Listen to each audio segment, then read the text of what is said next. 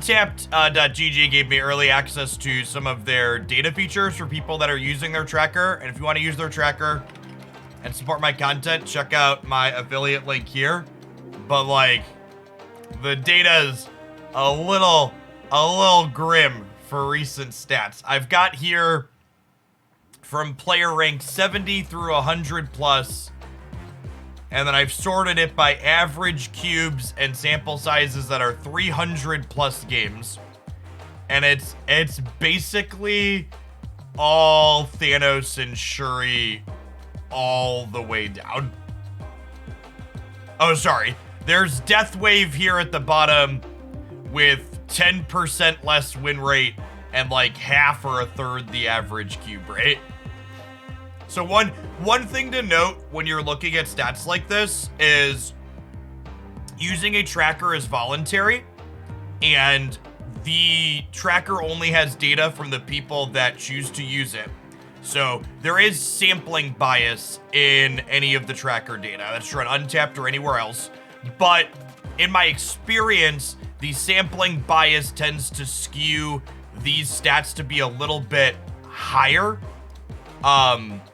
But even if, like, you know, we assume the win rate of all of these decks are like 5 to 6% higher than what we would expect the average population to be, all of these numbers are pretty deeply problematic still. In a perfect game balance sense, a problematic win rate in a card game, or any game, competitive game really, tends to be like 56+%. So like, even accounting for the fact that this is skewed towards more competitive players using a tracker, like 64%, with the largest sample size too. Like, it feels like we can be pretty confident this is the best Thanos list, because not only is the sample size the largest at over 5,000 games, but it also just has the best stats, right?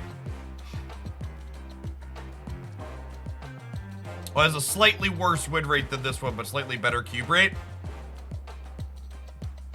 That's actually interesting. The Kang cube rate is lower. Is an interesting observation. What's ideal? Yeah, so somewhere between... So, the discussion of what's an appropriate win rate in Snap gets a little bit more muddied because cube rate needs to be accounted for as well. And under perfect equilibrium, I don't know what an ideal cube rate would be. In other card games, you want win rates to ideally be between like 46 and like 54% or so. You want like plus or minus 4 to 5. I think it would be considered within bounds. Yes, I agree, Nightshade. This card has some nuance to it, so there's probably room to grow there. But yeah, it's actually just like all of the best decks here are just all different variations of Thanos and Shuri. Now, one interesting thing we can do, we can take this and slide the matches down. That's actually, so this is a really interesting observation. When I expand this to show all player ranks, the average cube rate goes up. The win rate goes up too, but the cube rates went up a pretty significant amount. Also, the Shuri decks look to be a little bit more, huh? Yeah, there's less Thanos when we expand to look at a wider range. Sporadic Penguin, thank you for the 43 months. I appreciate the 3.5 years. Welcome back.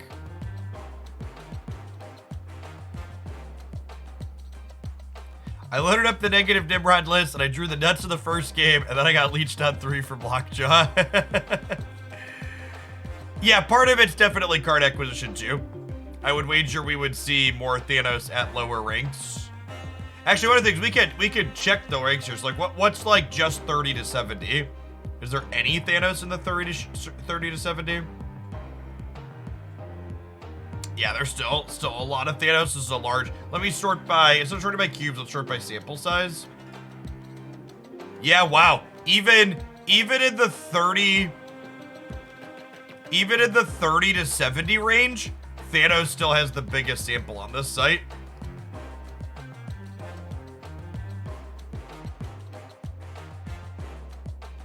When I get down 30 to 60, Shuri is a little bit larger of a sample, but Thanos is still a close second. Nigo's alert, thank you for the 5 months. Not a bot is where normal, no really, thank you for the 10 months by the way.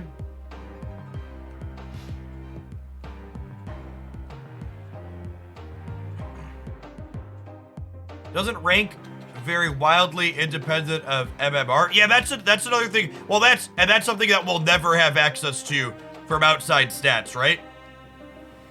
Like we'll never be able to separate MMR from rank inside of a tracker like this. That's not a metric these trackers have access to. It's an internal second dinner only statistics. Yeah, I'm actually surprised at how much Thanos that is in the lower metrics.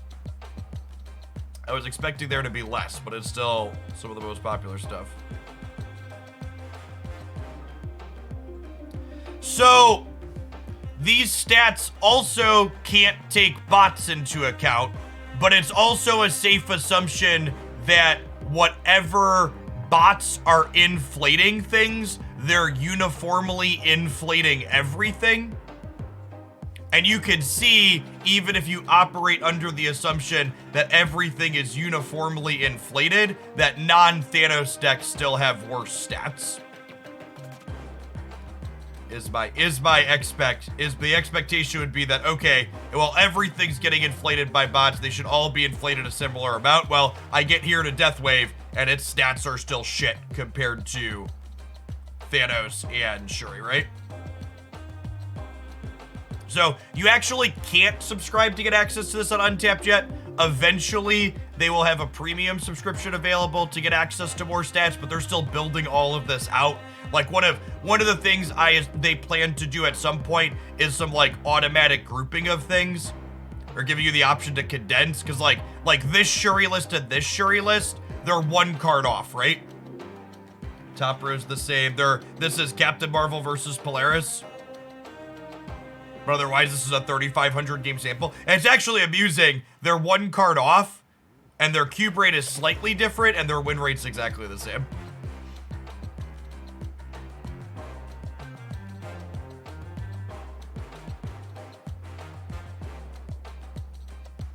It's hard to net deck with this scrolling up and down. I mean, this deck list, I believe, if you're like, Jeff, I'm trying to net deck this Thanos list. Chat, this Thanos list is like the same 12 cards I posted in my best decks video a week and a half ago. We've known what these decks are. This Shuri list is the video I posted with this is the best version of the best deck a week ago. And this is that same build with 1 card different, right? Like, if you're trying to learn new information from the stats I'm showing you on your screen, it means you haven't been paying attention to what we've been doing here for a little bit.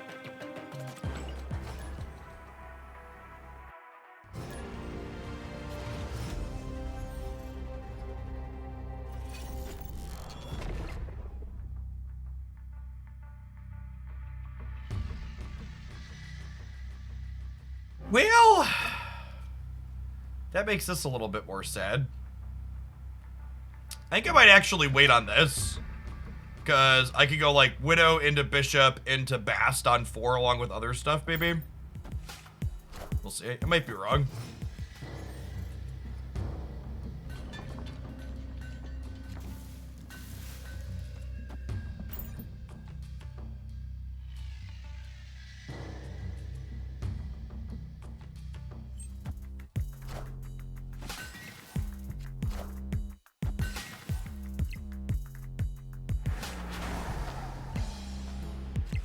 That's a solid beat.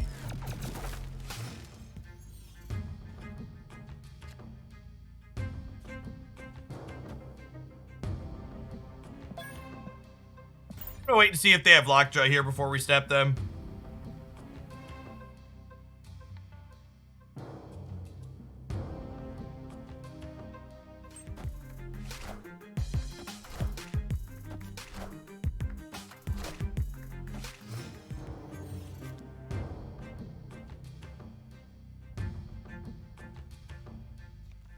Let's go Korg, into Bast, into Beast, into Snap.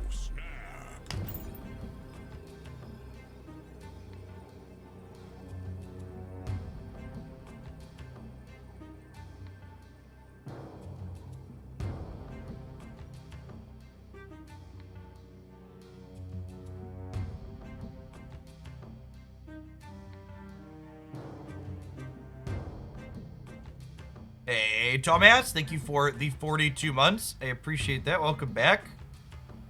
Should we try and build a functional all-women deck for Women's Day? That sounds fun. We could try that. Let's take a look and see what the best Shuri deck is we can build with all ladies. Holy crap, chat. They played a 5 energy card and I still have text boxes. Someone mark the calendar.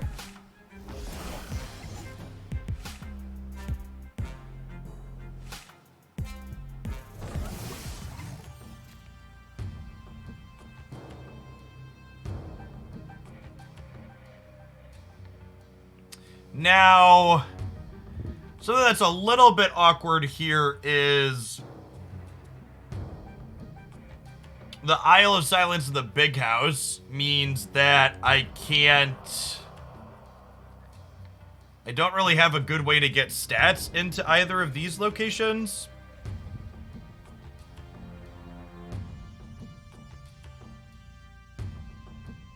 I think we're actually...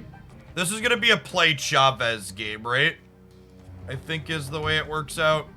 We do this, and then we slam Chavez in the middle. We're gonna be a little soft to Shang-Chi with this line, but I need stats here.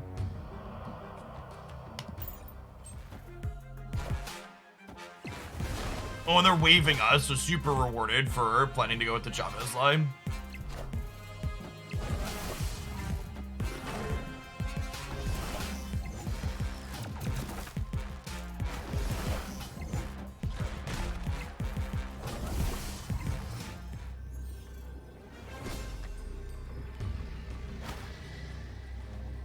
This is only...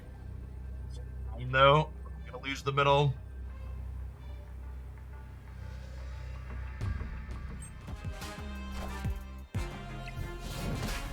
Oh, Shang-Chi also gets this. Yeah, I'm probably supposed to leave here. The locations really fucked us here. If this hadn't been the big house or Isle of Silence, we would have been able to spread out Bishop, Darkhawk, and Chavez and play for all three, and then the Shang-Chi wouldn't have mattered.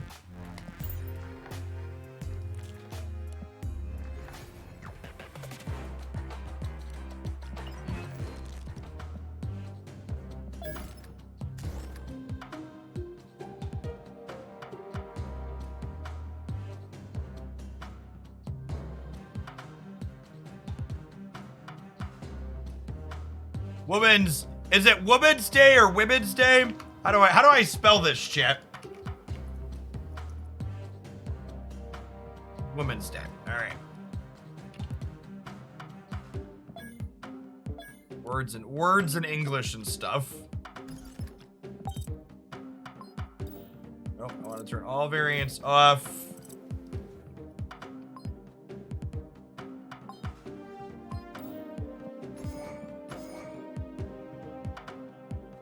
Alright, we're starting with those ladies, because they're correct. She-Hulk is a good one.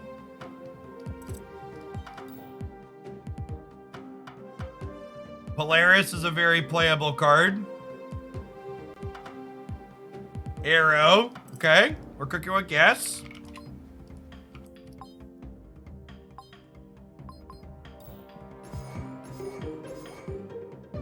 Half the Shuri deck is powerful ladies, chat. Arbor is a lady. She sure is.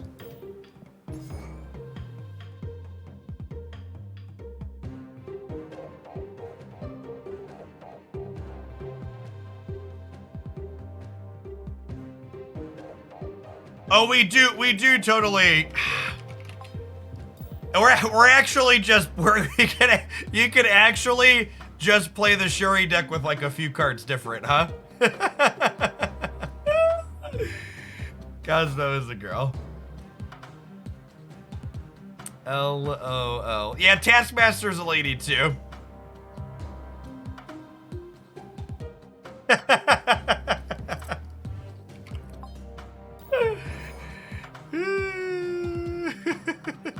It's actually just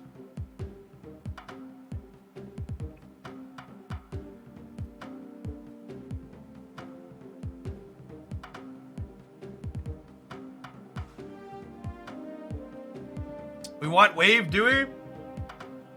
I'm not playing Agatha.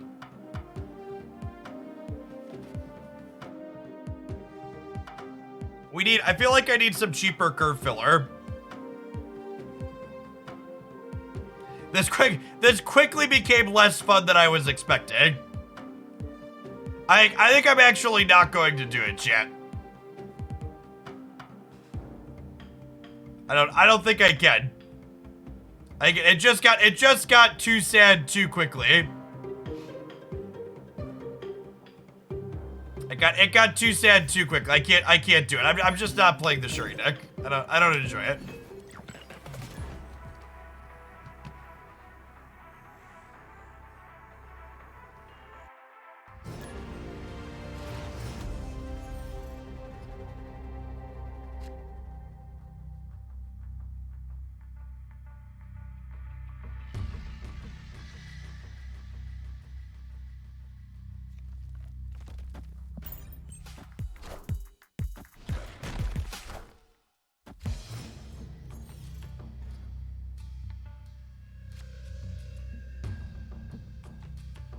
Ooh, I think we just leave, right? Black Widow is awkward into that, and the Thanos deck got a free Quantum Tunnel. Got a free Lockjaw. Let's give them their Cuban bounce. Power level aside, how do you feel about the play patterns of the Thanos Lockjaw deck? I think it's neat. I think it's novel. I think it's the type of play patterns. I think, like, Leech and Space Stone aside, that type of deck being good is neat for the game. It's very unique.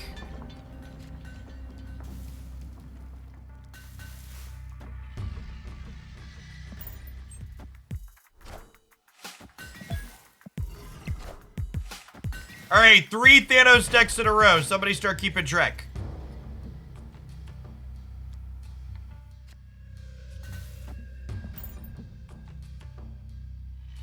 Hey, Hogs. Thanks for the quarter of a year. Welcome back. Good morning, good morning. We lost the coin flip to deny them their card draw here, which sucks. We both had 7 points of power.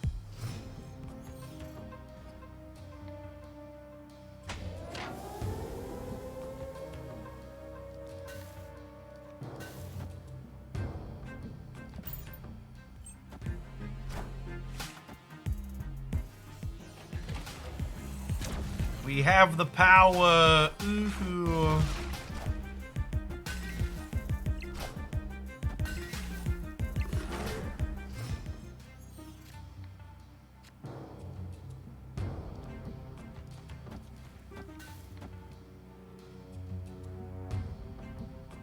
Are there any good Dimrod decks? Not that I'm aware of.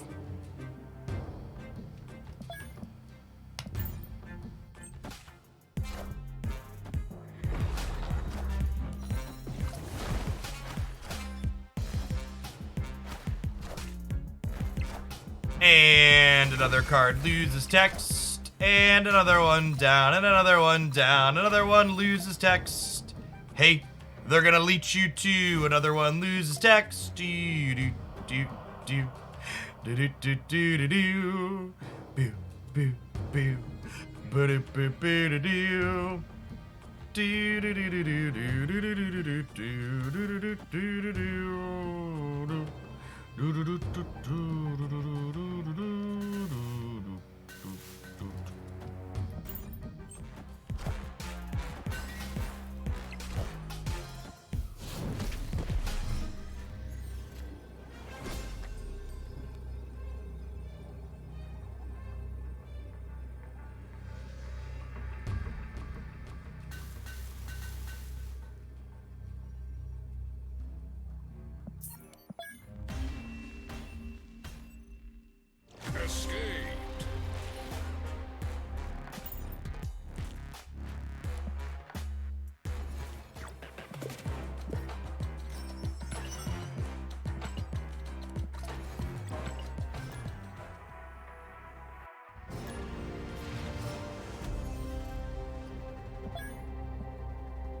All right, not Thanos. God bless.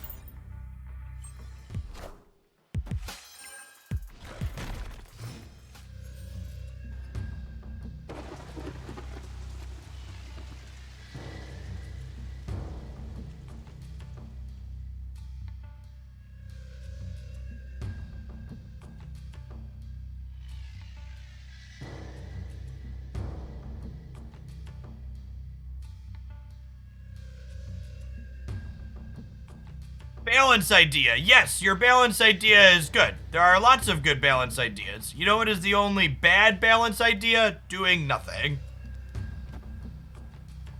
Here's where we'll use that command as a response to the generic 800 suggestions we get for how we should rebalance Leech over the course of the day, as we continually point out that it is the antithesis of fun.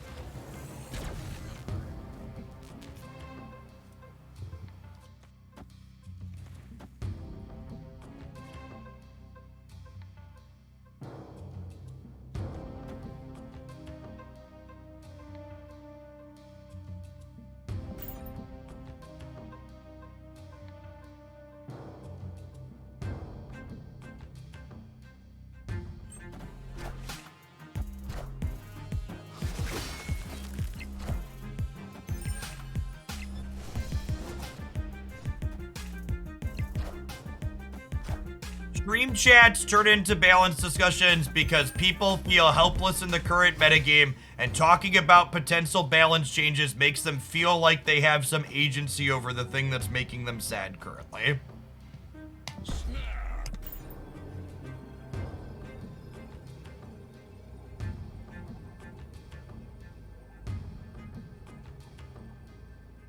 We're gonna snap here.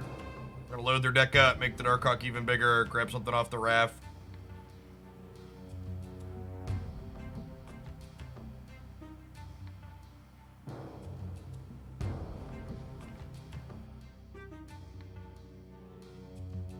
You ever play Runeterra on the channel from time to time? No, nobody watches Runeterra content.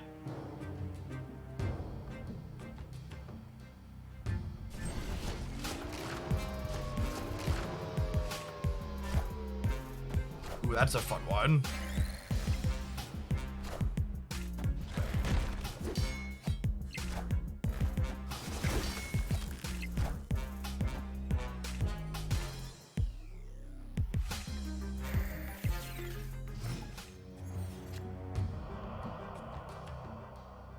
Huh.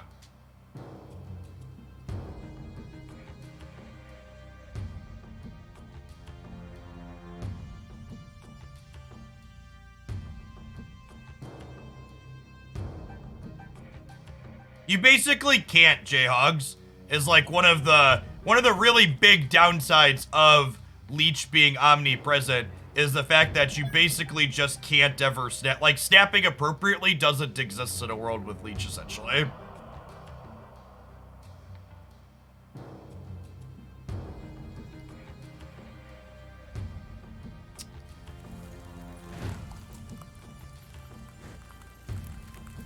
I think I'm gonna do this. And then next turn, I'll Heimdall here, which will put us to 10, 18. I'll have a Hawk over here. Opponent getting mad that I'm having to count. Sorry, my deck makes plays.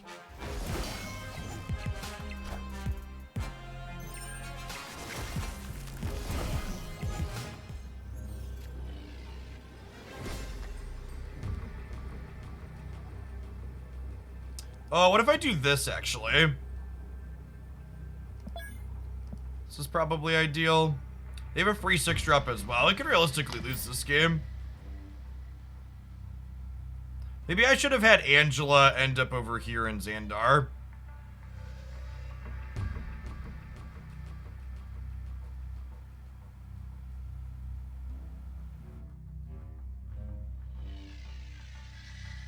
Yeah, they potentially have 2 She-Hulks at a free 0. I'm only putting 22 into play over here at Project Pegasus.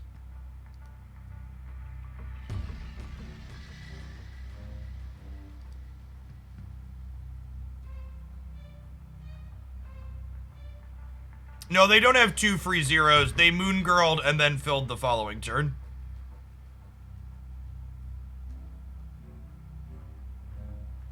And they didn't Moon Girl the turn that they filled.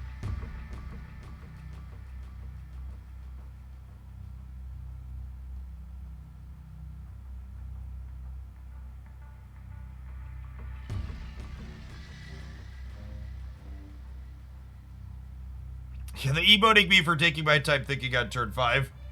And then they go into the tank here, like.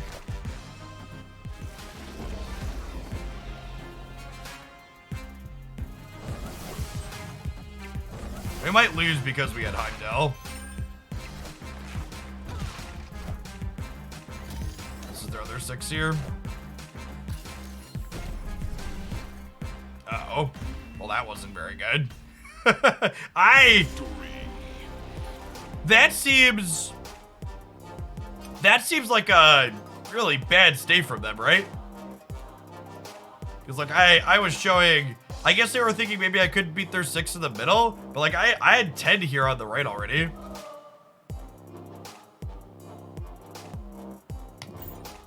Hey, thanks for keeping me around, Mitch. I appreciate the 5 months. Welcome back. Issa Boss, thank you for the 53 months. Appreciate the almost 4.5 years. Good morning, good morning.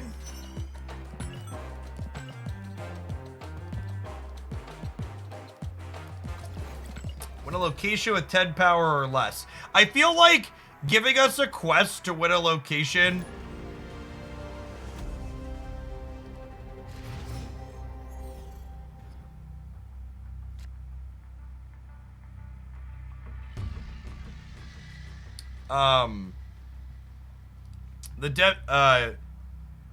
Like putting a win 10 power less and putting Dinfler as the future location is like really a choice. All right, back to Thanos. We're at 75% Thanos on the day for anybody keeping track. I might keep track today, honestly. Oh, losing Bishop hurts. Or losing Widow hurts.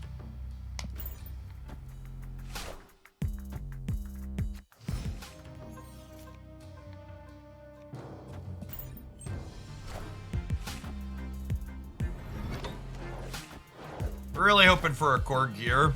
I was gonna say this got a lot worse, but they're Thanos, so it's like fine. I don't know that we can compete and kill against their deck. Maybe I shouldn't have committed Bishop there.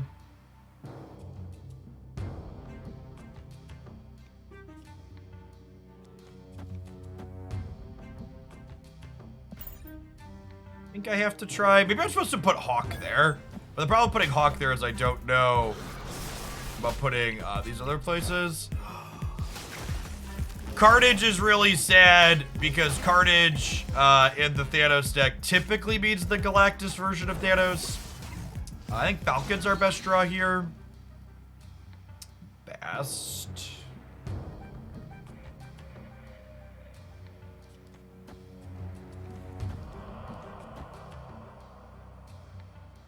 They have nothing, sure.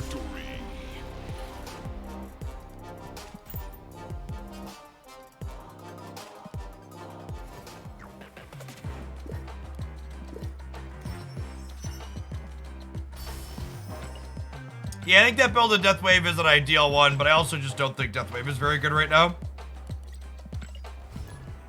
If you're missing Darkhawk, you could replace it with Collector in this deck, but it makes you significantly worse against Thanos.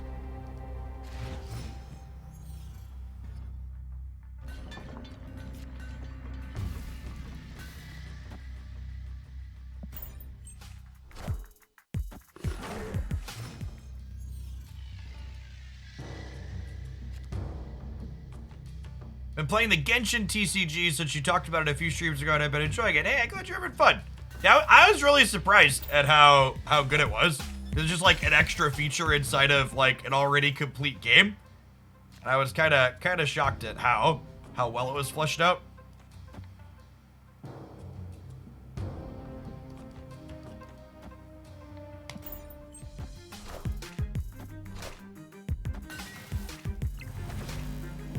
That's not a big deal, because we're going to Falcon extra anyways. Another 1-drop would be an ideal draw here.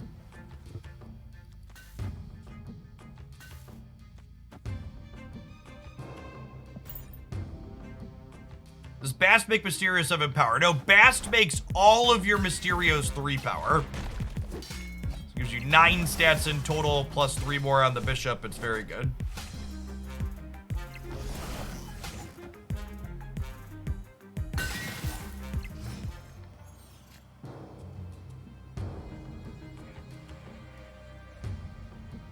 So we'll go Korg into Iceman. Oh, snap them. Korg into Iceman, into Bast over here. And then on the last turn, we'll get to go Hawk into Mysterio.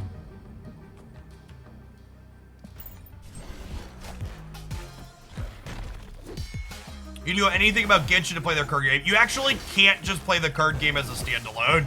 You have to, like, play pretty deep into their actual story. Which is both good and bad. Arrow wouldn't really matter to us because Mysterio puts a bunch of bodies into play. Although I guess now Arrow, if I don't play Chavez here, gets us. My Hawk's actually not that large.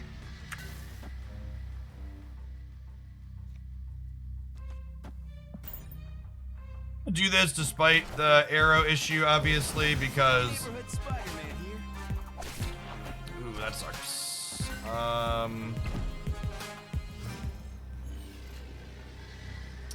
Well... I guess we do this. They need to Shang Chibi here and also add 4 power here. Us having priority is not great here.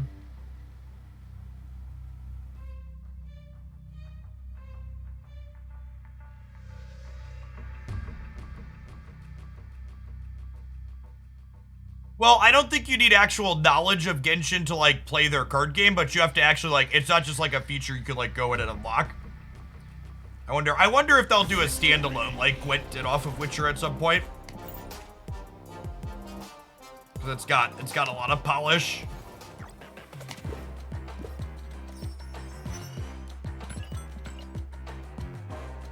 Have I tried Gwent? No. And Gwent's been announced that they're being sunsetted, so I don't think I'll ever try it at this point.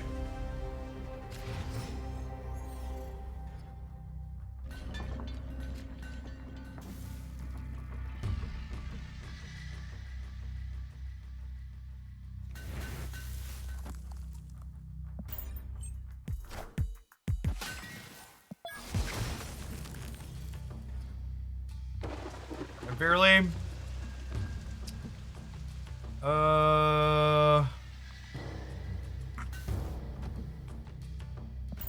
Guess we'll play for the Rift.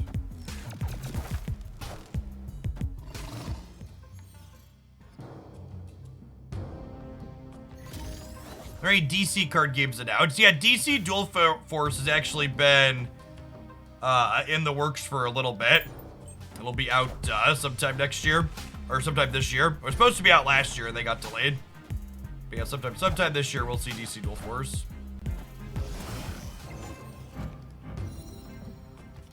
It's a sweet Bishop split. Well,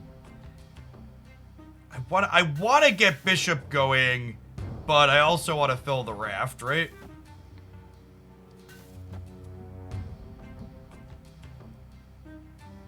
So this will put a free 6-drop in my hand, then it'll put all of these back in my hand.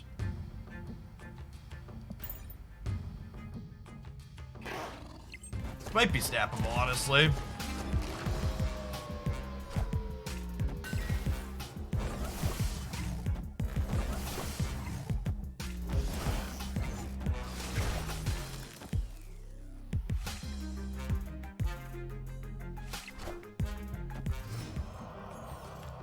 Even Jeff is playing Thanos. Chat! It's not my fault. Don't judge me. So we play you. And then we'll do you. And you. And would I rather generate a demon or would I rather Falcon my ones back? If I Falcon the ones back, next turn, I'll get to play Demon, Darkhawk, Iceman, Thanos. However, if I play this, next turn I can play Darkhawk, Demon, Thanos. My Hawk's only going to be at 8.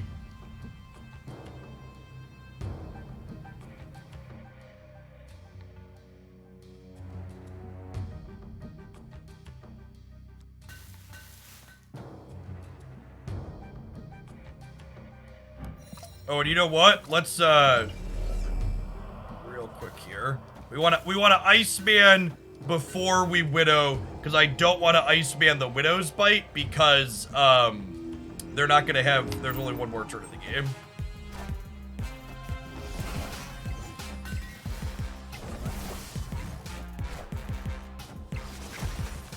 Okay, and their Killmonger deck is good to know about.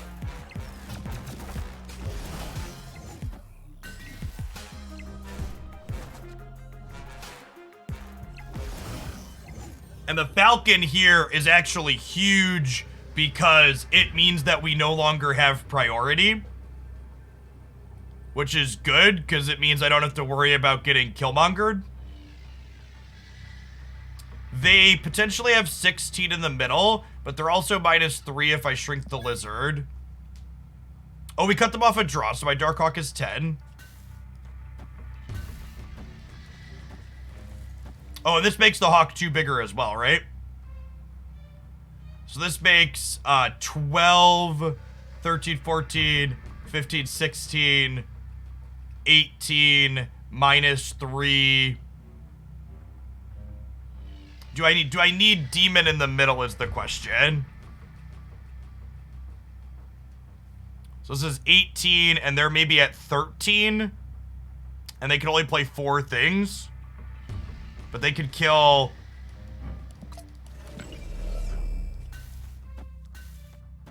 I think I need the Demon in the middle because they're killing the Nova.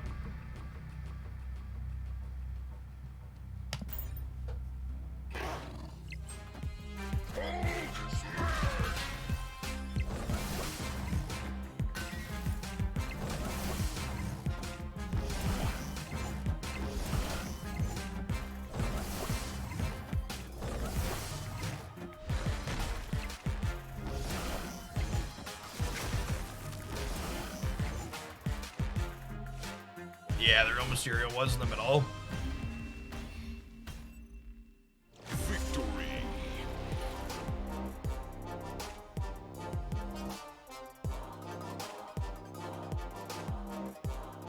Thanos won. We were winning here with -11. Thank you very much, chat. They also had a freebie over here, too.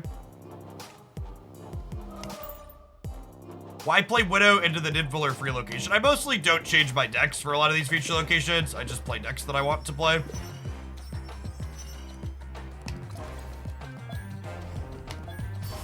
It's only in 50% of your games anyways.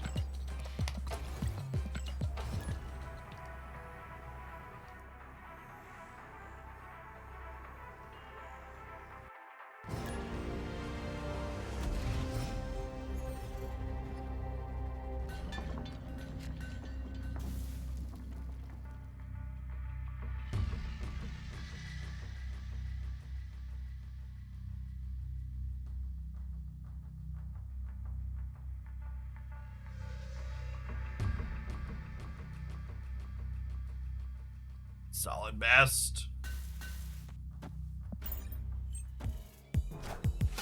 If I played any Thanos decks, we mostly play off-meta stuff on this channel. So, Thanos is kind of the best thing you could be doing at the moment, so we haven't been playing a lot of it.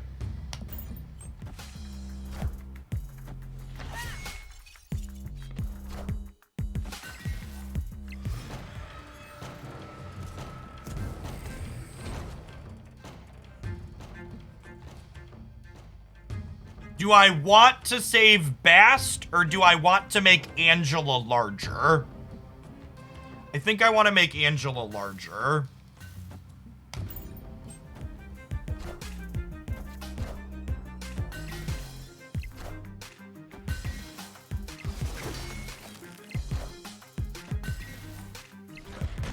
Someone asked me if I have Kang. Yes, I am collection complete. I have every card in Marvel Snap, usually within 24 hours of them releasing.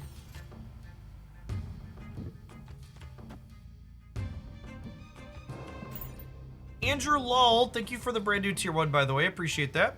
Good morning, good morning. Is Kitty Pryde a good addition to this deck? I have no idea. That's something we'll need to test out, though. She's another payoff card. Kitty Pryde might make it worth playing This deck is played, what's it called in the past? You know, the card I'm talking about.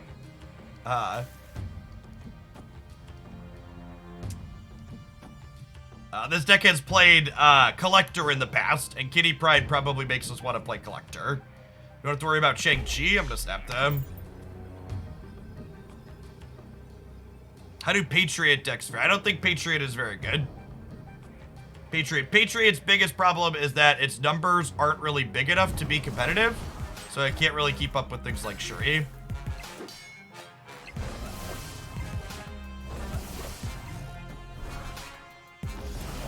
Falcon before Mysterio for Angela. That doesn't work that way.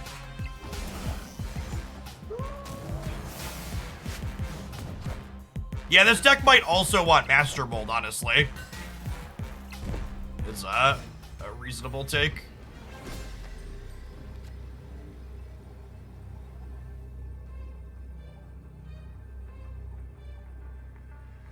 So playing 3 cards here is passively going to give us a 7 per card, which is 21. And then they're all -1. Yeah, I'm aware that they played Space Stone, which probably means we're dead because Space Stone and Thanos are fucked and Second Dinner doesn't give a shit about balance.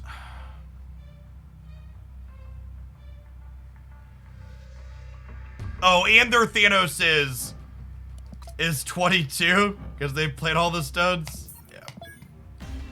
If we had a Dark Hawk, we might have a shot here because it would be 12, but without Hawk, we're pretty dead. It just actually does everything.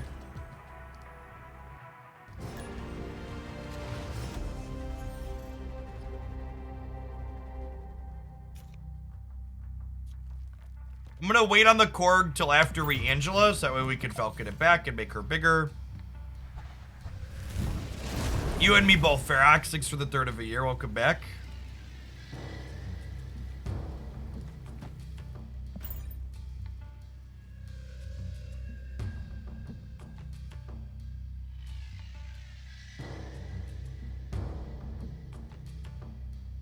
Yeah, I had Mogwai on this morning for a little bit before I went live while I was eating breakfast, and his Patriot deck was mostly dying to Shuri and Thanos when I was watching. That's most things. Like, it's kind of how it is. It's how it be. Have I dropped playing Kang from my decks? If I put Kang in every deck, my Twitch chat and my YouTube comments would be endless people bitching about me putting Kang in every deck. So, I am explicitly not putting Kang in every deck because people bitch.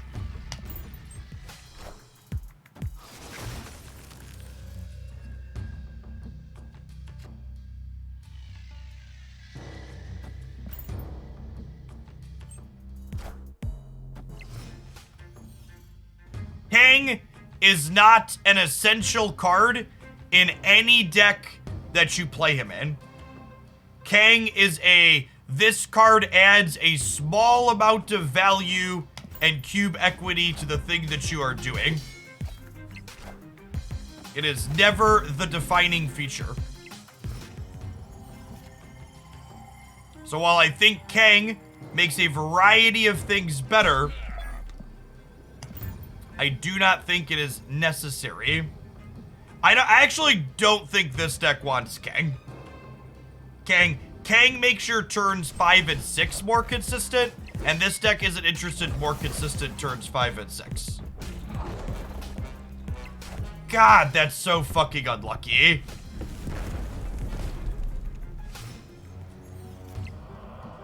So not only did they have the Juggernaut, but they also didn't hit us into here. It's so sad.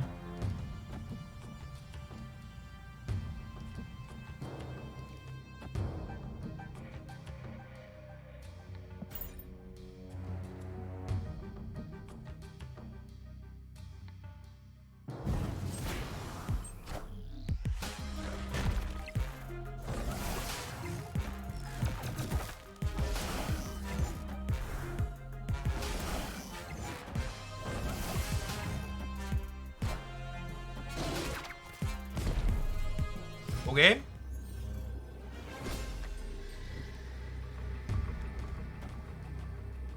They have a way to cheat power into here. I guess we lose to, do we lose to Doctor Doom? Might be getting Doctor Doomed, huh? They're going up to 16. I'm only at 14.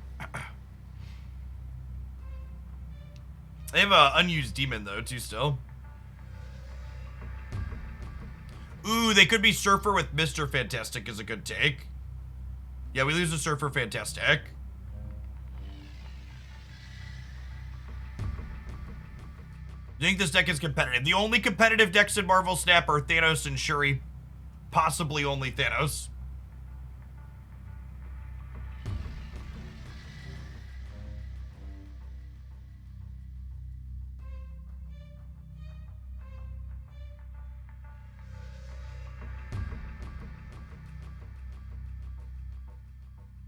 If they don't have Mr. Fantastic, I think we're in a good shot to win the tiebreaker, though, out of these two locations, right? I think Galactus is not good in the current format because of how much Leech there is. I think Galactus is really frustrating to play against, so it makes people think that it's better than it actually is.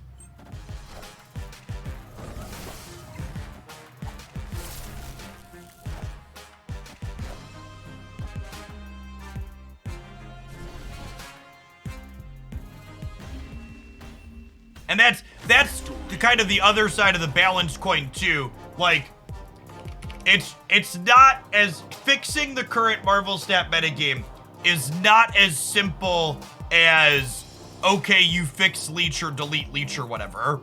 Like, if you get rid of Leech, you open up this power vacuum of other things that also really kind of suck to play against, like Galactus.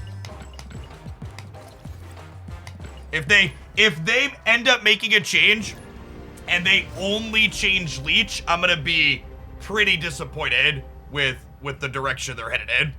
I think only changing Leech would be an incredible step in it again, just like when they only changed Zabu and Surfer and didn't address Shuri. They need to be better at being predictive of what issues they're going to create when they make a change, and then trying to make an actual pass and address the changes so we don't know where we're headed. With Falcon, this Angela might actually be really good over here. Sinister Chung, thanks for the brand new Prime.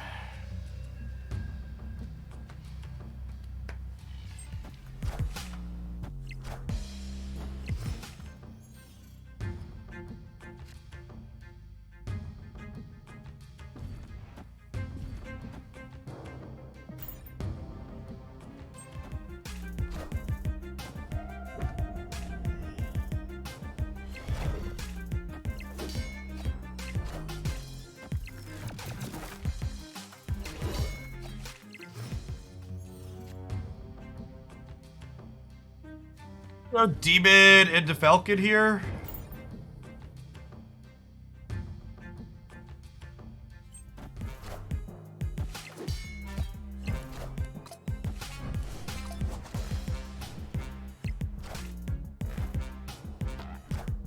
I was about to say Mark's on bot watch, but then they played Falcon into nowhere, so we know that Mark is in fact a bot.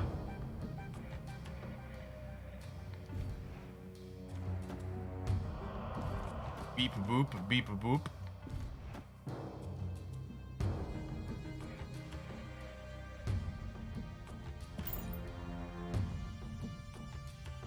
Oh, snap.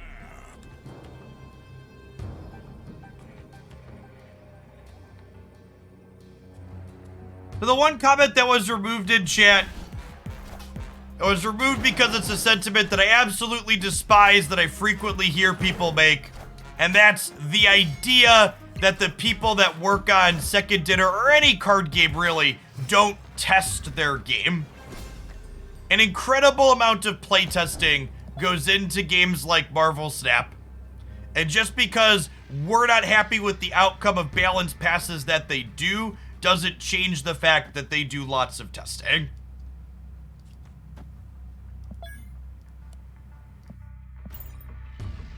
There are a lot of people that work really hard on games like this, and we don't know why things have the problems that we see on the outside. We're not there looking at it.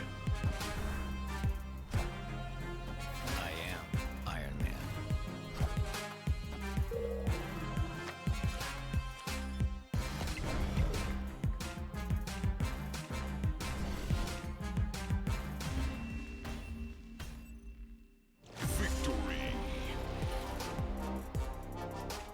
Yeah, as someone who's been in and around the games industry for a while, there is a general worry from game developers of making too many changes too quickly, because changing too much makes the game harder for more casual players to keep up with. That being said, I really don't think we need a big range of changes to address what's currently going on in Marvel Snap. I think if you said, Jeff, you could make whatever changes you want, I think you could probably change the text on like 3 cards and not know the outcome of what's going to be ideal afterwards.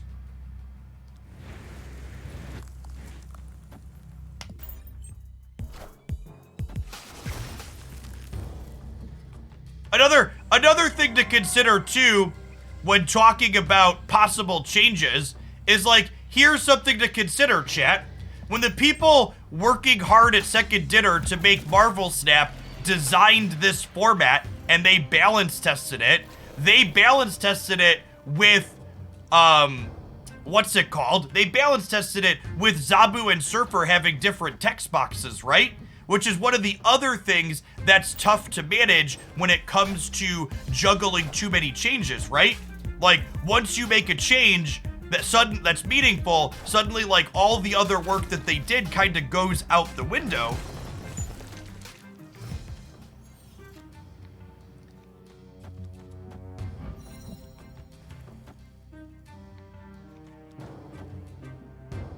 Yeah.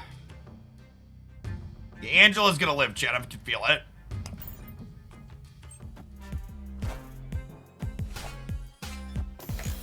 And again, damn it.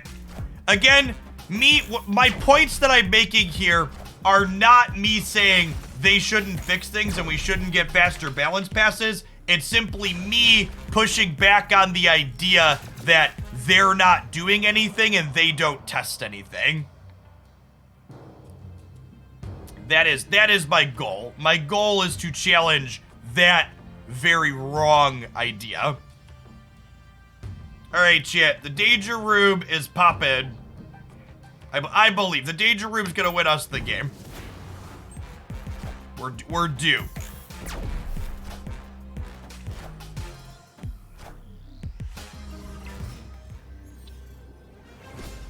Narrator. It did in fact not win him the game. Escaped.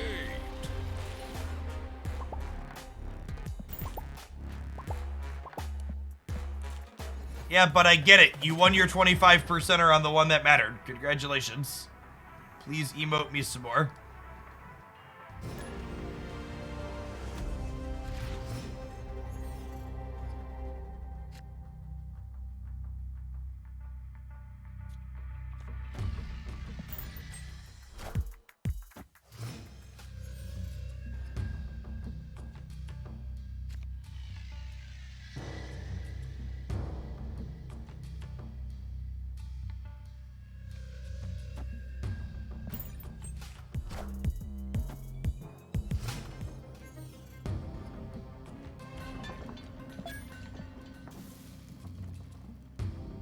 All right, Thanos deck.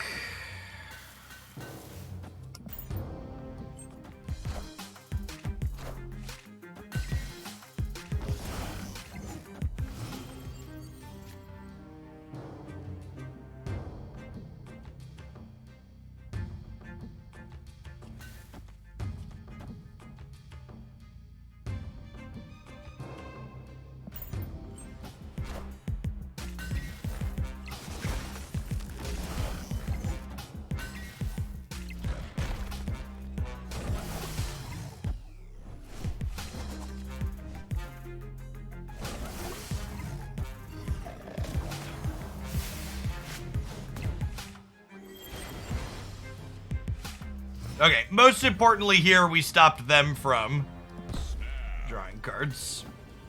I assume they're leaving, but...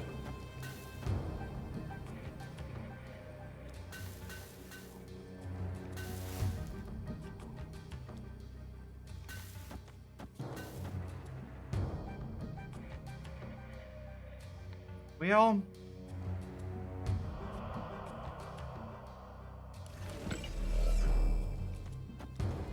I can't Darkhawk into here. We do this. Oh, I guess the way this works out, I can't Demon and Mysterio and Hawk next turn.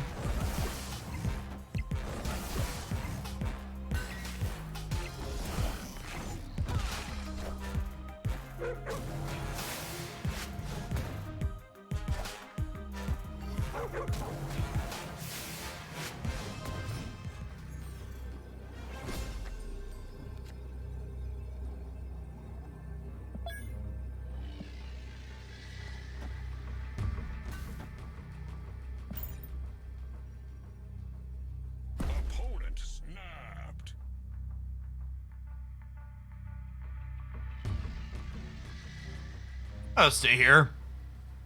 Yeah, could just be Kang.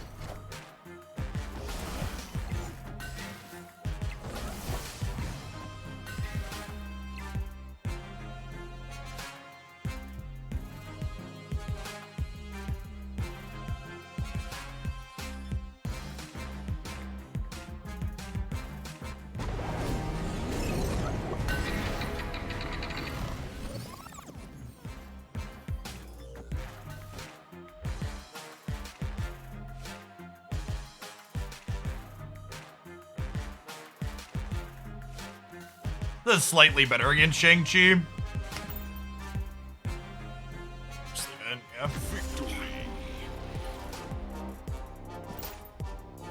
Alright, non-subs. I'll see you in a couple of minutes. Time for our first ad break of the morning. We're gonna play this deck. We're gonna change to a Viper deck. I need to farm Viper boosters. We're gonna farm some Viper boosters when we get back. What do you think of Kang now he's been out for a little bit? I think he's pretty tedious and obnoxious effect that adds a lot of time to a lot of games while giving the person playing it a small amount of cube equity. Sentry is not a playable Marvel Snap card.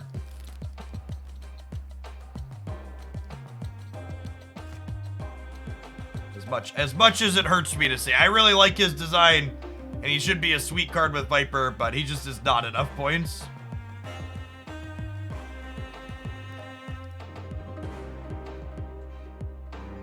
Oh, I forgot to put a deck list on my...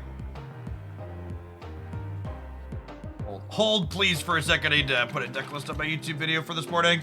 Snap.fan was down last night when I...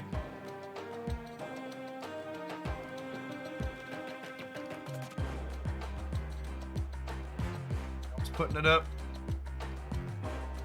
Or editing, or whatever you want to call it.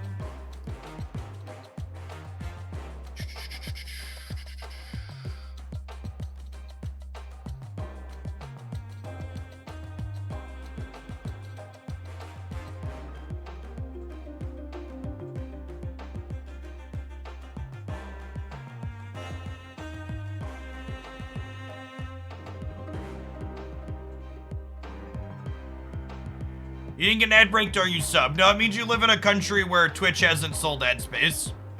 When I press the button, it's Sal. Thank you for the third of a year. Welcome back. Appreciate it. What are you looking at with the Spider-Woman variant? She's hanging from the ceiling.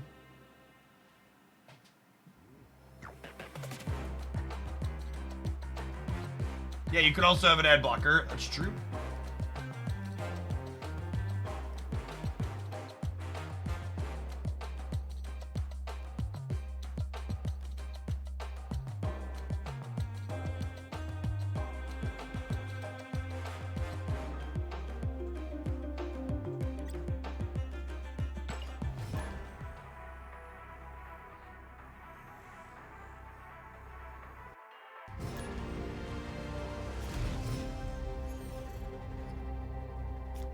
My favorite visuals on a card. I really like my beast split. can pull that one up when we draw it. Inkified with white Kirby dots. Looks real slick.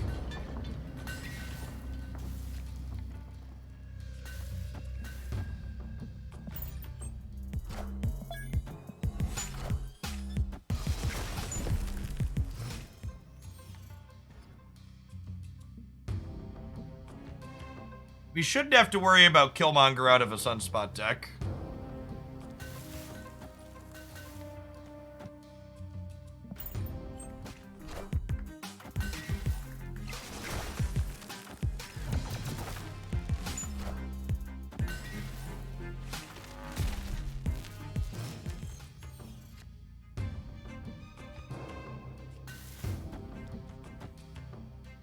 They need to play this one out. I'll snap them before the Green Goblin hops over. I should play this out because he could be getting Sandbanded.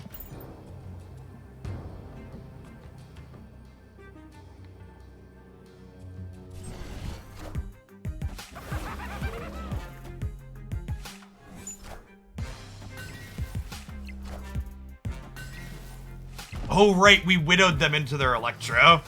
That's so good for us.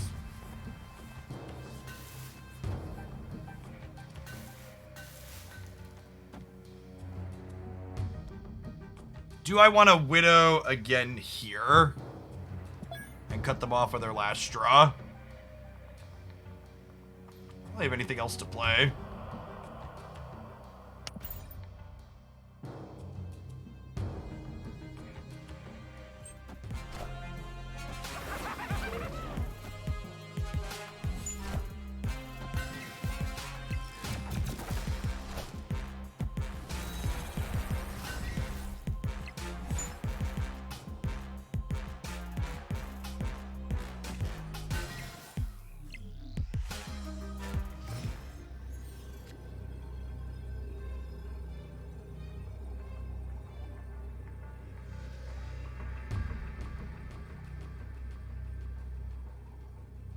They have priority. What does this lose to?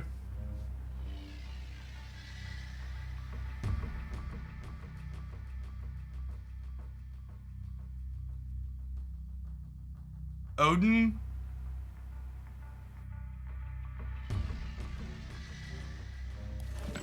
Does this lose to anything?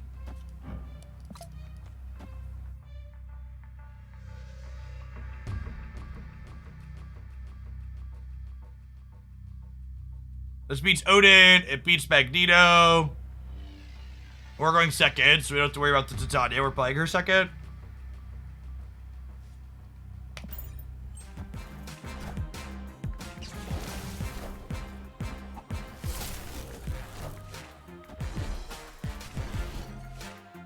Hey, Blads, thank you for the third of a year. Appreciate it. Welcome back.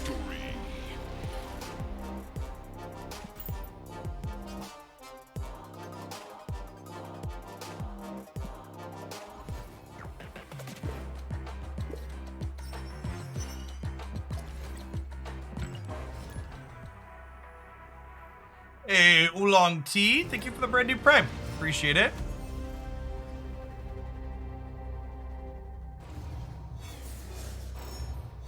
This is my favorite split I have in my collection, I think. My Chavez is a close second, but this variant is even called the gray variant, which is perfect. Just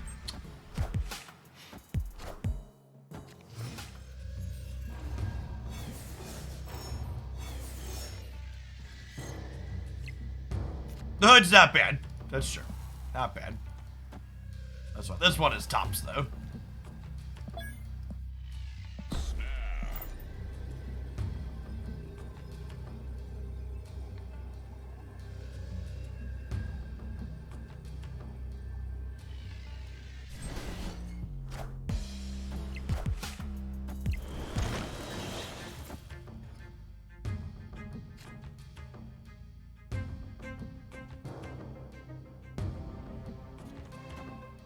This might pull the rock off their super flow, but I really want to choke them out of a...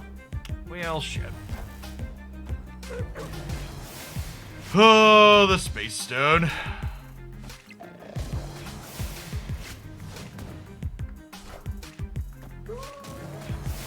Like, it really can't. I think every person I've heard that talks about Lockjaw being problematic in this deck really just doesn't understand how important the Space Stone is for making Lockjaw good.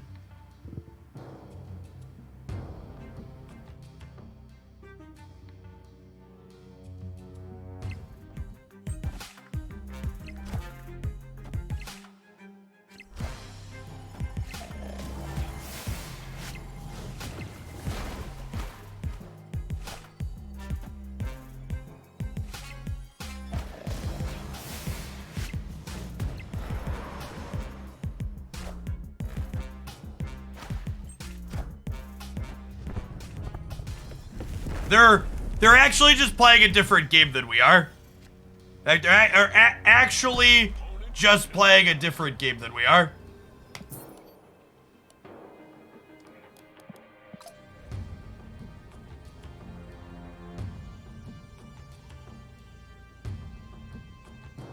Can I win this?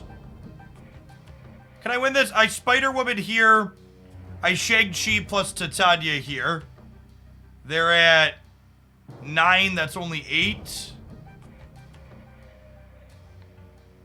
We're also getting leeched on this snap. Yeah, that's true. Escaped.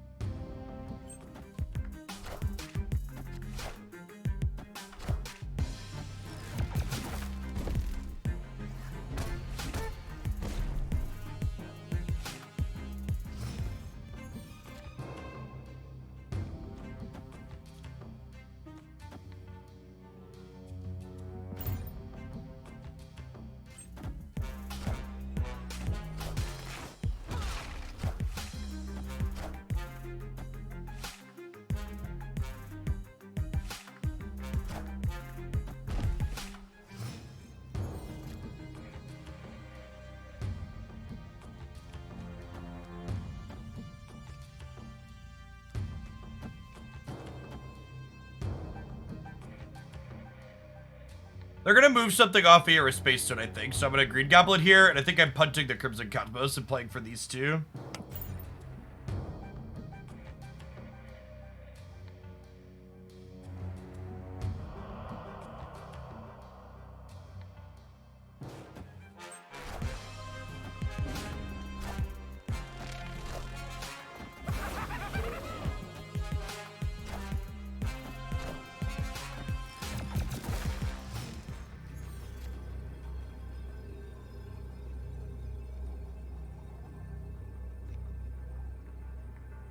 Oh, the Cosmos. Escaped. The increase in Thanos decks has nothing to do with the buff and has everything to do with card availability. People who are small spenders started getting Series 3 complete midway through last month, meaning they started saving tokens for Thanos then. And then the collector's tokens, Token Tuesdays and stuff made it more accessible. The biggest travesty of Marvel Snap is the fact that their economic model actually slows the development of stagnant, terrible formats like we're experiencing right now.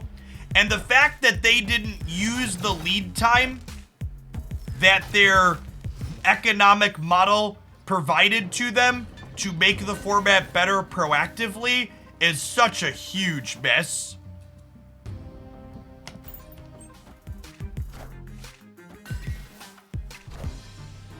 Like, one of the big upsides to Marvel Snap's economy is the fact that it allows them to get out in front of problematic things by seeing it happen while the card's inaccessible and then addressing it before it's everywhere. But they haven't been agile enough to actually execute that appropriately.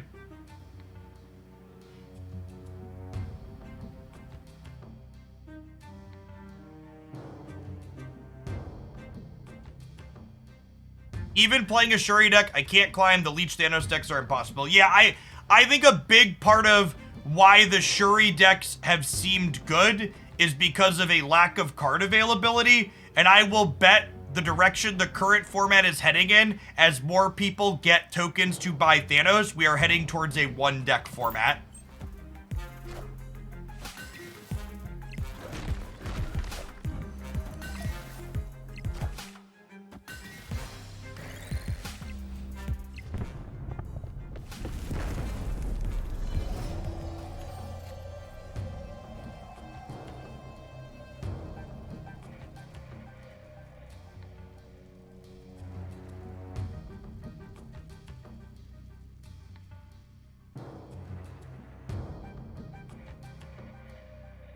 We're not headed there, we are there. Nah, there's still a good bit of Shuri, but...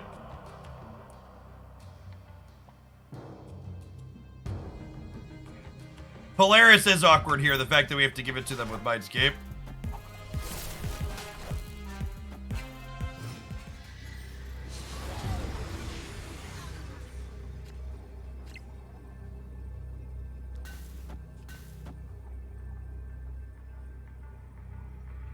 We gotta hope they grab one of these instead of one of these. I'll stay for a cube here.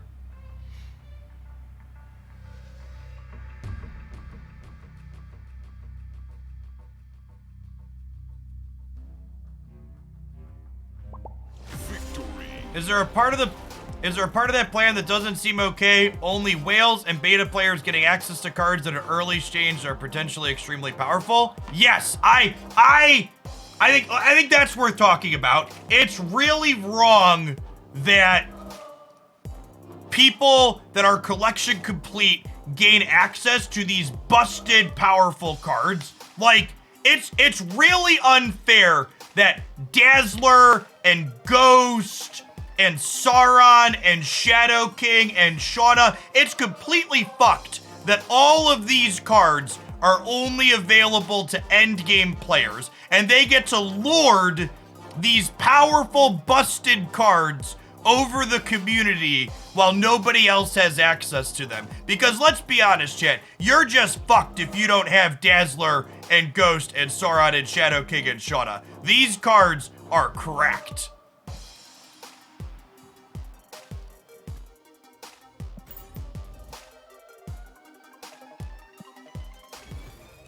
Sentry's only Series 4 now, chat. Sentry is Series 4 now.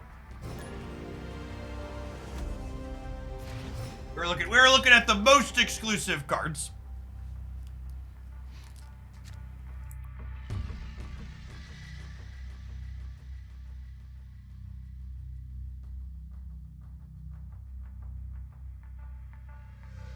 Isn't Sauron a top win rate card in the game?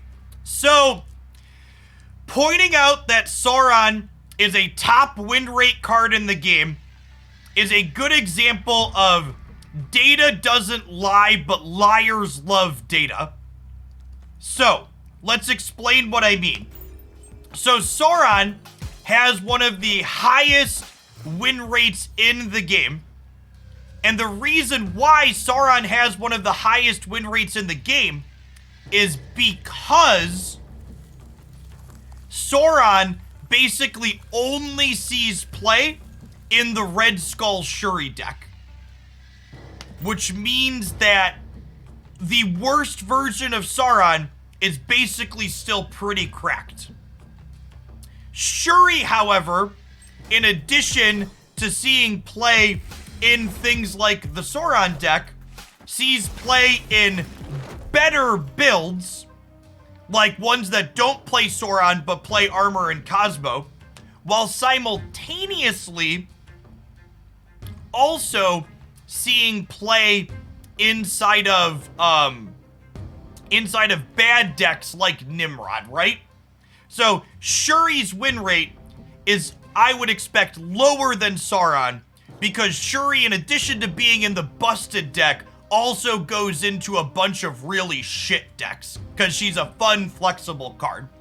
Whereas Sauron is incredibly narrow and essentially only goes into one thing.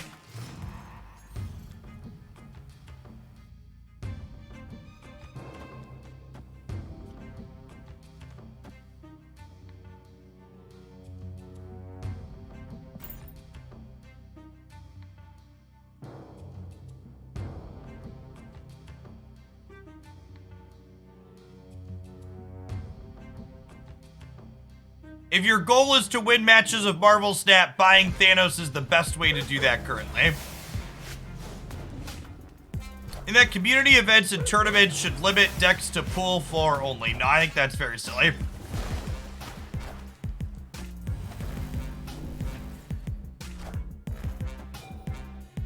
Clear for takeoff. What's my collection level? About 6,000. Last, or sorry, 16,000 last I checked. 16, 17,000. I'm no longer max spending in Marvel Snap, because I have all of the cards and don't need to max spend to keep up anymore. I'm gonna snap them, right? Says local man before losing to Killmonger. No, we beat Killmonger here, right? We're gonna Spider-Woman them, and then we'll Shang-Chi Demon them and win the game next turn.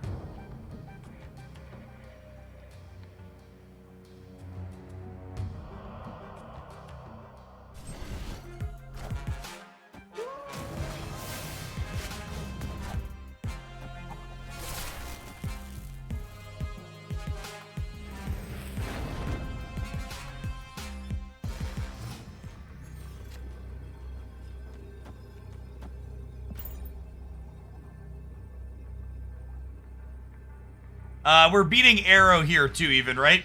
Because they arrow us, we have 9. We lose to Arrow plus Power Stone, or Arrow plus Soul Stone.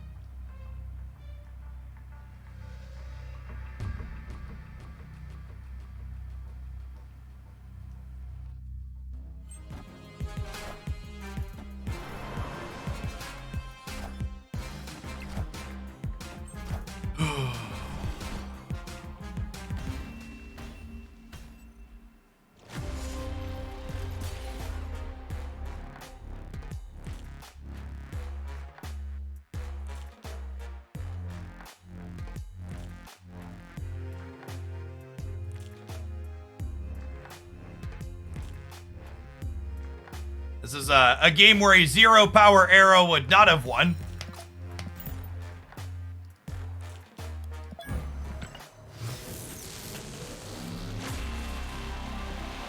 Animated. I'd like to call out a comment, because I see these comments a lot, and they're just incredibly annoying and obnoxious. There will always be a top meta deck, and people will always complain about the top meta deck. Yes, that's true. But it's also called a slippery slope argument, and it belittles or takes away from what we're currently experiencing at the moment, right? Like, there is a difference between, like, what's a good example? Does anybody remember people that have been playing for a little bit here? Anybody remember back when Marvel Snap released, when this was the best thing you could do in the game? Remember when this card had 16 points of power? And we were like, man, Destroyer's really good. It's pretty fucking strong. There's a difference between the best thing just putting a number into play and the best thing literally saying none of my cards have fucking text or function like I intended to put them in my deck. So you're right. There's always going to be a best thing. But the idea that all best things are equal is just beyond idiotic and removes all context from the situation and strips it away to try and make this stupid straw man argument.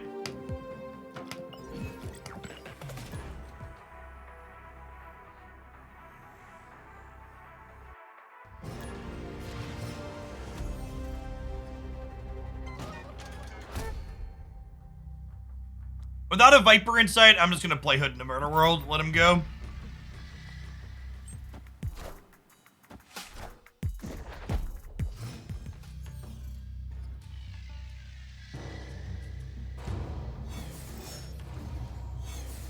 We snap Green Goblin into Superflow, right?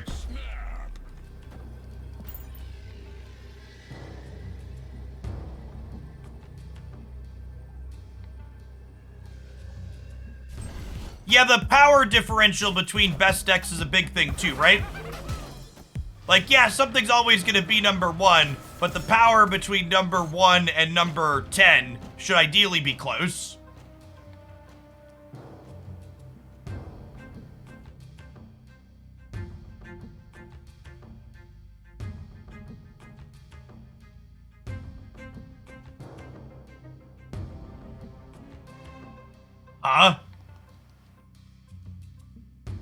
Plays are great here.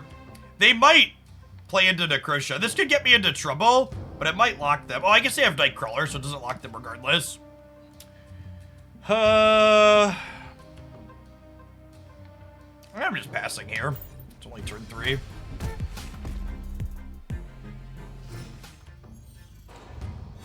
Grim Jow, thank you for the prime. Appreciate it.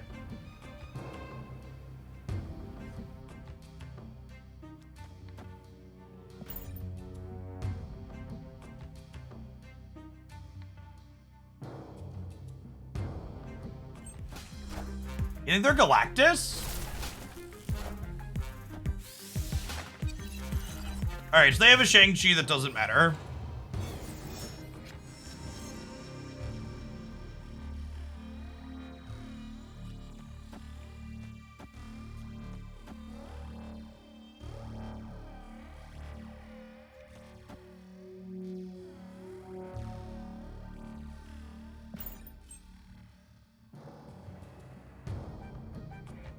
Hey, Balding Emo, thank you for the brand new prime.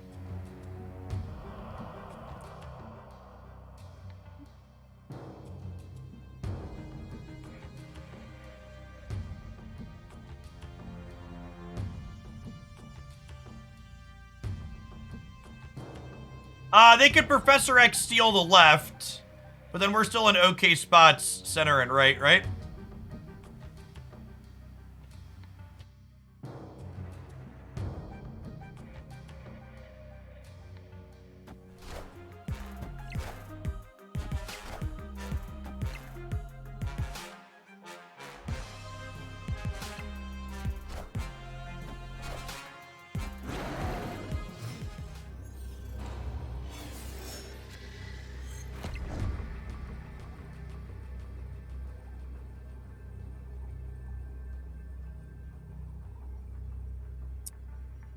They know we have Shang-Chi.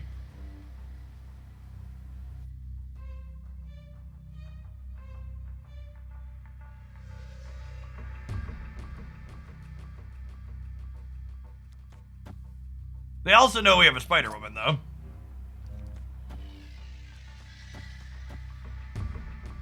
Let me just do this and play for all 3, right? Victory. Yeah, they're leaving. I think we just do this and play for all 3 if they stay.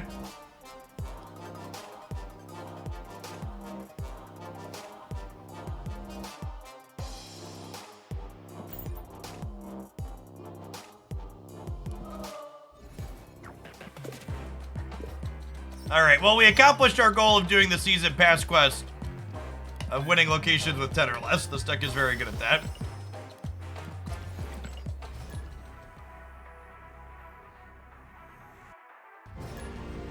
This is my fair warning to the rest of the class.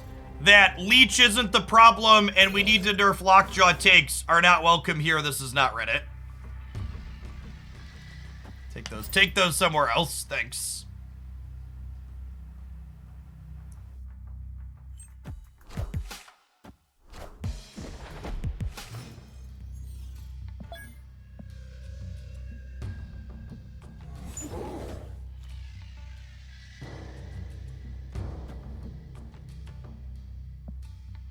Oh, snap.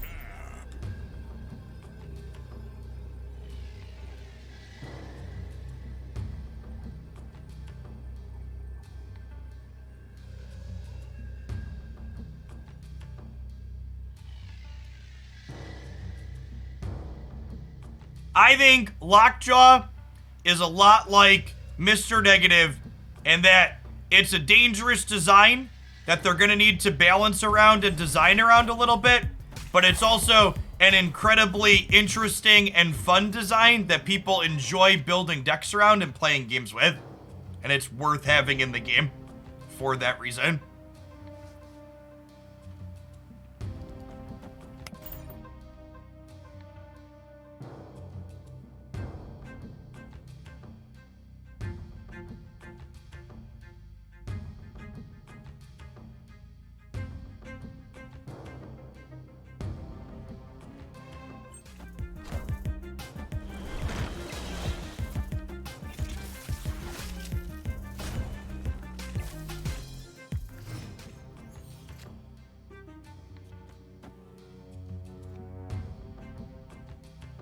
This could move anywhere. A little bit sad.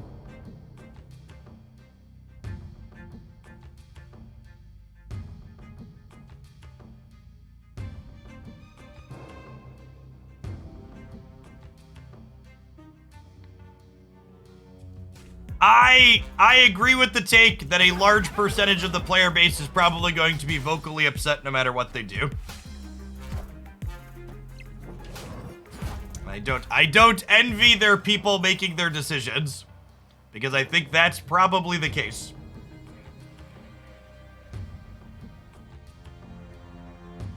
Why did they move the Nightcrawler? Is this a bot?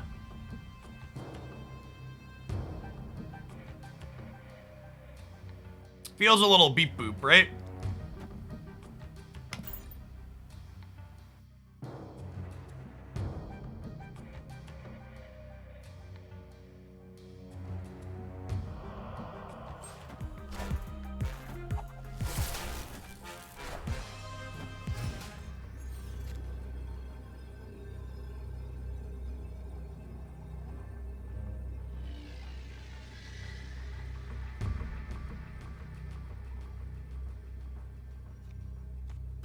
If they Heimdall, the 8 power thing goes here. I actually don't need to put something that big here, right?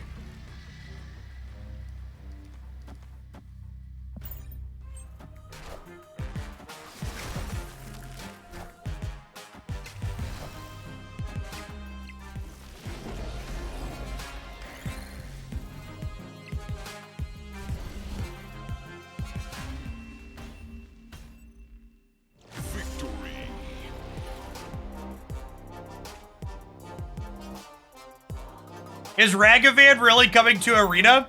Is that real, Mr. Salmonella?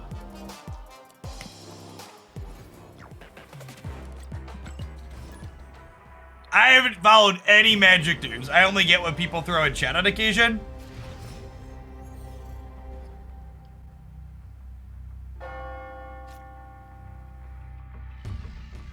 What's a Ragavan? It's actually coming to Arena. They're bringing Snapcaster too.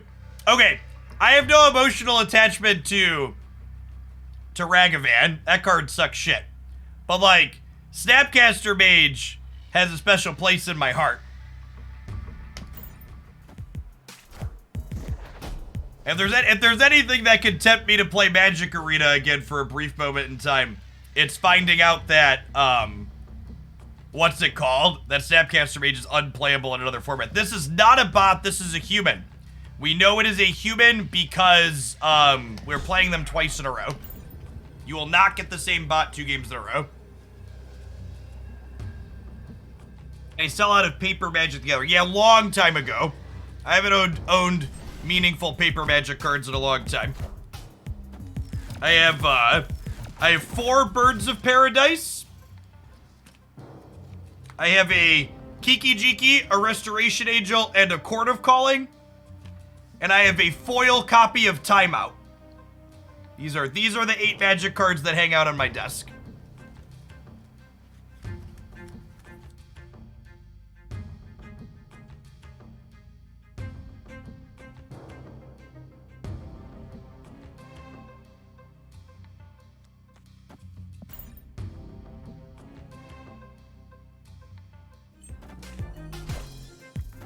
I did give them a Widow's Bites into the Altar of Death.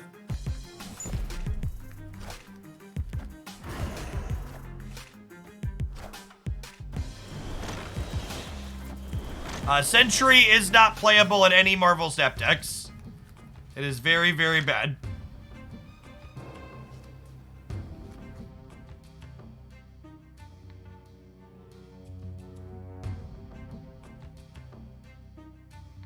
I don't know if this is the right play, but it's the fun play, so I'm gonna make it.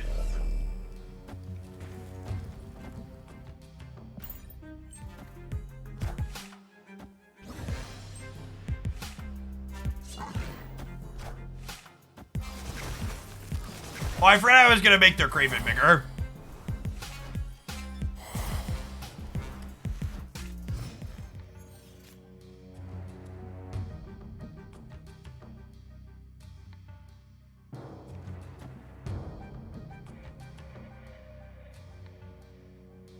Victory.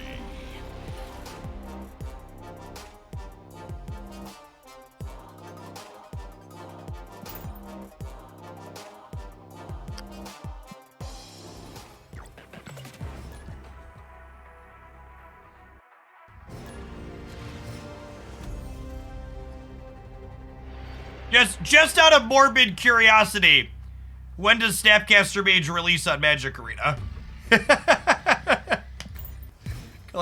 Color me loosely interested.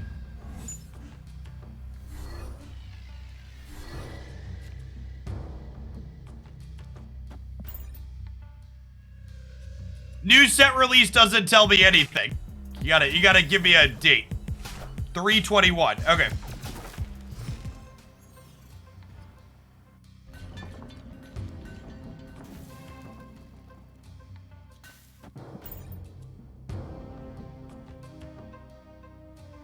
Dog no, thank you for the brand new prime. Appreciate that. Hope your morning's going swell.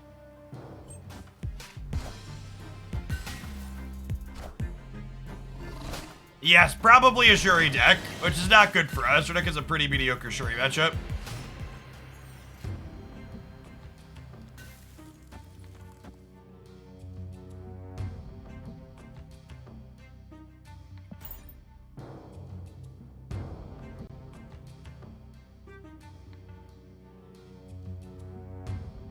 Iceman's a good draw. If Iceman can hit their Red Skull, it gives us a real shot.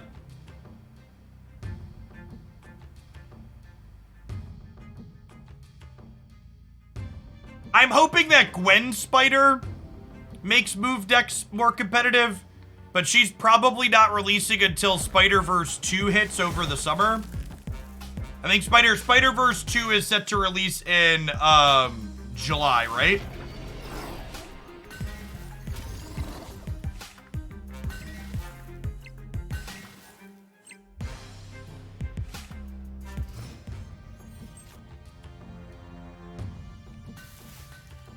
June. Okay. I might have mine's mixed up. This is 8.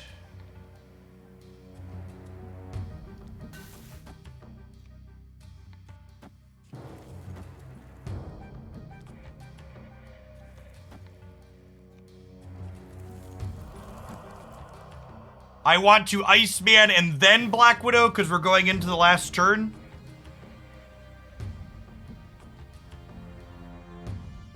Oh, we could get Galactus here. That's true.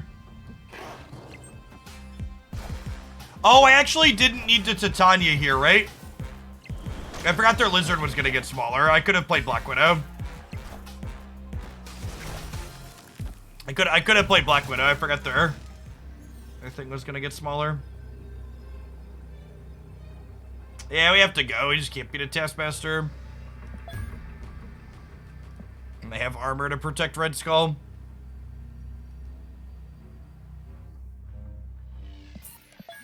The Thanos matchup with this deck is like, okay. The Shuri matchup is bad. They just have so many ways to protect from your Shang-Chi. This is their only way to keep up with big threats.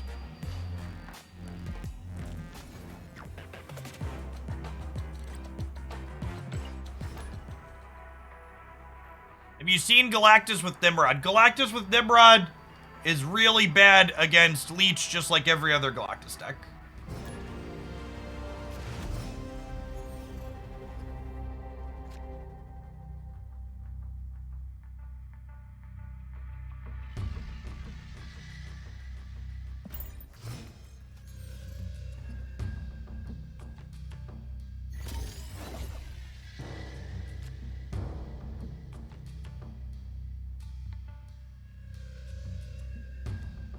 Bruh.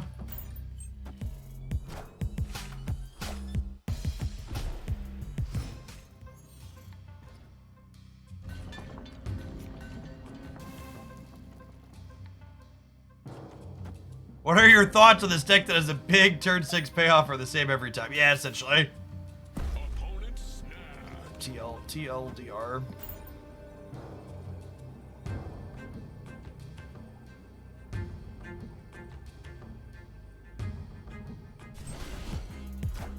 I purchased Galactus and played for 30 minutes today. It was the most miserable experience of my life at Snap. Yeah.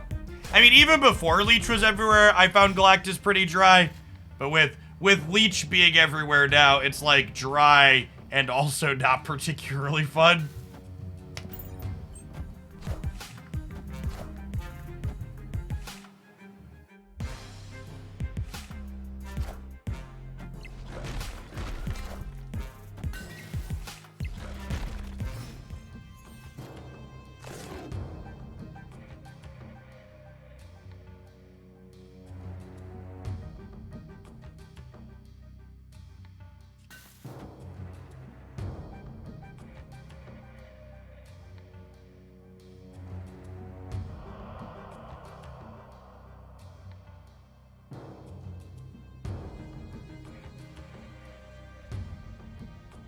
Yeah, we could Titania plus Polaris to come up the middle. It's definitely a thing we could do. We could do this over here.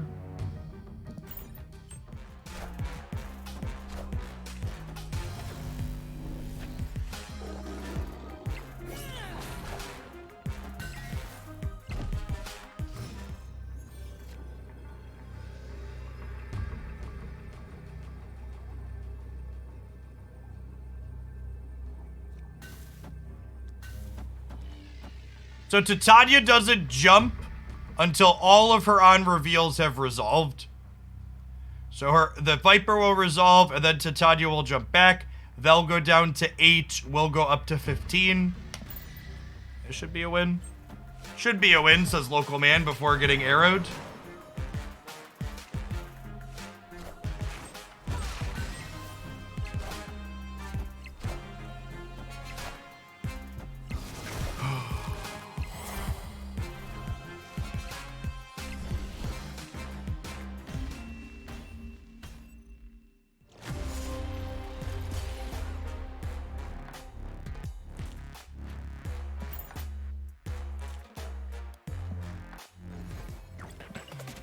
It's a good reminder that hanging out underneath that wonderful gooey Leech topping, there's a pile of arrow-filled shit cake waiting underneath, chat. And I'm excited for them to make a change to only Leech, and for Arrow to obviously still be problematic, and for people to be like, you people don't complain about anything.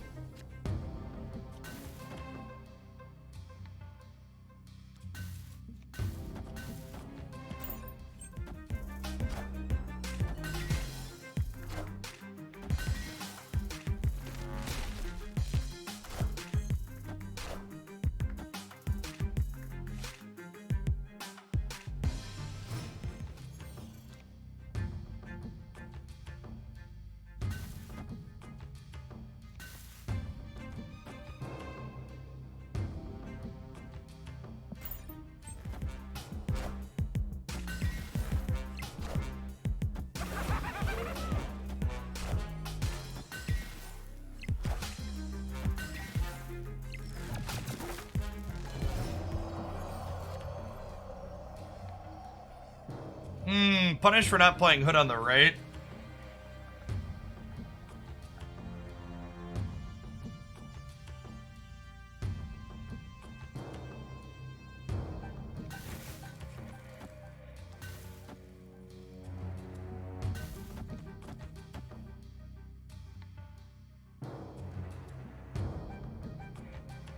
Oh, I forgot the Mindscape means that we're kind of gonna get got here, huh?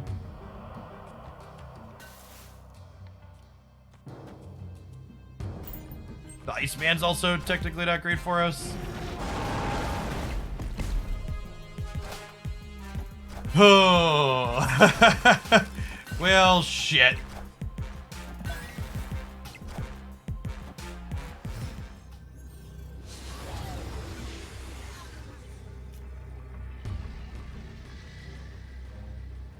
Well,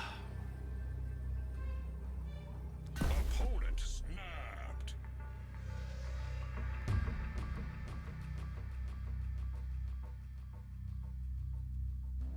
yeah, I think we gotta go.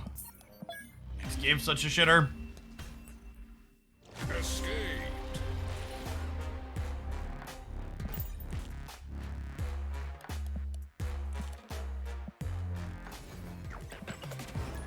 Drum Punk, thanks for the 5 months. I don't know, TJ. Probably something comparable to like a control deck being top tier.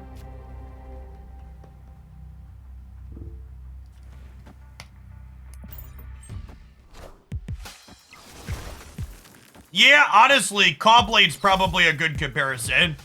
We're heading solidly in the Cawblade direction.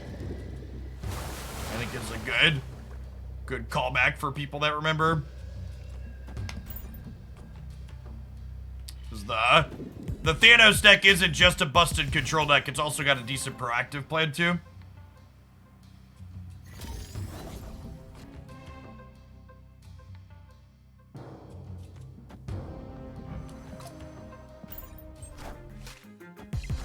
Why retreat? I didn't understand that play, because my opponent raised the stakes, and I did not want to stay in a game where they had raised the stakes.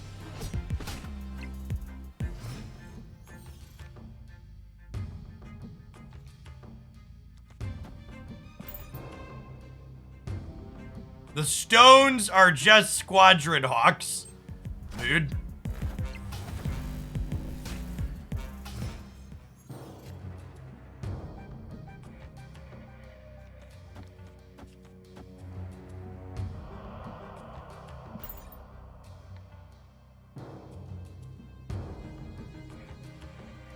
I don't think it's a binary approach to Liski.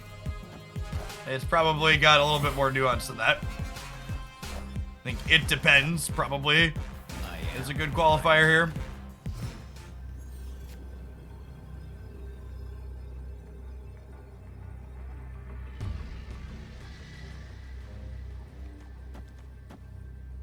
Oh, snap. This is a bot.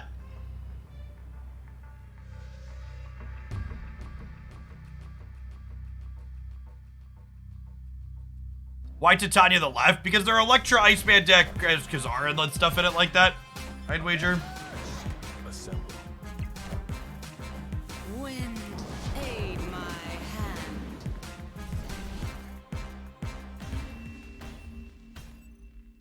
Victory. Alright, looks like it's time for our ad roll. Non-subs, I'll see you in 2 minutes. Stretch your legs, grab a drink of water. We'll be back with some more Viper action here in a little bit. I'm farming boosters on her today.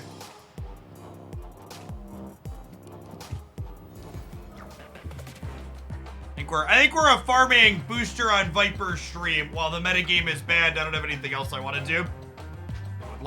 I would like to split my Viper and get an Ink Cooled or Kirby Crackle. We're 8 splits deep. Without a sweet split in sight.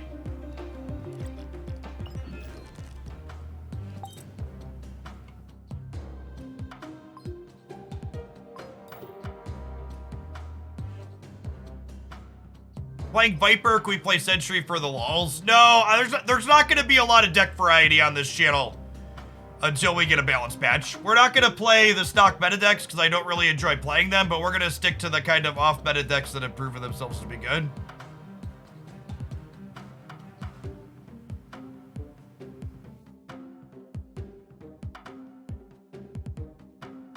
Absorbent, thank you for the quarter of year. Appreciate the prime.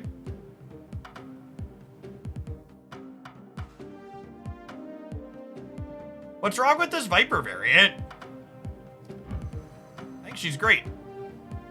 What's there to dislike? I don't think Valkyrie decks are competitive in the current format. Valkyrie is bad into the pile of ongoing effects that Thanos is playing. It's bad into Leech. It's okay against Shuri, but Shuri also arrows and Cosmos use, so it's only okay there. We've already made it back to Infinite. No, if we were Infinite, we'd play more shit decks, but we're only ranked 75. We spent the first couple days playing a bunch of Nimrod. Chat, you need to understand the streamers that are back to Infinite already are by and large people that play against only bots in their MMR bracket. And this is not a slight at people like KM and Collins and stuff. They've talked at length about how fucked up the matchmaking system is, but the way the MMR pairings work in Marvel Snap, they largely don't play against human beings. And they get back to Infinite really quickly, and then they get to really high numbers in Infinite because they're just farming AIs.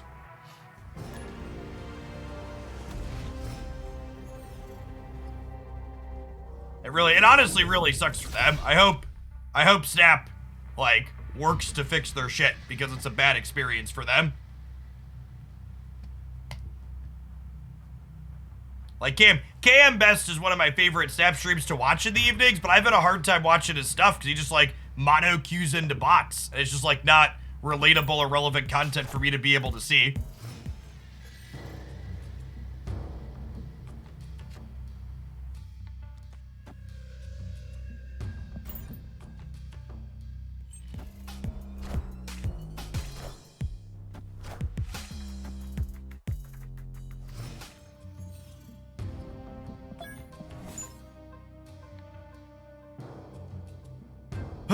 For people who are not familiar, Adam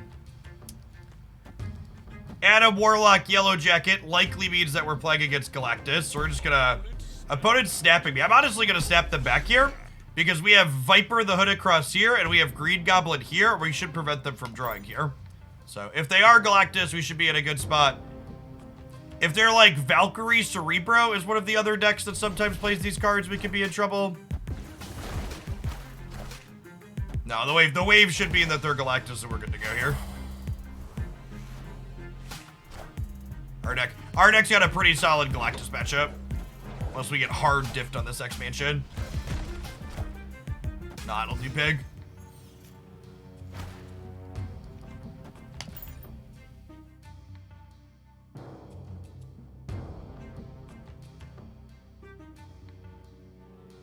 Their MMR is high because of their rank from previous seasons. Yeah, so basically what happens is if your MMR breaks you out away from the pack, you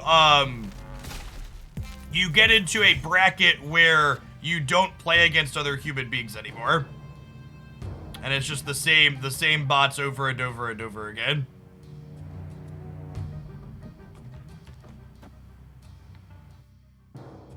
Why not Goblin left? Because they're a Galactus deck. Like I've been talking about for the last 5 minutes. You want to rock them? Do I? Is this a Cleveland situation?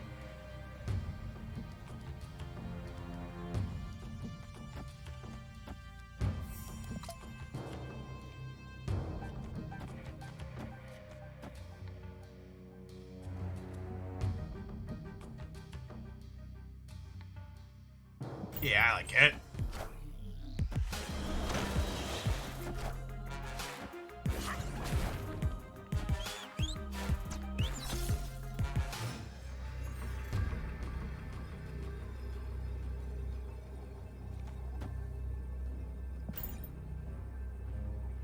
Thanks for the cubes.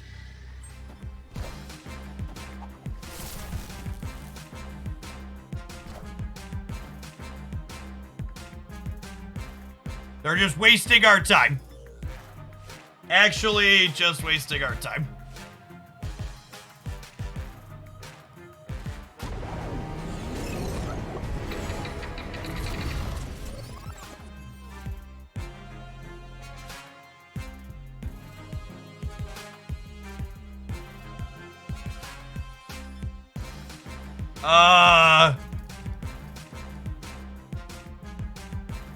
Uh...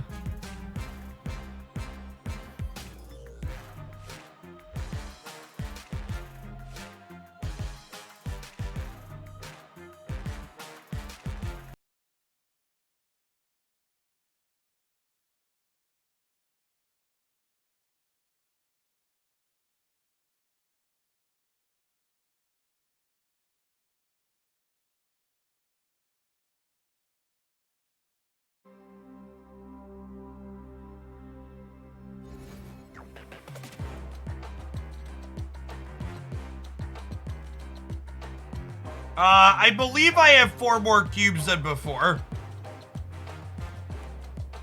Yeah.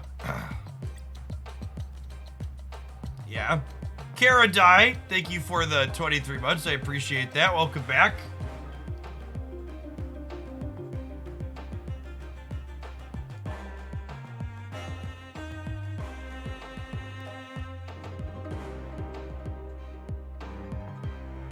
Chat, I'm excited. We have our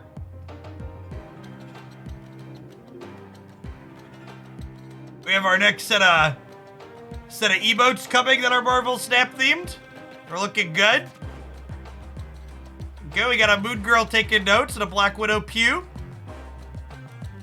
These are just base coloring. The artist still has to do the shading and stuff, so they're not quite done yet, but just sent me that as an update.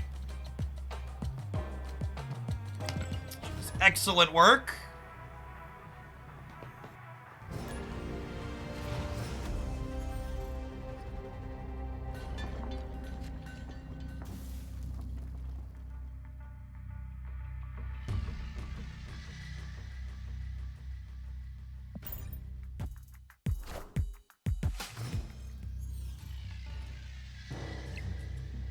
Yeah, the people talking about the person that was just banned, that person's come in here and posted other messages to that effect before. It's so...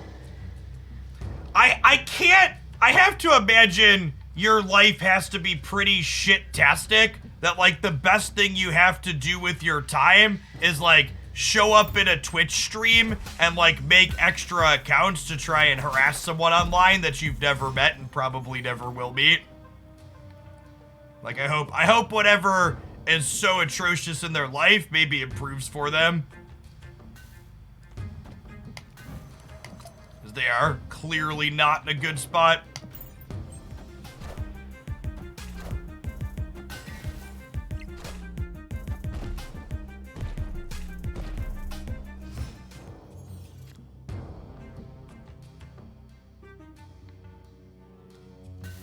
Such an oddly specific angle from them.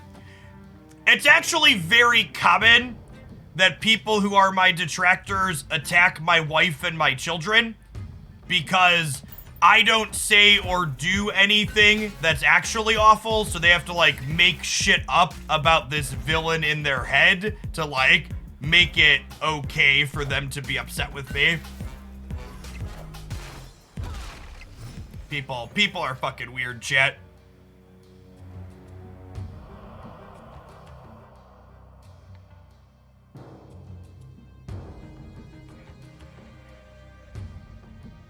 Opponent snapped.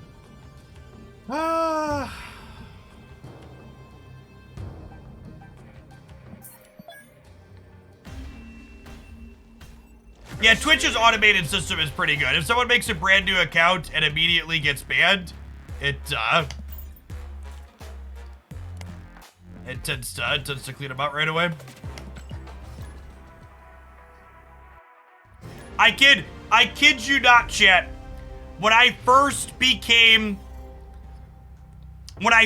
went full-time making content, there were a lot of conservative chuckle fucks who were very upset that I was making content successfully while spouting progressive politics. And they dug real deep to try and find anything that they could. And I kid you not, the Jeff is a terrible person and you shouldn't watch his content story that had a video that got tens of thousands of views that blew up was in my old home. my wife and I had a wall that was a marker / coloring wall. And the angle these chuckle fucks ran with was Jeff is an unfit parent who can't control his children because he allows them to color on one of the walls in his home.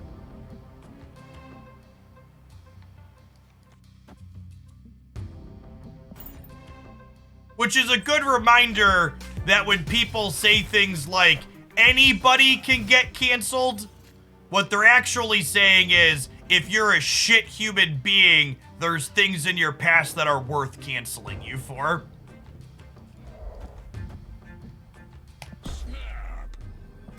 Turns out if you're not a shithead, there isn't shit to find.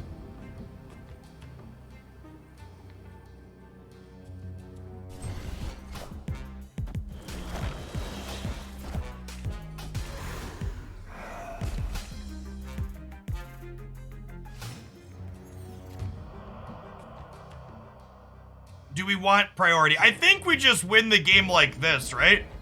I'm just gonna win 17, -1, and then we'll lose here. Oh, I guess we lose to She-Hulk.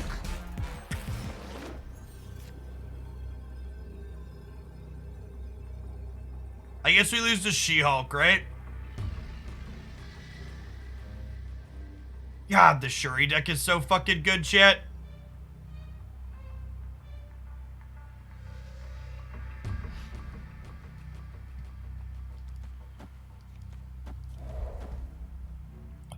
I shouldn't stay here.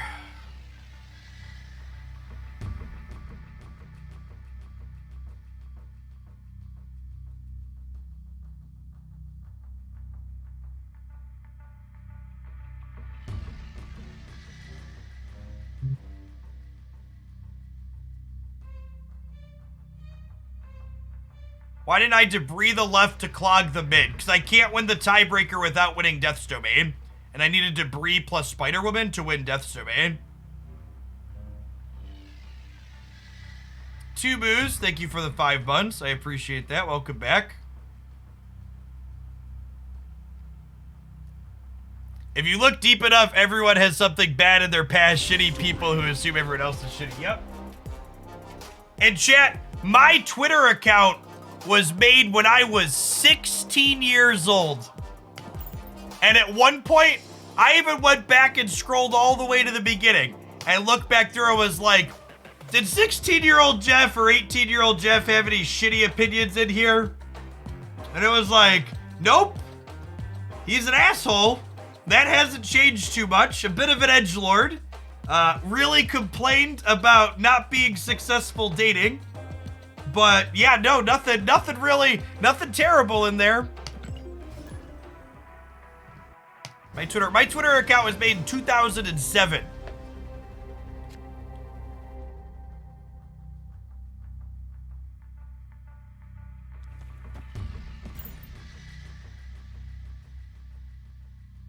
Listen, chat, if you can't look back on yourself from 5 years ago or 10 years ago or 15 years ago or however many years ago it is and go, man, that person kind of sucked and I'm glad I improved, you probably haven't experienced enough personal growth. It's a good and healthy thing to be able to look back and be like, oof, that is, yep.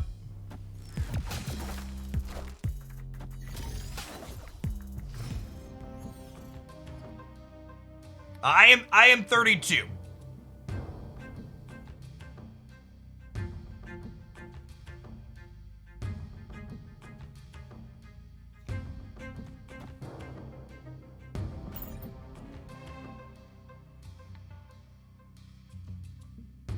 I remember when Trump said, I think back to who I was in middle school, and I think I'm basically the same person, and that is not an inspirational quote.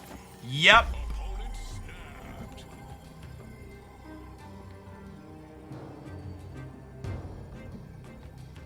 Yep. Man, I wish this wasn't Hala. We just like Viper this across and be in a good spot. maybe they're gonna play here. This could be a bot snap too, though. If they play like one thing here and we fill it, we're in a good spot. Oh, they're not blocking, sure.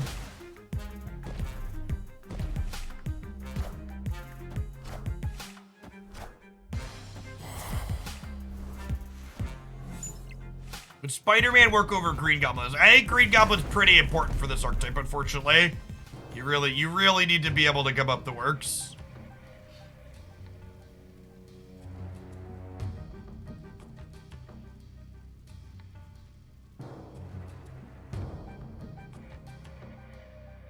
Yeah, Polaris isn't great for us here.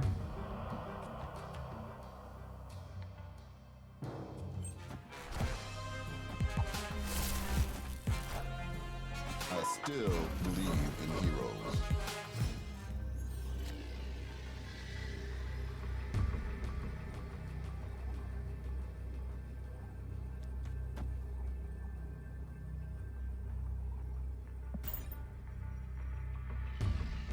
I still don't understand the Clintar change. They changed Clintar so it no longer loses to they changed Clintar so it no longer dies to Killmonger. Like it should have been from the start. They wanted the symbiote to not die. Also, like, making it a 4 cost so that way, because it generates on turn 4 also makes a lot of sense. It was a good change. Agreed.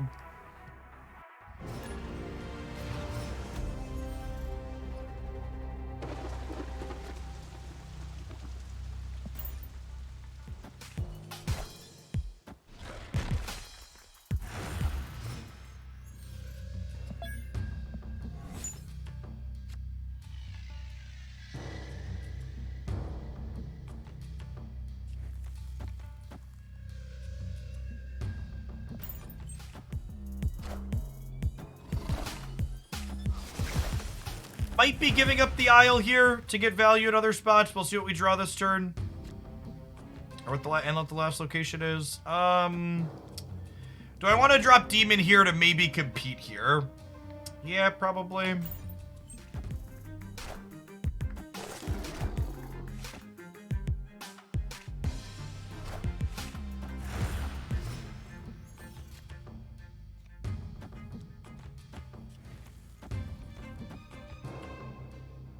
Yeah, I think we're gonna step up and compete here, because if they try and fill in, Mojo will get him. We might even be able to. Ooh, am I supposed to Polaris into the Fist Tower? Actually, I'm not gonna do that this turn, but that might be something we try down the line. I also might pull Zabu into. All right, won that coin flip.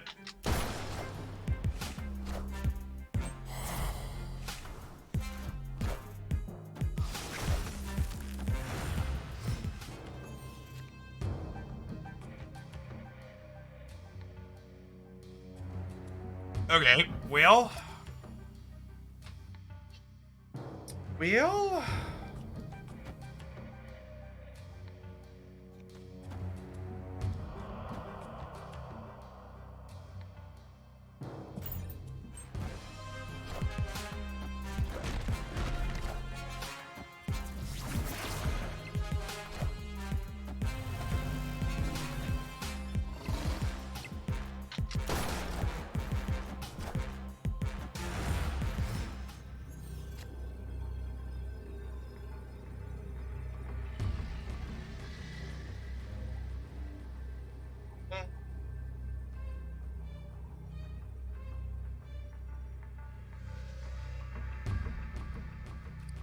having priority here kind of sucks. I might lose this.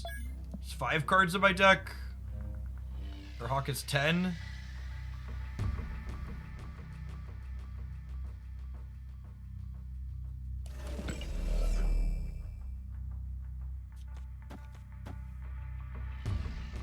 Is this crazy? Call me, baby.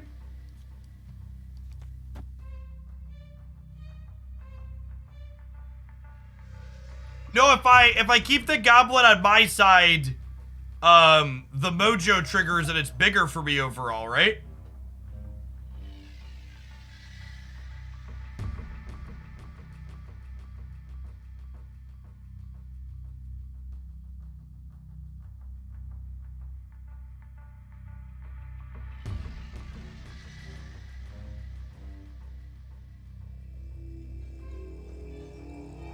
Okay, the Goblin's -2, but it's +6 on the Mojo.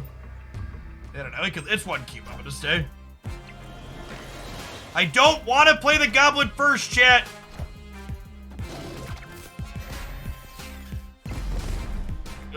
Against Killmonger we did. We were dead either way, right?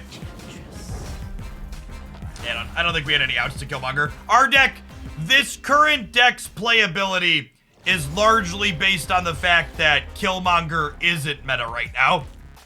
Our archetype is one of the many in Marvel Snap that is completely unplayable into this card.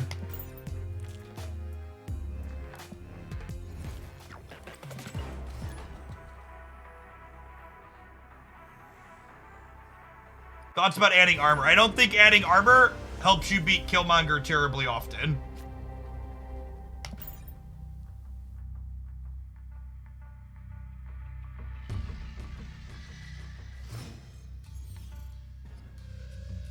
I've played a lot of this archetype over Marvel Snap's existence, and you're pretty bad into that stuff regardless.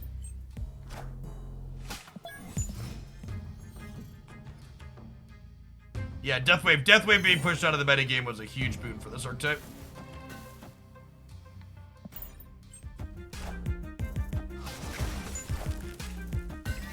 Variant Rush starts the 21st, I believe. I actually had a video just go live on the YouTube channel talking about the Variant Rush and everything else that's going to be happening in Marvel Snap this month. Be sure to check that out if you're looking for game news updates.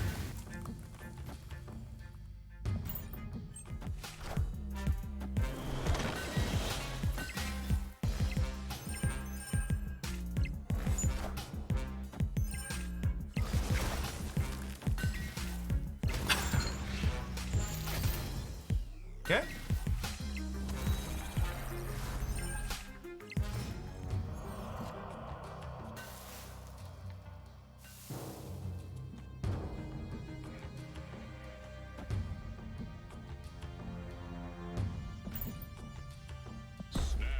I'll snap them here. I think we're in a good spot.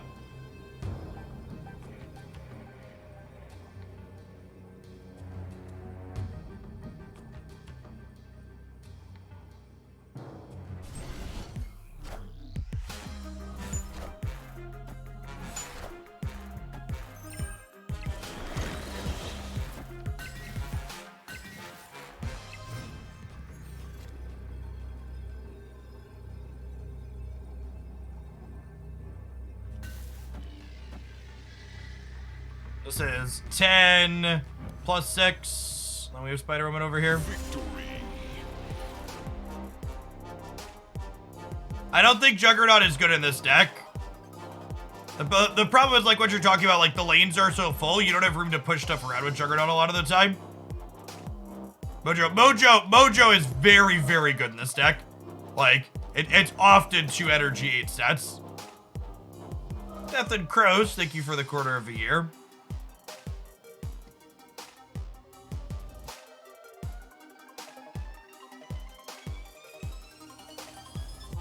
Shang-Chi could win center too. Yeah, there were a few ways to eat this resource.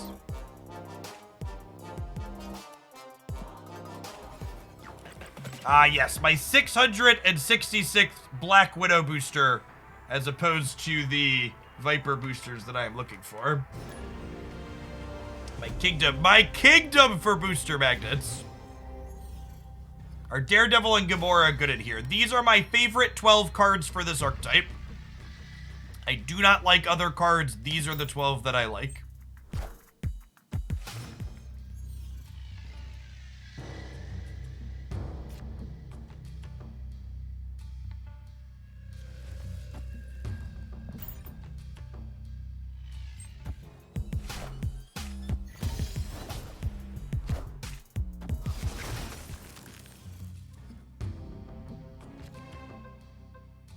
Nice, nice.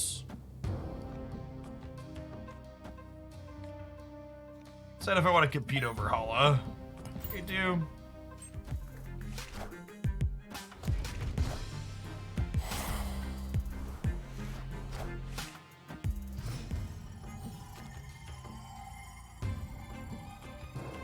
This is good to rank in the current meta if you don't have Shuri or Thanos. I don't think any decks are good to rank in the current meta game if you don't have Shuri and Thanos.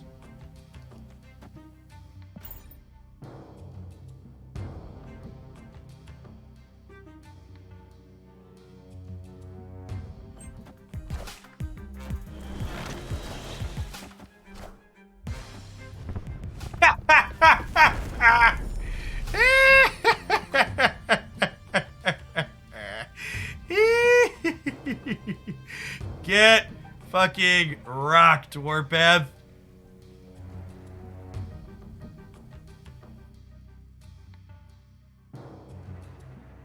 We could get destroyered here, right? So I do need to put slightly more into the middle. Just play my Spider Woman here for the turn.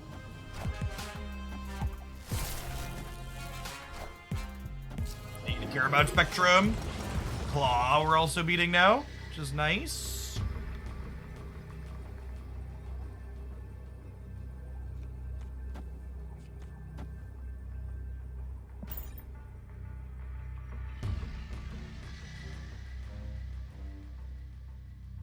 Yeah, this is probably Spectrum Destroyer, although obviously they're not destroying at this point.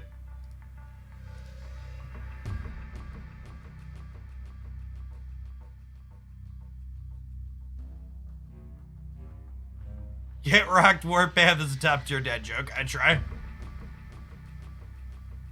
It's the best deck for climbing. Thanos, Lockjaw. By a significant margin. Preferred build found here. Victory.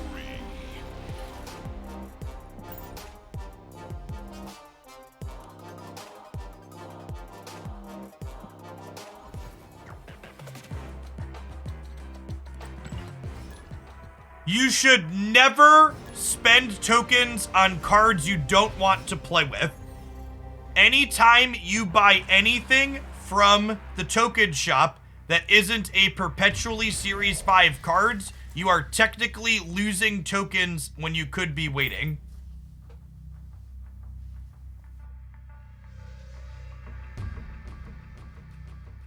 Is Kitty Pryde going to be a bounce type card?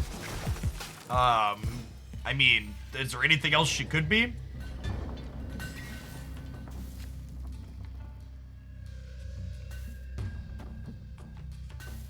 I have Viper Insight. Let's just clear the hood into the Death Domain. And if we draw Viper, we could Viper a rock across from debris.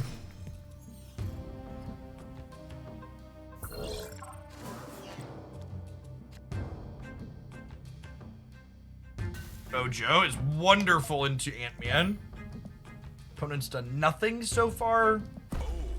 Push the button, I guess.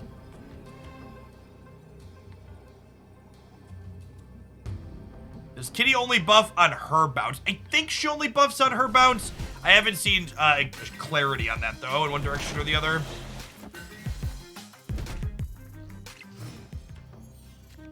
There, another Spectrum list, eh?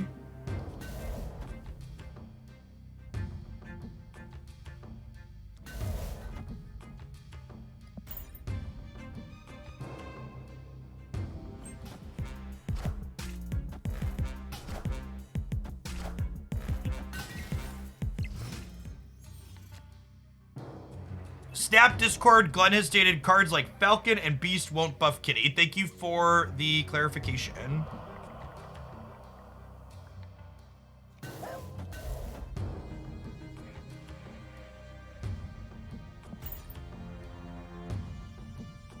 Maybe I'm supposed to Black Widow this turn, actually.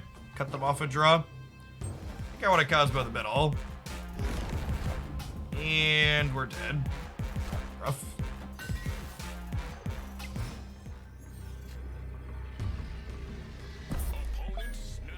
Yeah, take your cube. I'm leaving, Boomer. Escaped.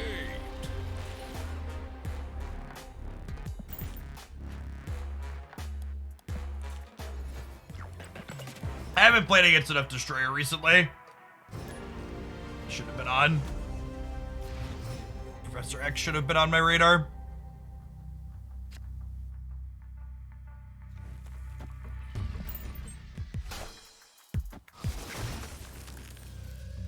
What's a boomer snap? It's snapping on turn 6 when you're obviously ahead.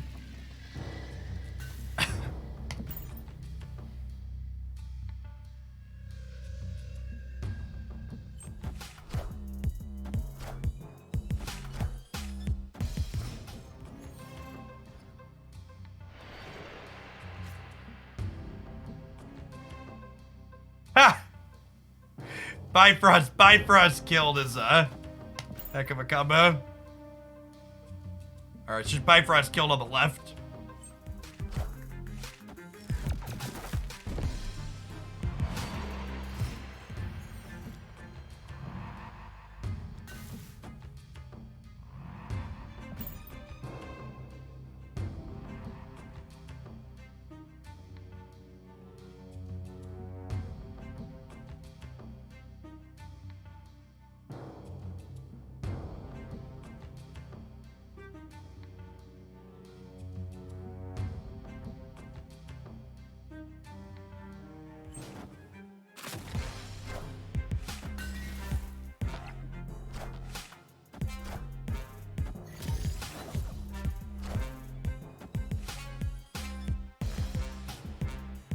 Or Colossus Gillette. Yep.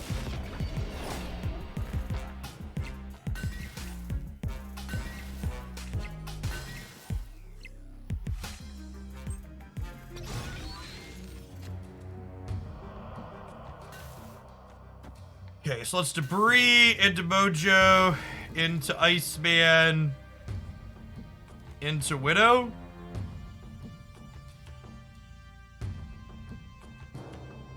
And then we like Shang plus Viper on the last turn, or Shang plus Titania if we draw her.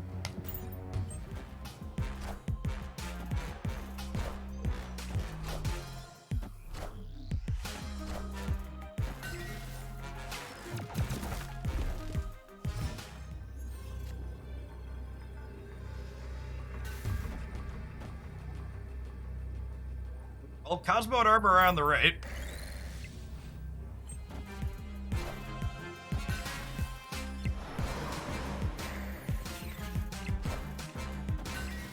Oh my god, I played these in the wrong order. Fuck! I'm gonna lose because I played these in the wrong order. Oh my god. I deserve this loss. I deserve this loss. Fuck me. Fuck Arrow. Oh my god, we tied! Yay!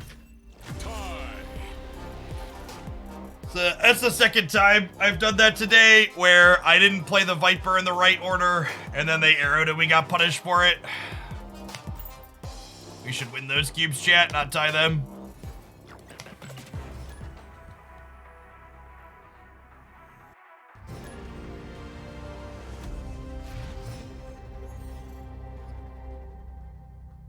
In a strictly optimal min-maxing all of your currency sense, yes, Jada.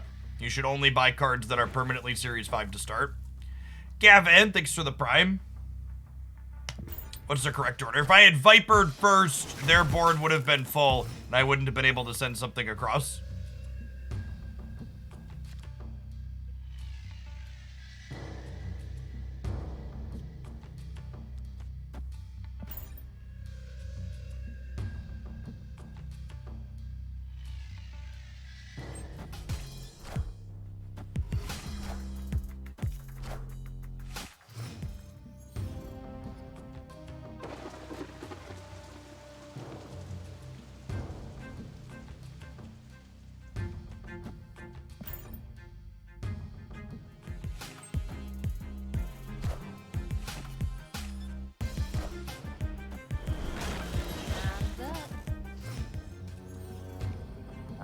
Time's up.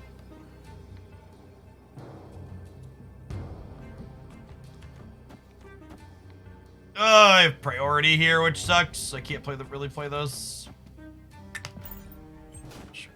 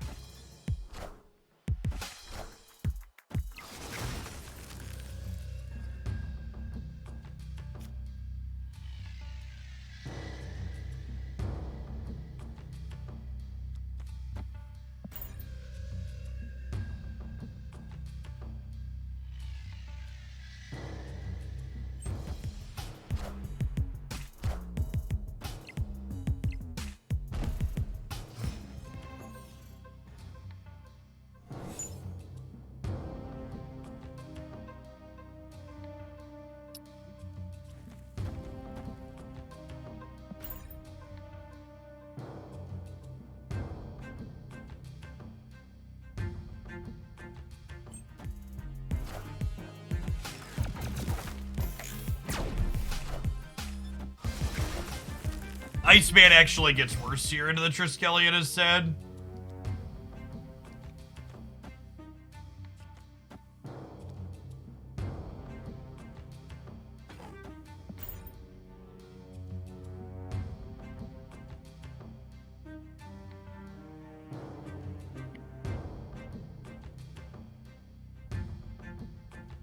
I think I'm about ready to change decks. We play this one for a little bit. I think we're gonna play some She-Hulk double up.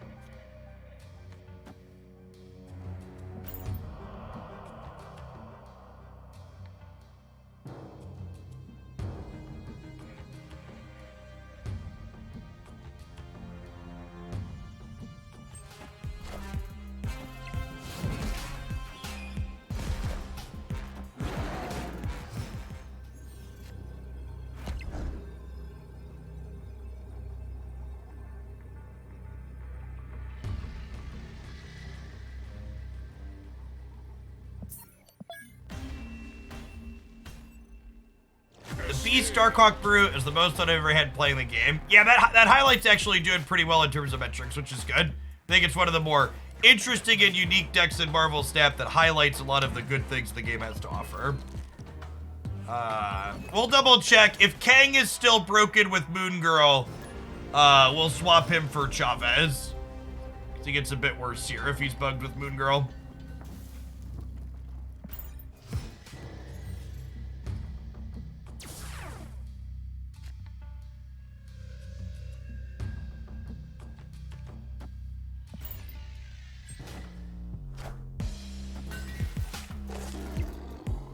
What's bugged with Kang and Moon Girl? When you play your first copy of Kang, the second one gets exiled.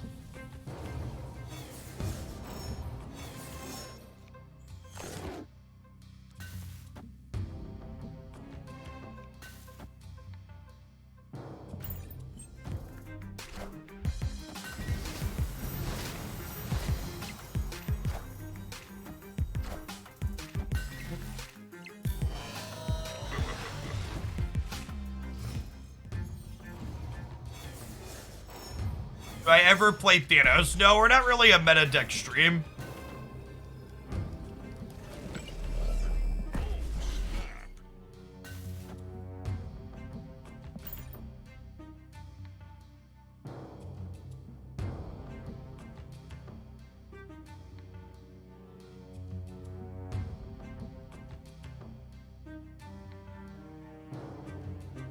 I mean, it's fine if the intended interaction is both Kangs disappear when you play the first one. I am simply stating the fact that when I built this deck, that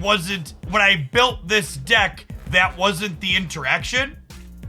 So if that's the interaction, I would rather have Chavez than Kang. I am not saying anything about the power level or intention of it. I am simply stating that I am not interested in playing that card if that is how it's going to function.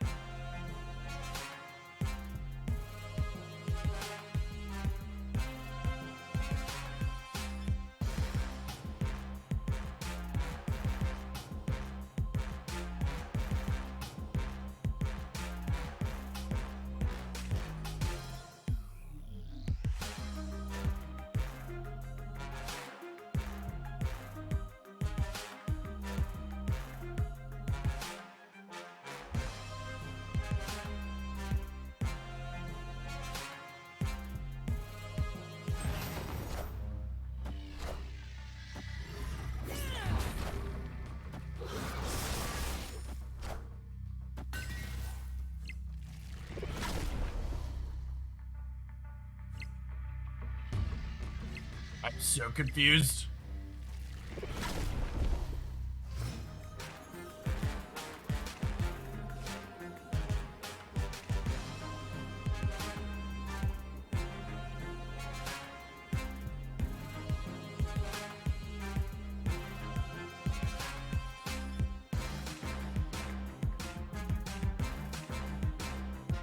Opponent snapped.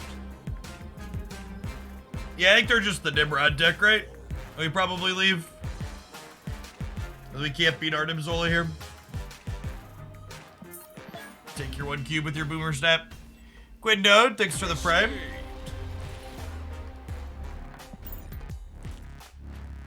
Even without the Zolo, we're not in a very good spot.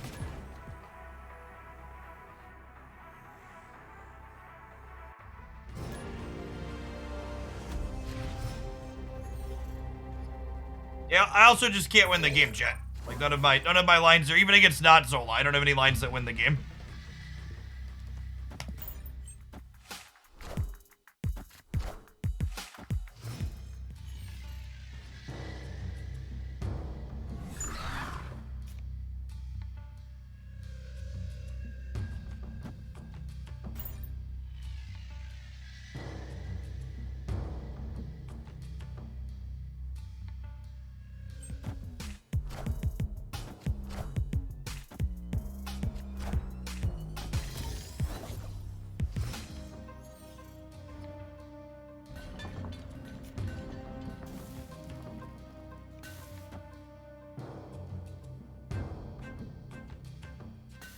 I need to play Demon here because otherwise I won't be able to copy She-Hulk with Moon Girl next turn.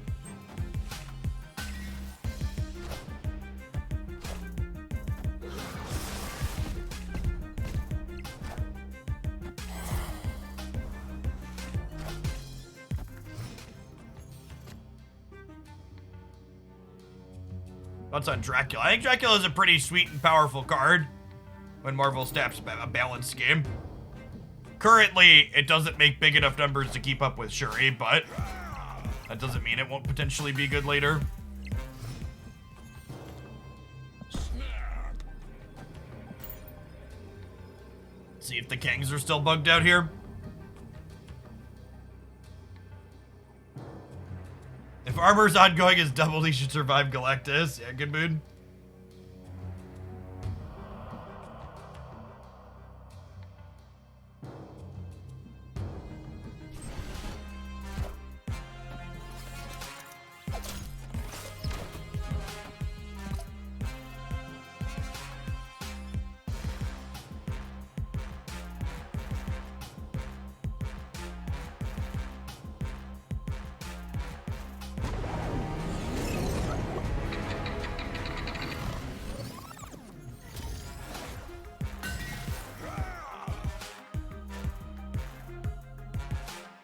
Yep, still a Phantom second Kang gone. I guess we're gonna swap to Chavez as our 6th card after this, since it is bad with Moon Girl now.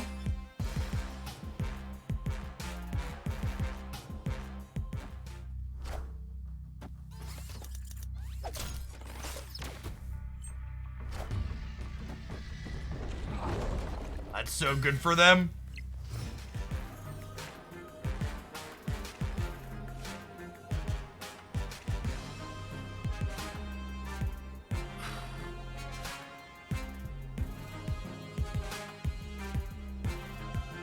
I'd save for Thanos, Monkey Creek. Oh yeah, I can't. Okay, well, let me click on her finally.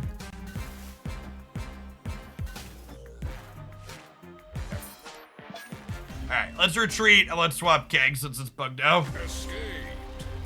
Yes, even if getting rid of the second Kang is the intended behavior, the fact that there's a second copy bugged behind is definitely not working as intended. Alright, non-subs, it's about that time. I'll see you in 2 minutes. We're gonna play some more of the She-Hulk double-up deck when we get back without Kang.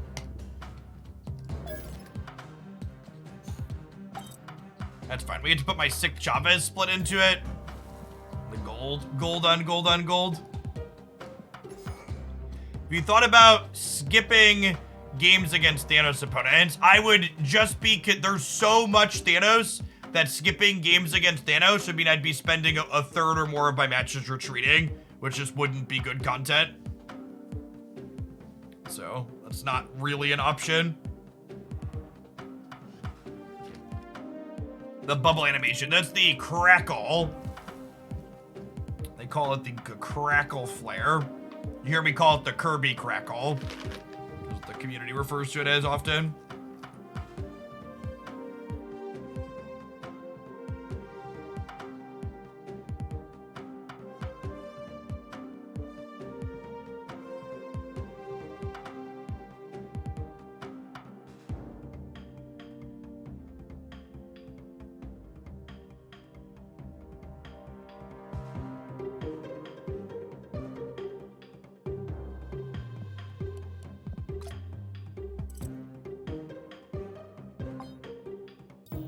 I think this is my favorite piece of art. Ignoring finish and splits and stuff.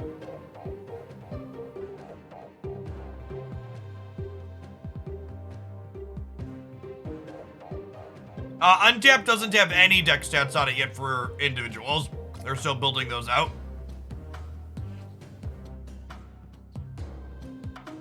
Battle mode content is not popular or successful based on my metrics on it initially, so that's not really content I'm interested in exploring. Quidode, thank you for the brand new Prime. You too as well, Gavin. Appreciate it. People, generally speaking, want to watch content that is relatable to them personally. And most people aren't playing battle mode.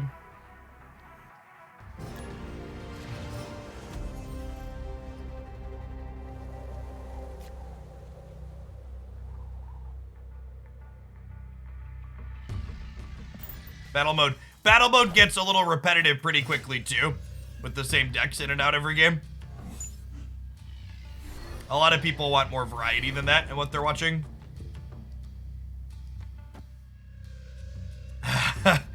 Get yourself a sweater and some blankets, Saifu. I hope it's not too cold where you're at.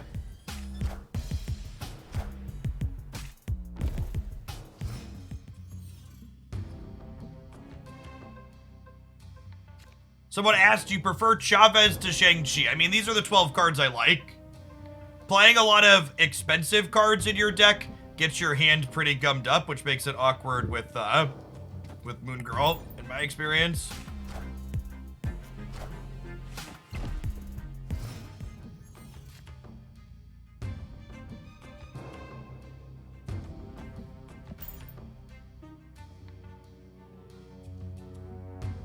What are you looking to do with Titania in this deck? Play her on turn 6 to fill out 5 points of power for 1 energy. Titania is almost always a turn 6 play in the deck you'll see me play her in.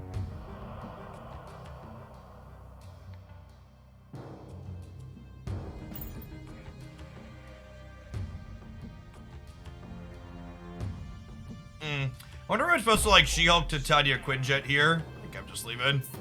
It might be with Chavez in my deck and my guaranteed draw. It might be right to like She-Hulk, Titania, Quinjet, and then Chavez on the last turn.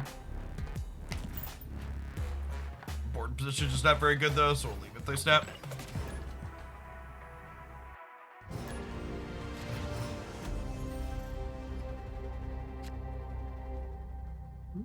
Boom. Multiple sunspots works exactly how we want it to. They're good little communists that share all the extra energy each turn. This is a repair into the same Thanos player.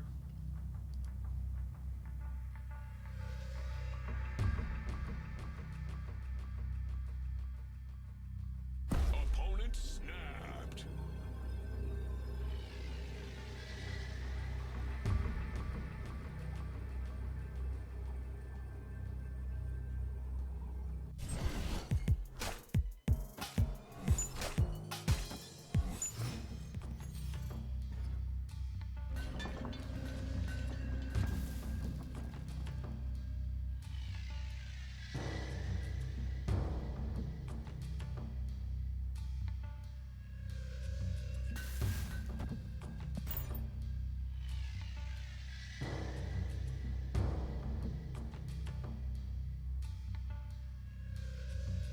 What is the tournament I heard you talking about the other day? So the tournament is kind of a weird format.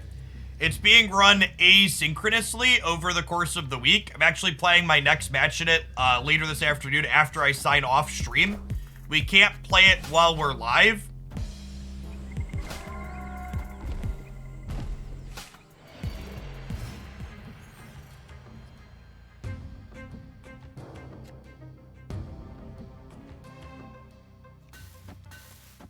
I'm gonna do this to step the back. Oh, snap.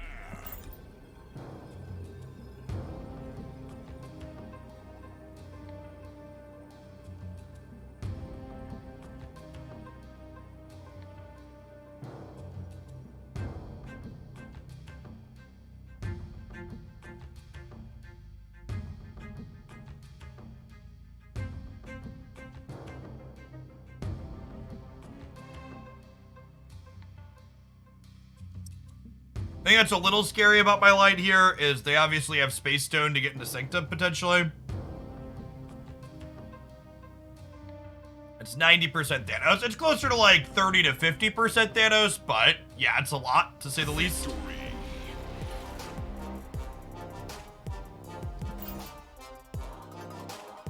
I think battle mode does a really good job of being a competitive snap format, but in order for something to be competitive, it has to have kind of longer games. And I think that that's not super appealing to a lot of people. A lot of people interested in Snap are interested in having variety. You know, you sit down and you play on the ladder, and do stuff like that. Get all the, you know, you want to play against a lot of different people with Thanos decks in a row instead of the same person with the same Thanos deck for 5 games in a row. Yeah, we make sure those kind don't last long around here, Fausty. We're a good little leftist echo chamber safe space, whatever you want to call it.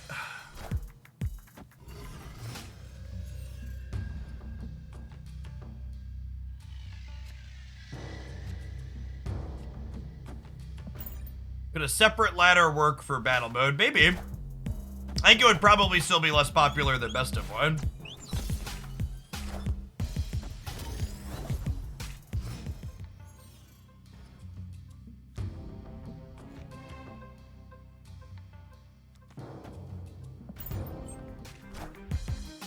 They have Quinjet into District X.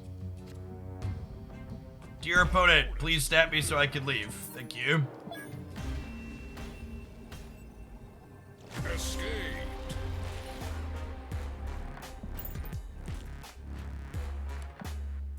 I tried to have the variety conversation with a friend of mine, and then he showed me his 28 Agatha splits. LOL.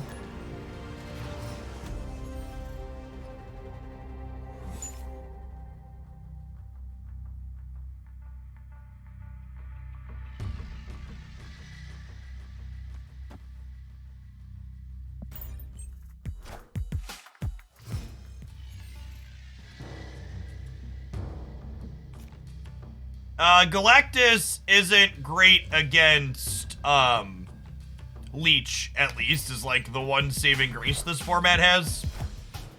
I think Sunspot's my best draw here. Goose isn't terrible.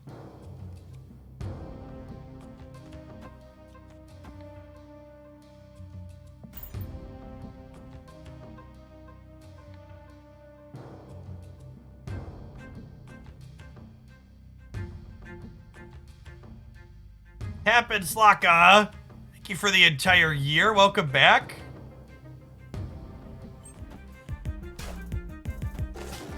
Let's get you a sword to go with that shield.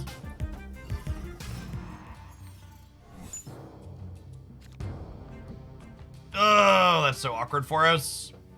Means I can't Moon Girl.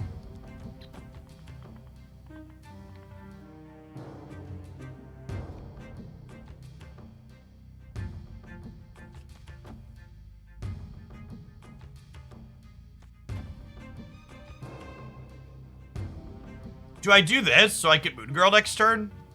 And copy She-Hulk? Playing Titania's out is a little monka, but...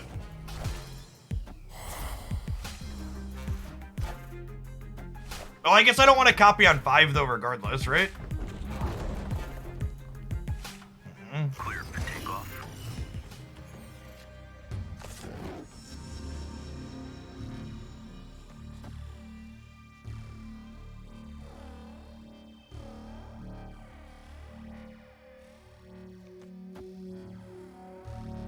I think I just do this.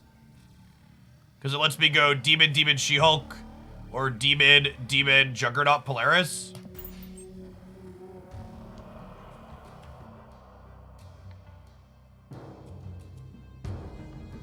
I couldn't watch another Old Spice. What's going on, Justin Hiltz? Subscribing is an excellent way to support my content while getting around our ad rolls.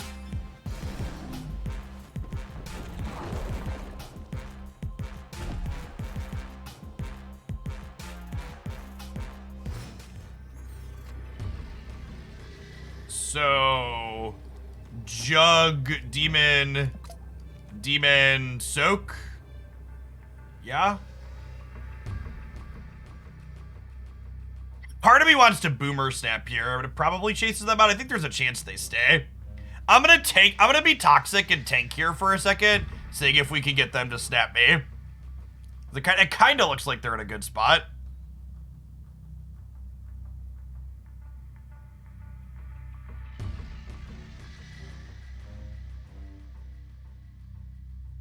Hoping for a weekly playlist with a rotation of cards being restricted. Add enough restricted card each week to make up a new meta. I mean, I don't want them to do weird things like that. I want them to just balance their game. I want there to just be more than, you know, I'd rather be more than 2 decks that competitive people play. Killmonger would get me, that's true. It could be a Killmonger deck.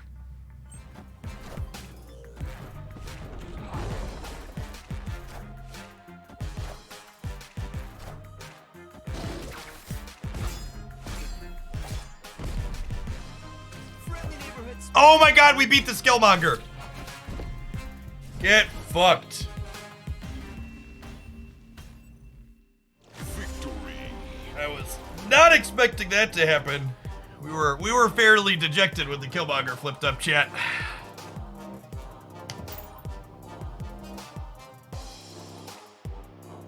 Alright, we're almost back to Viper being gold again. And then 92 boosters until we can split her and be disappointed again. Hey, Super Frog, thank you for the prime, appreciate it. Morning, good morning.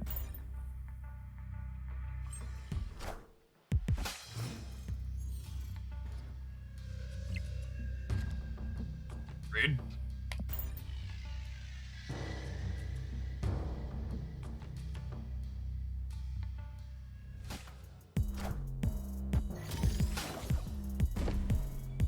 Do I want gold or ink more on Viper? I think I would take either of those, but I want Crackle.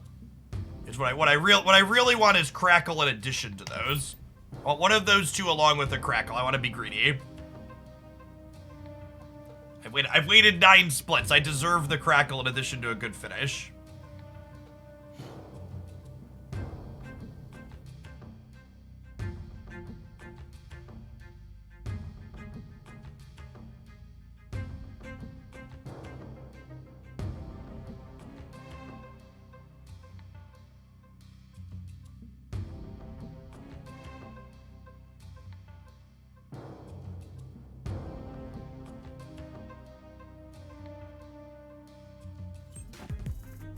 What is Crackle? I don't have any Crackle. My hood and my Chavez are Crackle. I'll pull one of them up if they show up.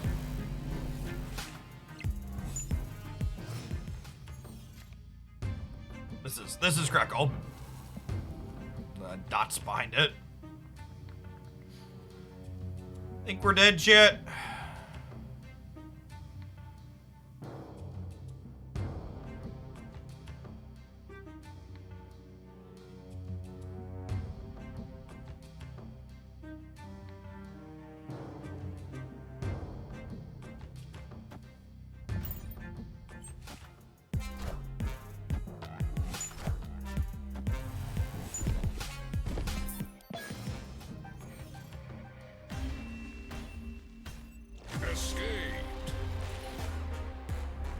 I just landed Shadow King. Is there anything I could do with him? Yeah, you can ask Second Dinner. You can ask Second Dinner to make their cards playable.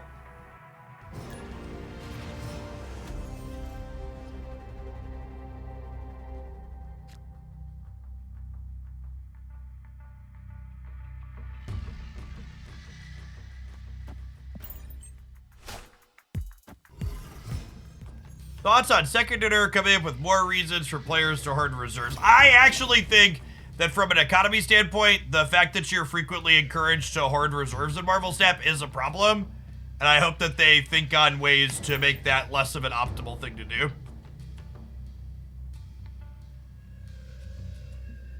Because I agree, the variant rush is another thing that's like, oh, you should like wait to actually play the game. Which is not ideal.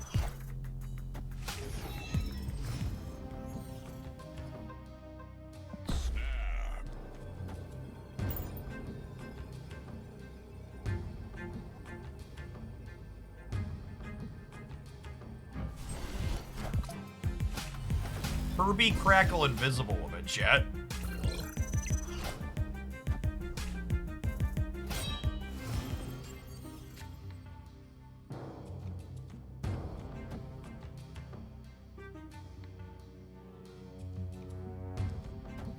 Hella?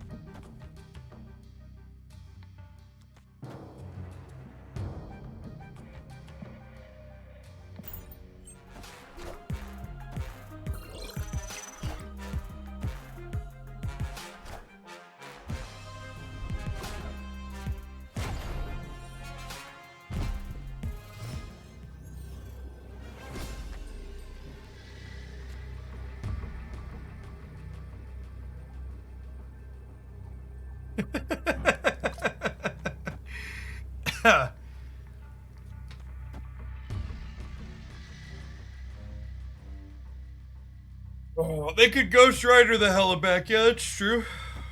What all have they discarded? Where's my tracker app at? They've only discarded Hella and Lady Sif, so Ghost Rider doesn't do anything. Do I need more than 20 here? Or how are they gonna get more than 17 in here? They're not. And I'm playing Titania in the middle for tiebreaker purposes, just in case.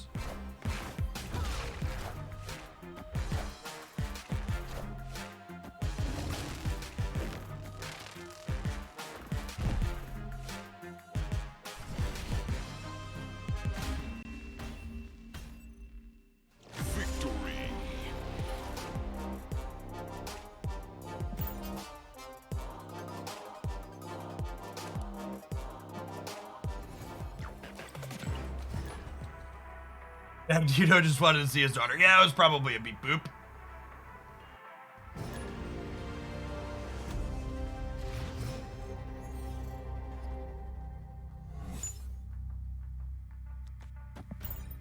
Hey, Knacker, thanks for the 45 months. Appreciate it.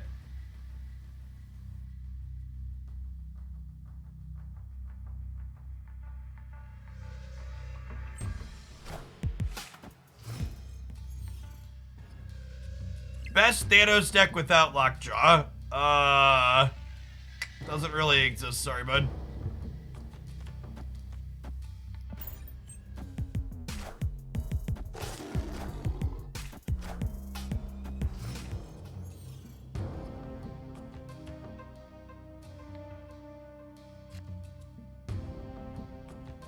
I think we pass this turn so I can She-Hulk on 4.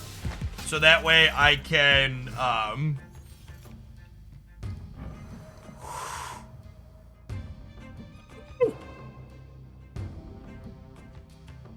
it's a 5,000 token variant, chat. It's a 5,000 token variant.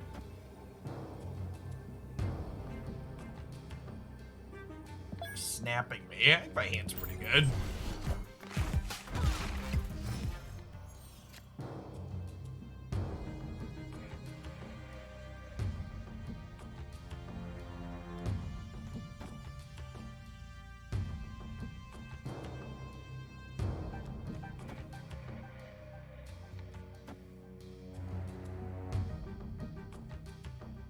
Probably should have left.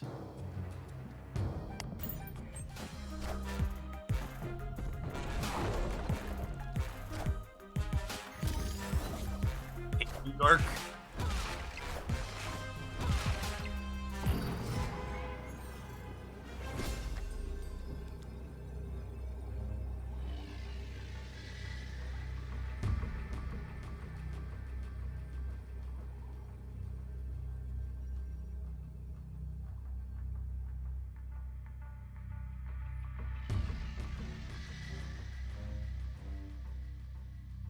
Yeah, I don't think I'm spending 2 more. I should just retreat. I hate New York. Should have spent another cube on it. I'll spend 2 more cubes to gamble. Alright, our gals in gold. Less than 90 boosters till our next split. Maybe we'll try and brew something else with Viper in it. But we are an unofficial Viper booster farming stream until we get a good split on her.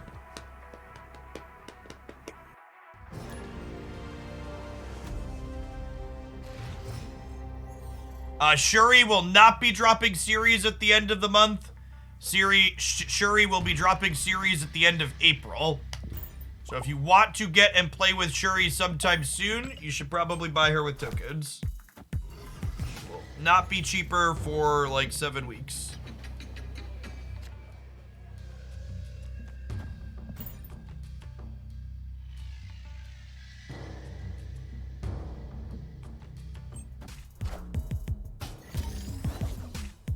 So they made a change in a recent patch where if there is only... They made a change in a recent patch where cards in your deck that need boosters to upgrade are twice as likely to get boosters than everything else in your deck.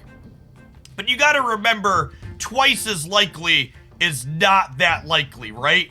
So it's, instead of 1 in 12, we're 1 in 6, essentially, right? Or like 2 in 13. Go to Goose London. So the problem here is I don't want Viper coming in randomly off of Grand Central.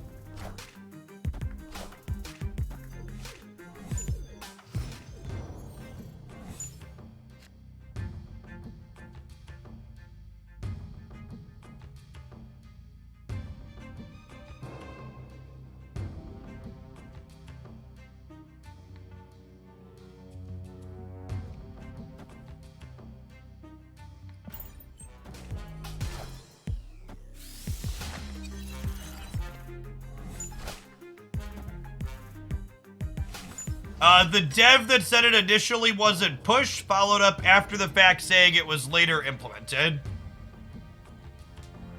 So it is currently working that way, to my understanding.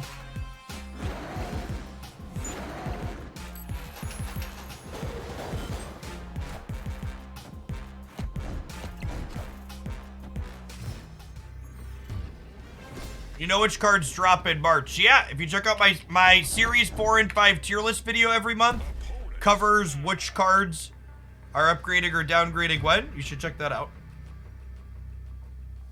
So if I go She-Hulk,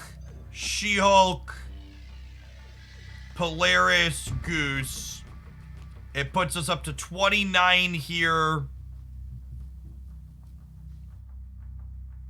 Which means we tie if they fill their hand. We'll be 25 in the middle. And they're going to be at 17. They'll be at like 17 plus 17, 23, 27 to my 11 up by 16. They can't fill their hand. I mean, if they Moon Girl, they fill their hand. Yeah, a Boomer Snap here and feel bad.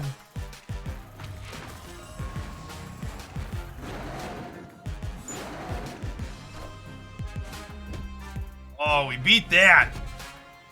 Good snap, bud. The person that said don't play Goose. I want to play Goose on the left to guarantee that both my She-Hulks go middle.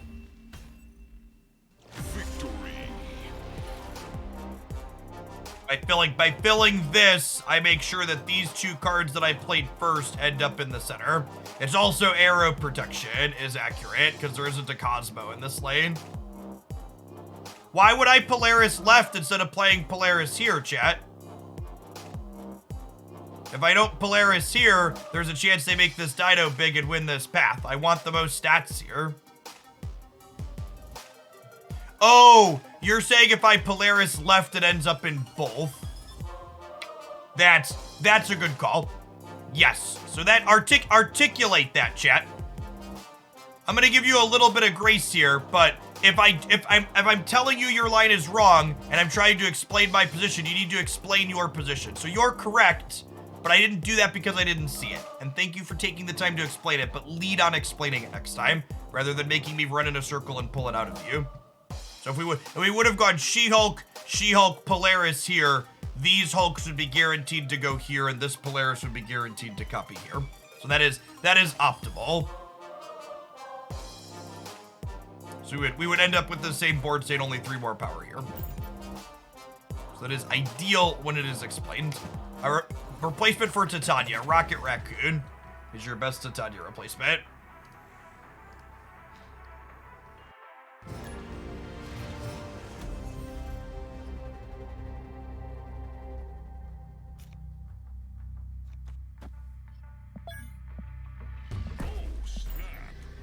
I'll snap Hood into Viper against not Thanos.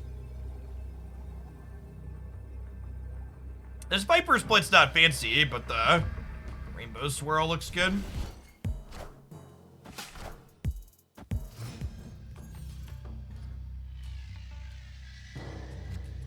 They decided that Chavez is better than Kang in this list. Kang is bugged in the most recent patch, or the most recent change. They didn't patch, they had some kind of server side update. They bugged Kang and Moon Girl, so.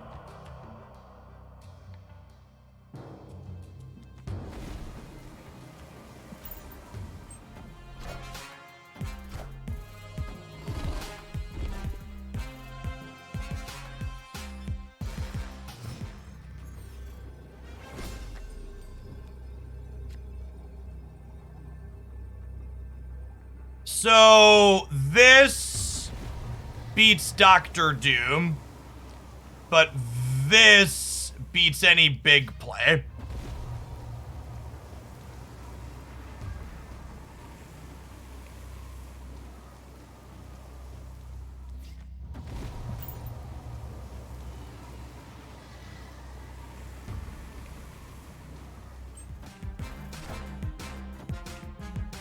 Hopefully they're enjoying the stream.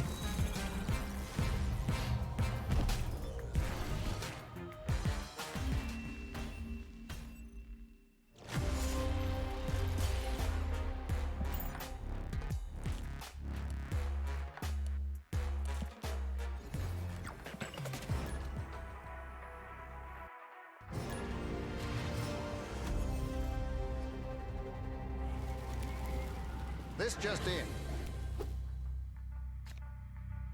Is this the same person we were just playing against?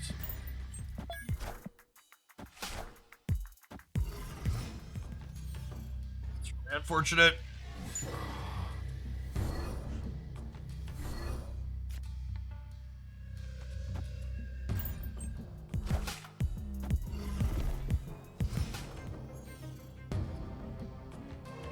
Niner, thank you for the 8 months. Appreciate it.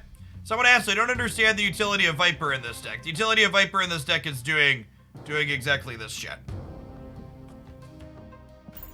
She also has other random utility. There's lots of locations that put stuff on the board. There's also like opposing green goblins or hobgoblins that she sends back.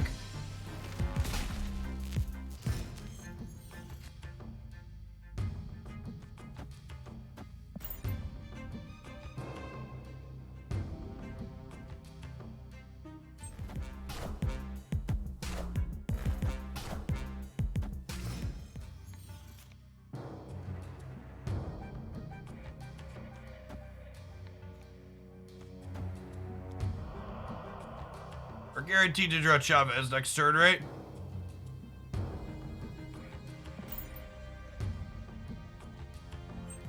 Should have snapped them.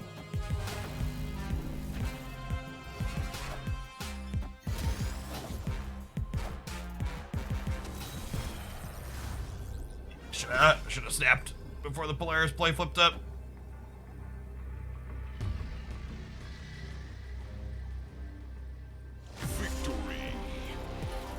You give your opponent your Electro, does it work how you want it to? It does, yeah. And in fact, you're asking that question means you missed my Electro combo highlight. That's all Series 3 up on the YouTube channel last week. Different deck highlighted up there with sweet interactions every single day. Be sure to check that out to learn a lot about Marvel Snap and get a lot of great deck ideas in the process.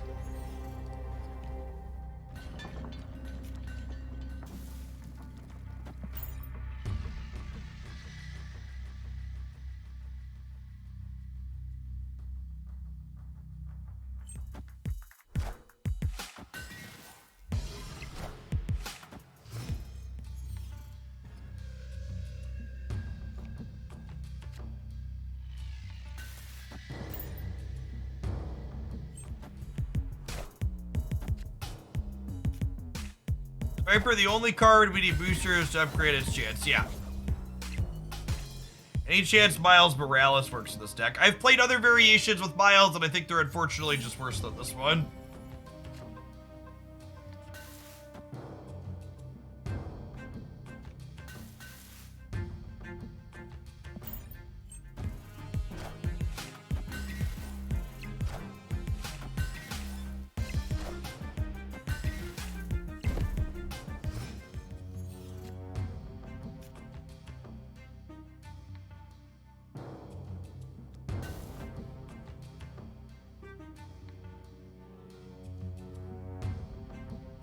Sending something over with Viper doesn't count as moving it. That is correct.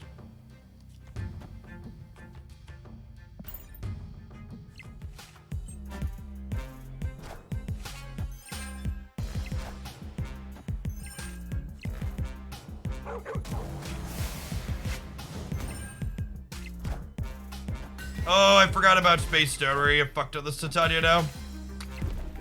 Damn it. This card desperately needs a visual indicator that it's happening.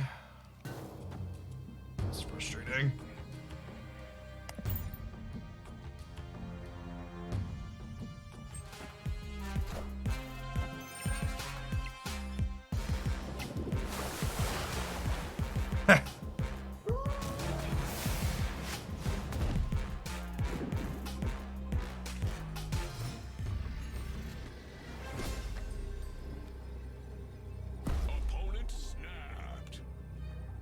Yeah, I think we have to go, unfortunately. This is a 5 energy play, and the Titania is just +9 for them because of Space Stone.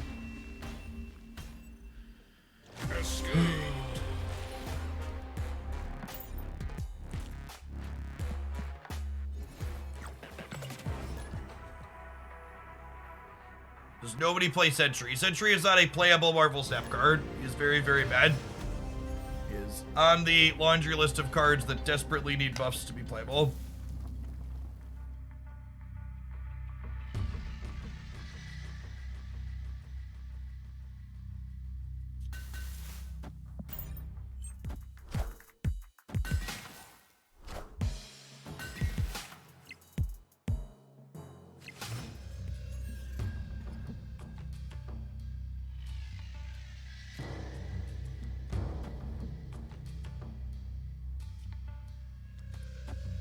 I guess the Throner and keep their bigger things out of it. is this deck good? I think this deck is one of the better non-Thanos, non-Shuri decks in the format, which is to say it's only okay.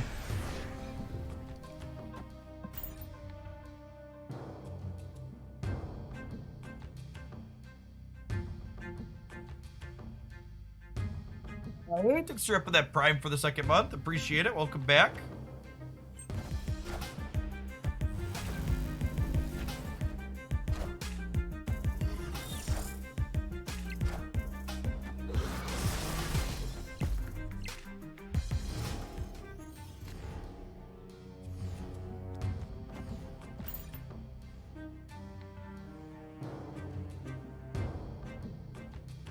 I'm actually reevaluating that Stance Jesus Fish. I might do a these are cards I'm going to nerf video and just turn the comments off for it. Just so I can have something to reference because people keep asking.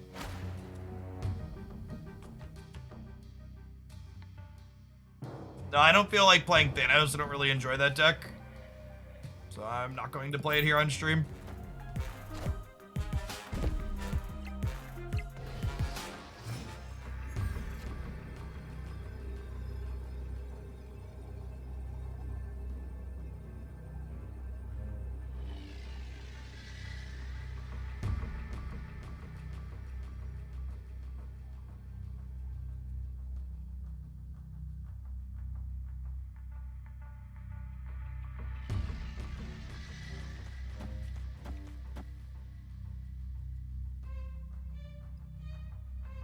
Well, this wins the game.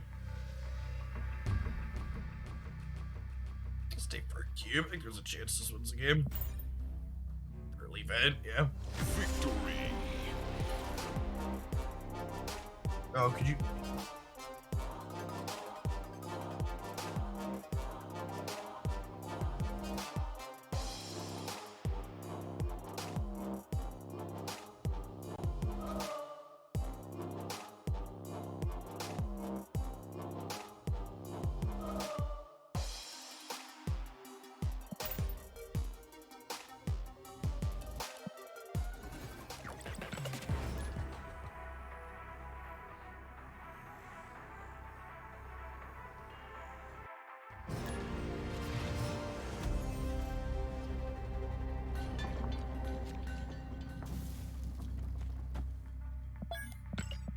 Not Thanos. God bless.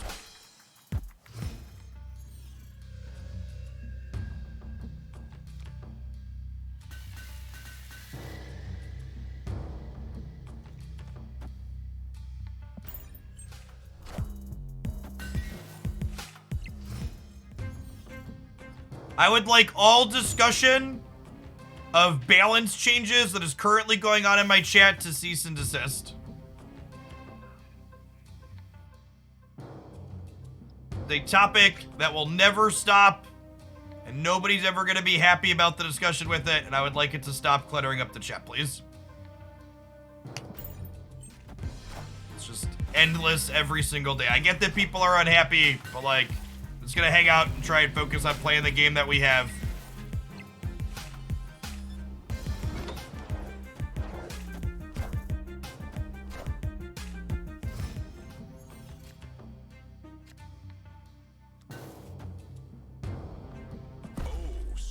Snap that, our hand's really great.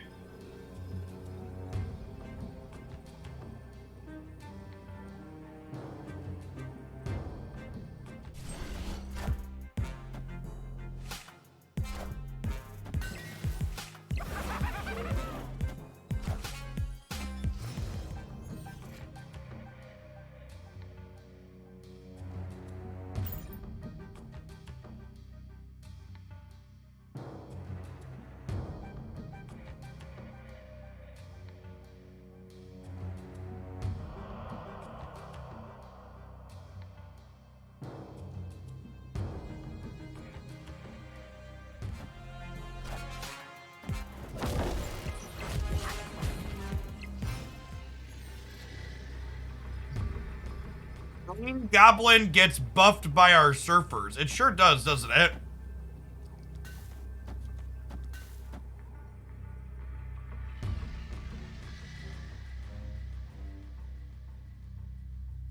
Our deck is weak to turn 6 arrow. Holy fucking shit, chat. Like, can you imagine posting this deck is weak to turn 6 arrow when I literally just played 5 cards and filled my board? Like, I would almost understand not getting it if you haven't seen the deck ever. But I'm literally putting 5 fucking cards into play in front of you right now. One of this deck's literal best features is the fact that it tells Arrow to fuck off. Like, this is literally one of the best decks in the game you could play against Arrow decks. It's really good at filling all of its slots in at the end of the game. This is one of the turn 6 decks that's not weak to Arrow. Yeah, you get shit on by Leech occasionally, and like Sandman's not good looking for you. But like Arrow, we've got that one on lock.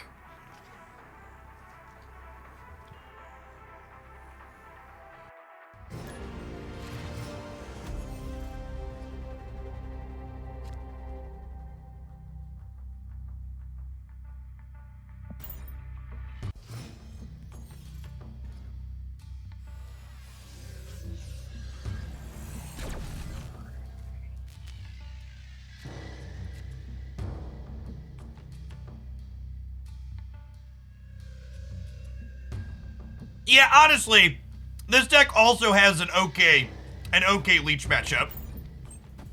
If they Leech your hand of double Hood, double Titania, you're still gonna have a pretty good time on the last turn.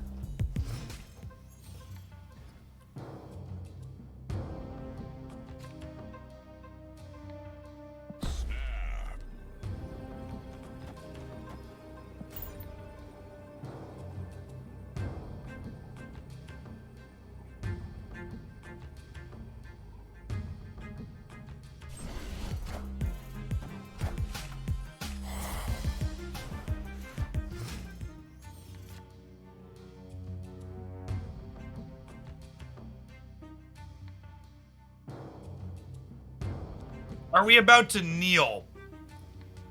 That's a good question. Maybe? Let's do this to play around Null. Or, sorry, Galactus, because then next turn we could Titania plus Demon into the middle.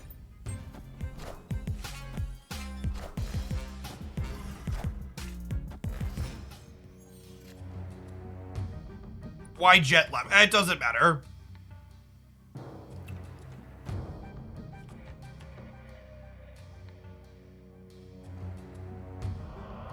Only enemies of free-to-play hate Leech. Go post that message on Reddit, not my Twitch chat.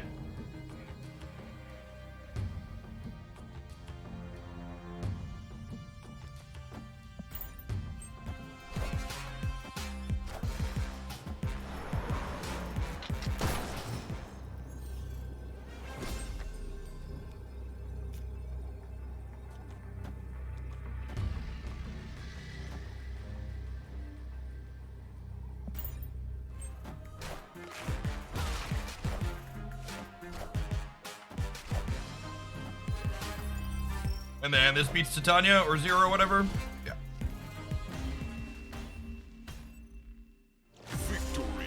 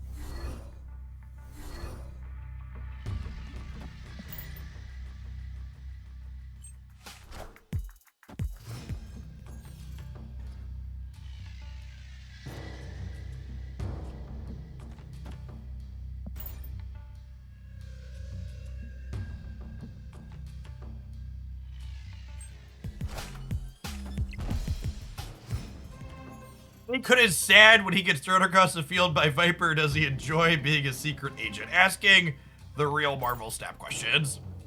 These are the hard-hitting Marvel Snap questions journalists need to be asking themselves. I see you have almost 1,000 hood boosters. Yeah, not only do I have almost 1,000 hood boosters, but this took me 9 splits to get this ink with Kirby Yachts. So it's not like we haven't split the hood. I have an ink and gold Angela, and I still have I have ink and gold Angela, and I still have 1,300 boosters on that one.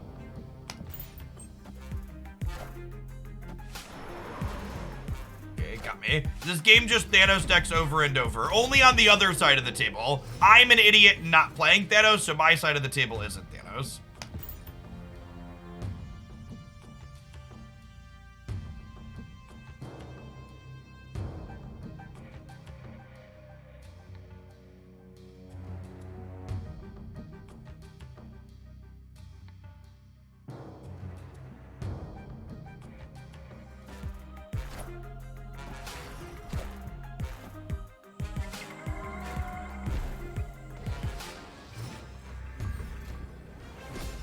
Someone asked for a jug replacement. Chat, there's no replacement for a good set of jugs.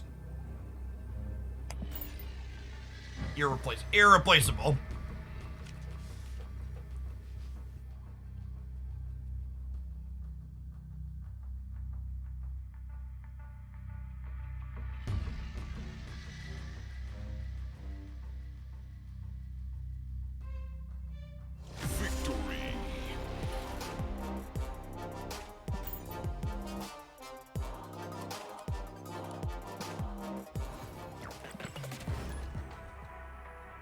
All right.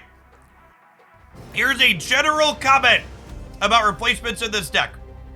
Hood and Titania can both be replaced by Rocket Raccoon. If you don't have one or the other, you really can't play this deck. You need 2 of 3 Rocket Raccoon, Hood, Titania. The other cards that you might be missing should be replaced by other 1, 2, or 3 energy cards that have decent stat lines that you can play out on curve before turn 4, because you don't want your hand to be over full when you copy it with Moon Girl. Finally, if you haven't seen this deck before or heard me suggest those replacement recommendations, that means you're not checking out my YouTube channel. This deck, I think, is one of the more competitive and interesting decks that's not Thanos or Shuri in the format. It actually had really bad metrics when we posted the highlight with it last week. If you're in search of Marvel Snap decks that are sweet and, you know, as reasonable as you can be without Thanos or Shuri, 7 days a week over at the Hooglandia Snap page.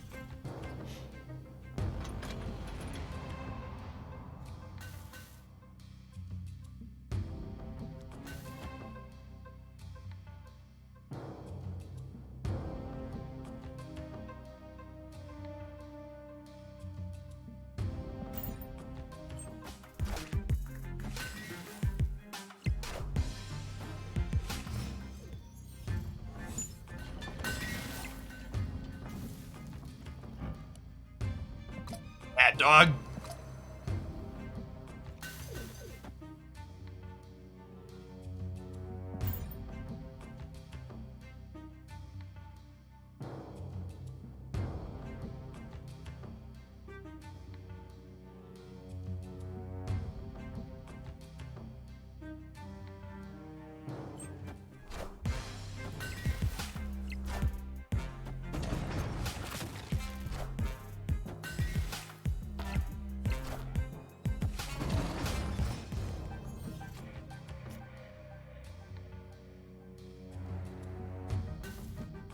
So Moon Girl over here, and then we've got 2 demons, 2 Titanias, and a Viper on the last turn.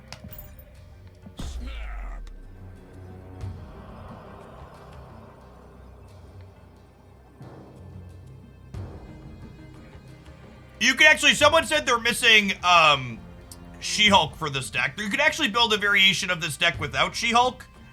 You play like Arrow and Shang-Chi, and I'll have a highlight of that later this week or this weekend. I forget what the timeline is. I got a list of decks that are going posting one a day. There's going to be a She-Hulk-less version that we've played. That's all right.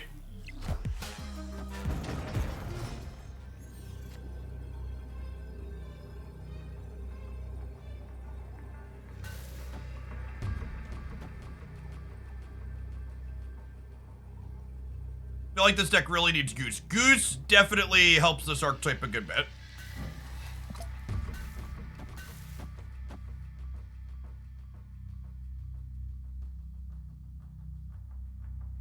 Captain Marvel's scary. She's hard to play around.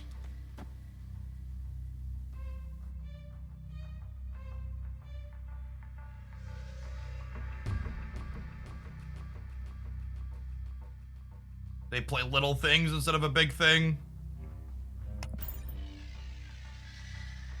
And, yeah. Victory.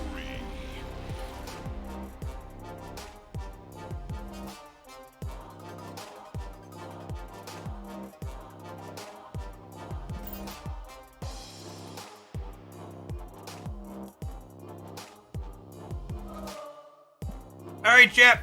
Looks like it's time for an ad break. I'm gonna scarf down the last of my calzone. Non-subs, I'll see you in 2 minutes.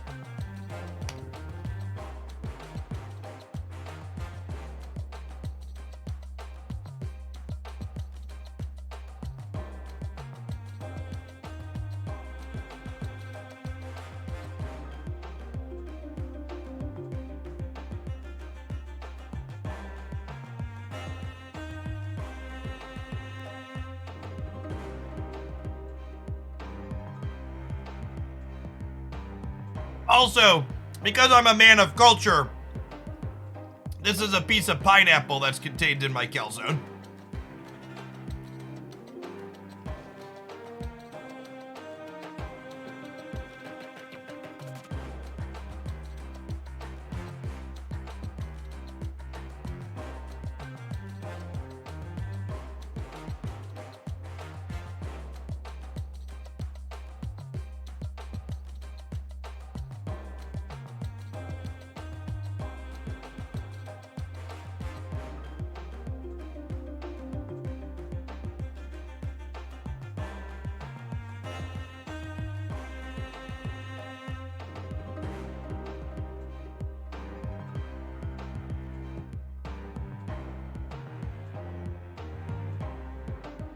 Joey Cat, thank you for the prime. Appreciate the support. Afternoon. Everybody for hanging out while we farm Viper boosters. I have another Viper decks built. Oh, this is the, we were talking about a non-She-Hulk build. This was a non-She-Hulk build. Although with Kang being bugged with Moon Girl, he probably wants to be swapped here as well. I don't know. I don't think the non-She-Hulk build wants Chavez though, because you want to be able to draw Shang and Arrow on 5. Kang might actually still be ideal in here because he makes your 5 and 6 a little more consistent. Aragath, thank you for the tier 1, appreciate that.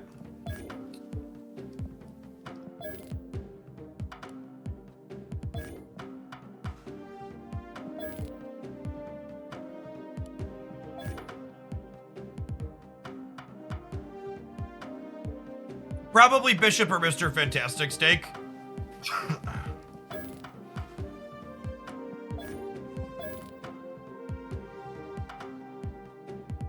Nah, I'm not ready to lose cubes.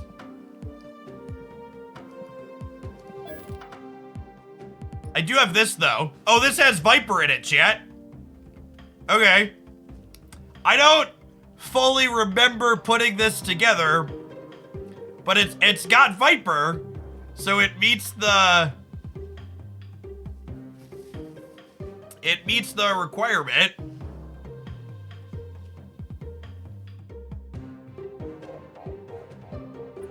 Should we play with our rod, chat? We should probably make Deathlock yellow bordered before we play with our rod, right? Just so he matches.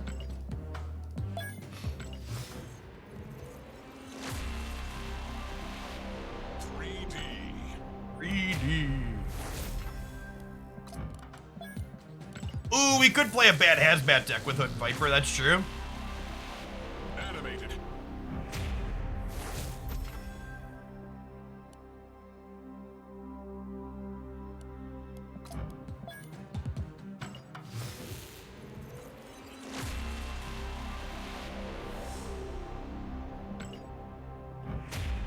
ID logo. Someone asked how many reserves am I sitting on? How many reserves are we sitting on? 33. That was Zaytu the Watcher boosters. How close are we to splitting him? Not very. This is on my short list of cards I haven't infinite split yet. There's no such thing as a bad hazmat deck. Maybe.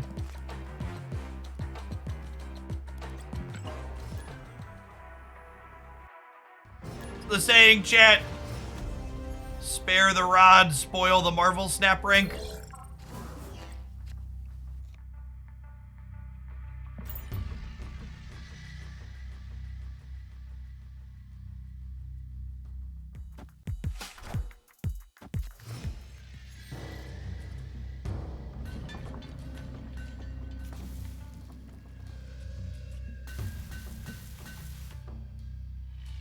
This is my list of non-split cards. I don't have a full list offhand.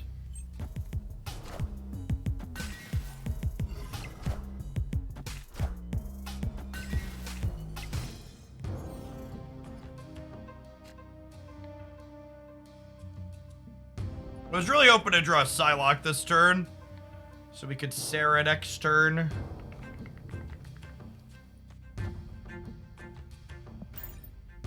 Lock some death in over here.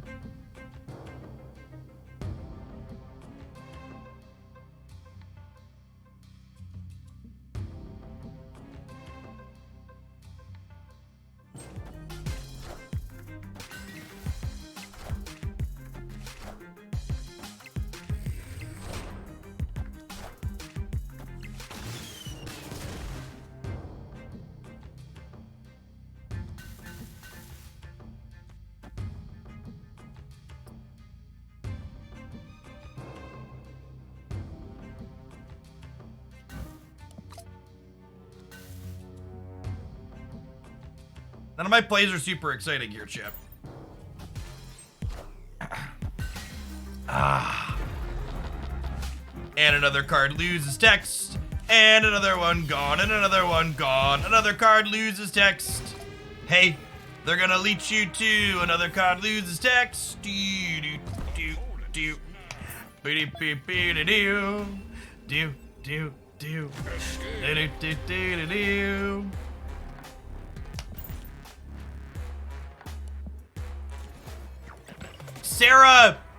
Sarah decks are not playable into this format.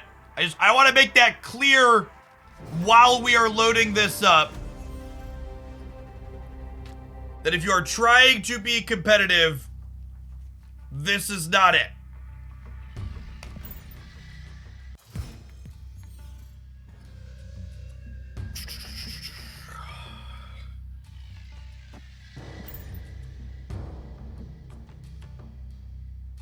Yes, Mr. Negative is an archetype that I absolutely love playing. It is not competitive because of Leech.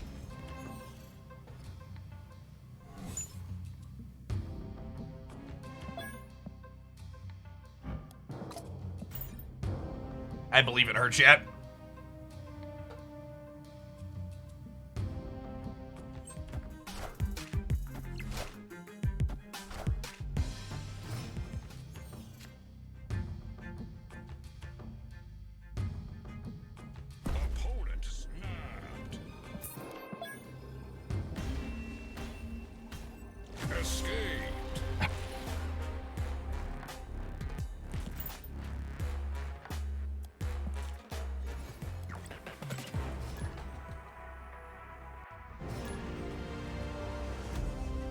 Do I do any climbing off stream or just with the decks that you're online? Commentating makes it more difficult, I assume. So when I'm enjoying playing Marvel Snap, I do a bit of climbing off stream. This current metagame, I will not be doing any climbing off stream. Wherever we end up at, we end up at.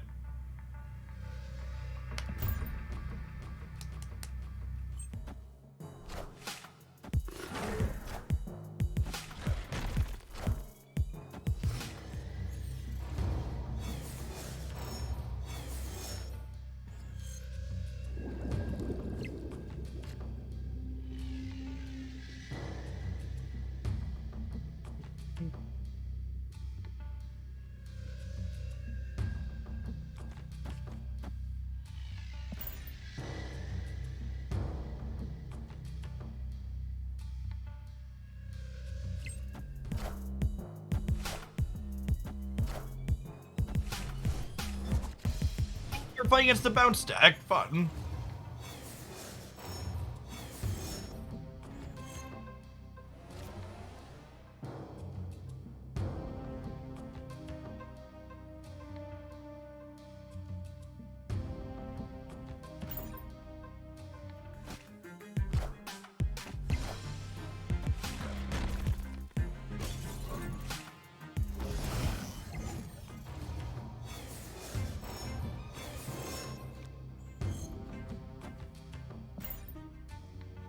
Gaze upon my rods of Nim. Cherish them. Opponent snapped. Let's get all the cubes in the bank here.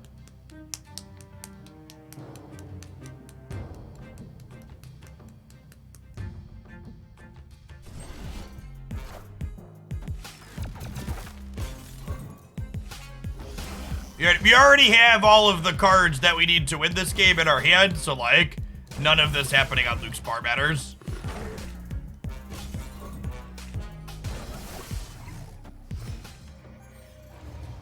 So we'll go Deathlock into Widow's Bite into Carnage. And then the Carnage will be back in our hand, and we'll get to eat some Nimrods over here afterwards. No, I don't want a Carnage first, chat. I want to Carnage the Nimrod, and then I want... Oh, this is gonna come back. Yeah, that's a good call. Details. So this goes here then? That's fine. This works, though. The Widows are gonna bounce. This is good. This is good. This is good. Oh, I should Widow's Bite first so it gets the +1 bonus, though. Yeah, alright, final answer. Jeopardy, final answer.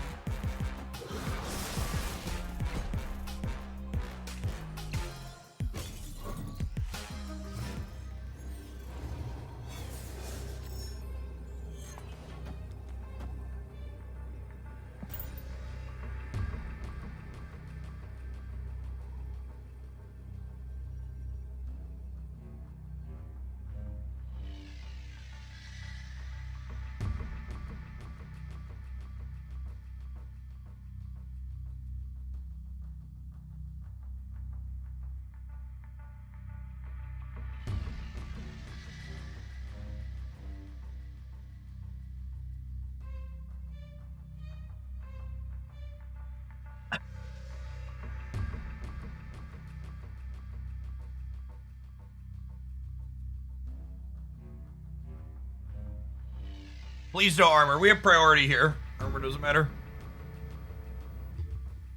Cool shirt. Yeah, Into the AM has a bunch of great designs. Victory.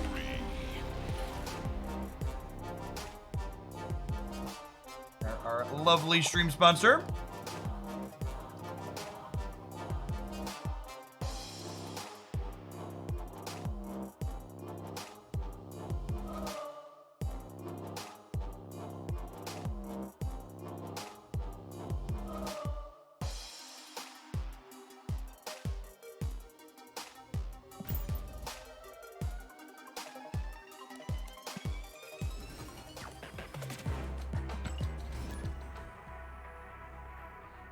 Sometimes it do be like that, Eptoid. Hey, well, I appreciate you dropping by Twitch to drop off that Prime sub, Superfly. Every time you click that button, it puts some actual dollars in my pocket and helps make it possible for me to do what I do here. So thanks for dropping by.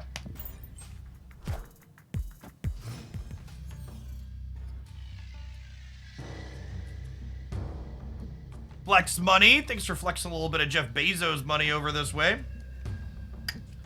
That's annoying.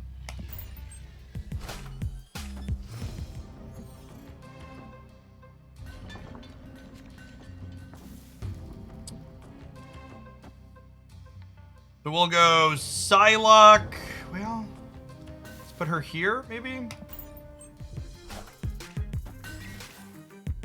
Hey, Toke, thanks for the 2 months. To Sarah. Opponent snapped. Hoping to draw Carnage next turn. So we could go Nimrod Carnage on the left. I'm gonna stay in.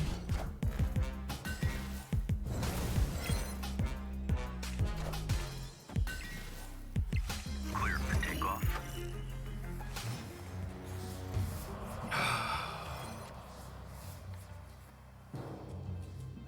All before shitty gameplay.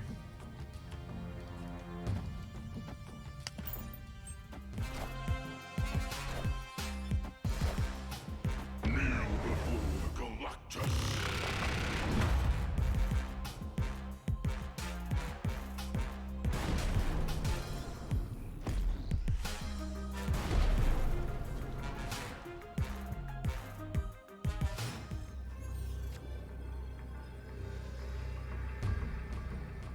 We spent yesterday for like an hour and a half to 2 hours playing the Freddy Babes deck, and it was aggressively mediocre.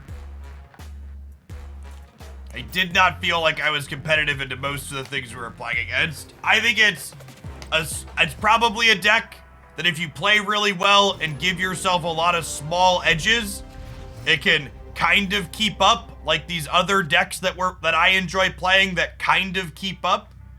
But it is squarely a firm cut below the other things going on in the format. This is the same opponent. Okay. Opponent snapped.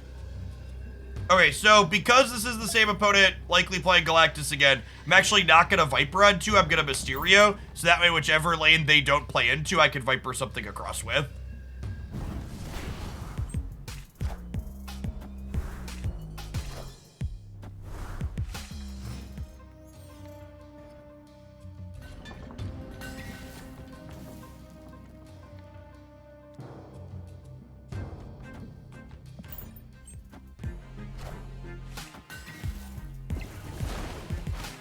Oh my god, I don't have priority because of Dark Dimension. I can't Viper across.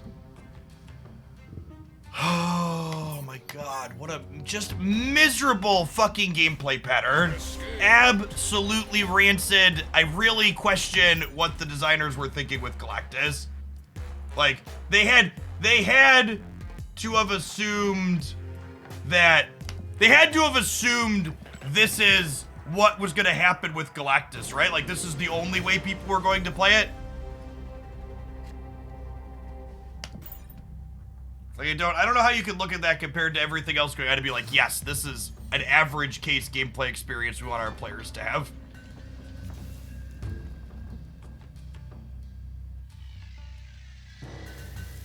It's very flavorful.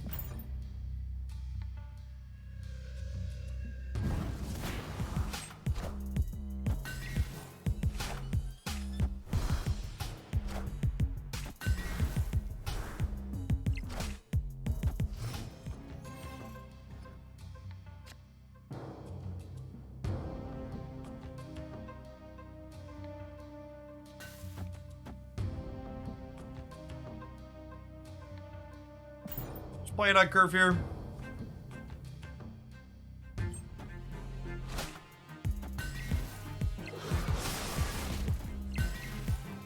You only get S5 cards at 0.25% of reserves, so you only play it at 0.25% of games. Yes. You get it?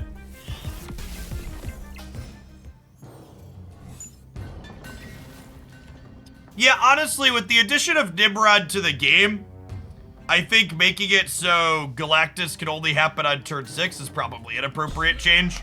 There would still be a competitive deck, and it would give you a lot more time to assemble counterplay against it.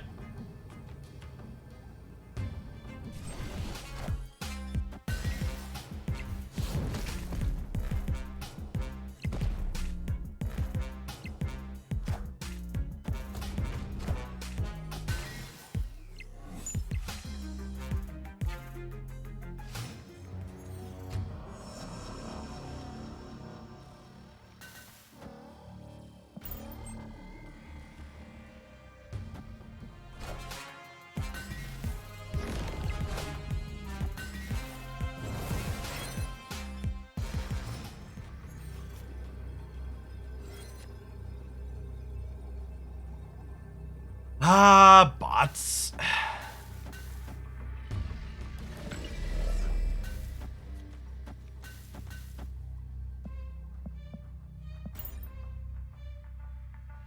Victory.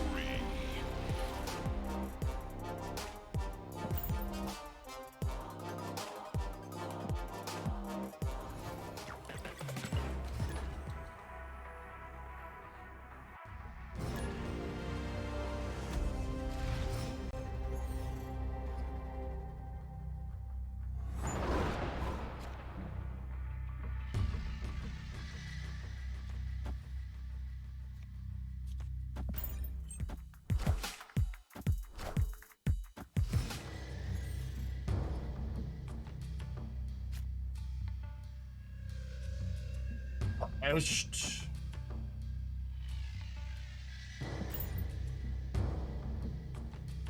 Do bots stop existing in Infinite? They do not.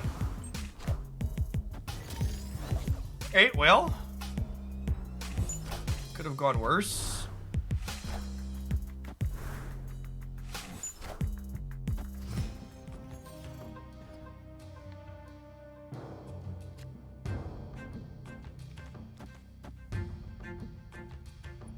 Do I snap?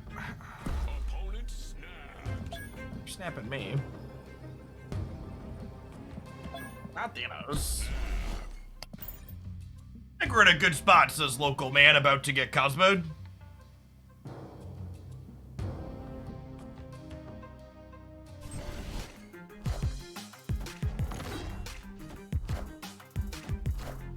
Does debris stop Galactus? Yeah, if you have priority and things line up well.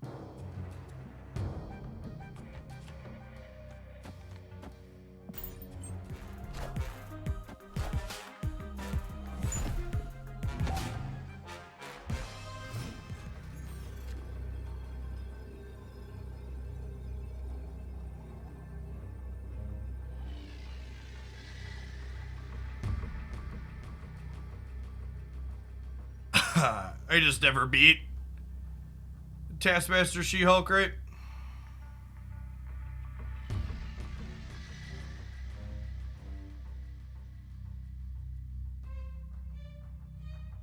Well, does this beat Taskmaster She-Hulk? No, because they just play for here and here, right? They could play right because of the Kingpin fearing Arrow.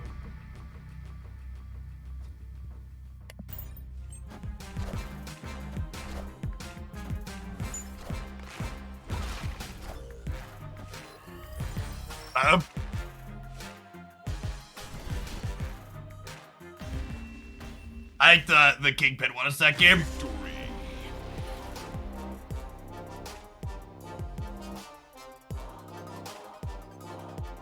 We just can't win if they play left and center. Or we beat them exactly on the right.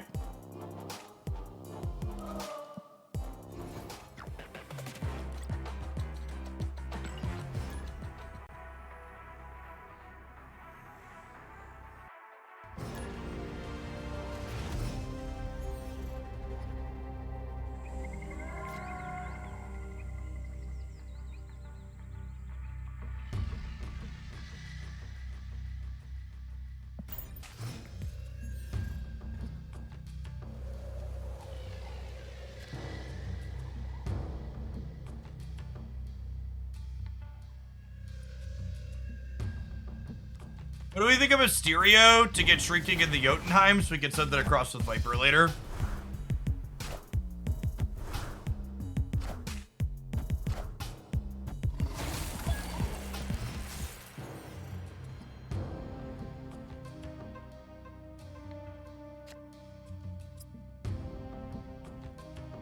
Well, shit. Let's not take a mulligan. We just got 8 cubes. Escaped.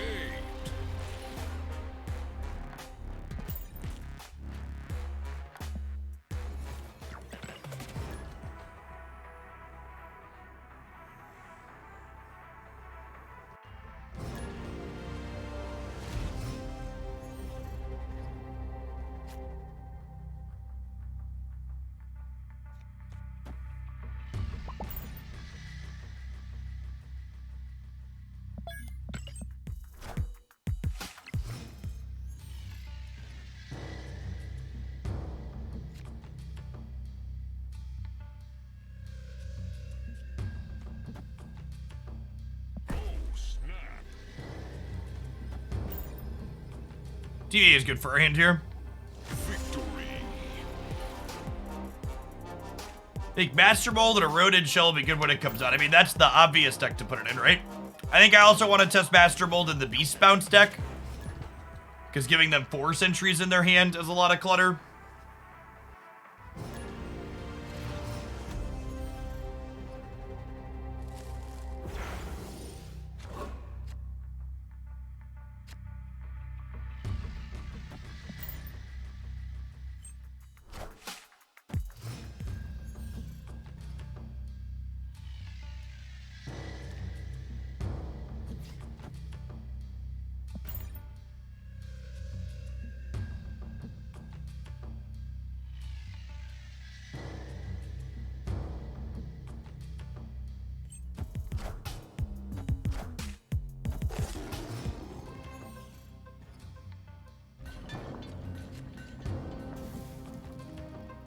Space Stone is not stellar. Or Space Throne, Space Stone. Space Throne is not stellar for us.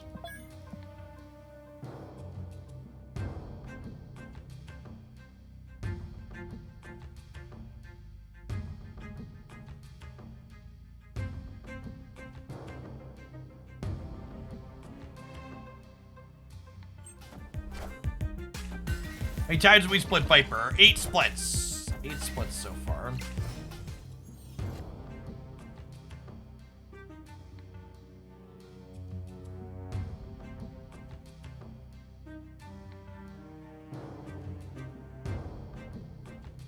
Man, these locations suck. The center location was reasonable. We get to like hood and just do the thing.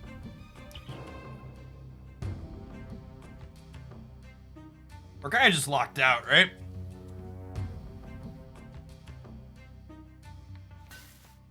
I guess we just can't Nimrod is the long and short of it, huh?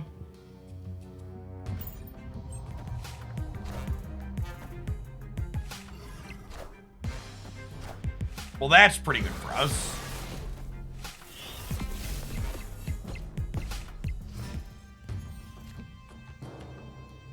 I think we snapped that one, right? Oh, snapped.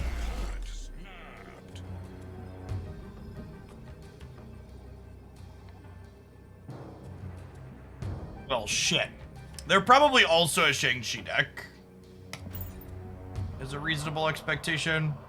So I'm gonna play Sarah on the left here to try and put things that don't die to Shang-Chi into Vlair.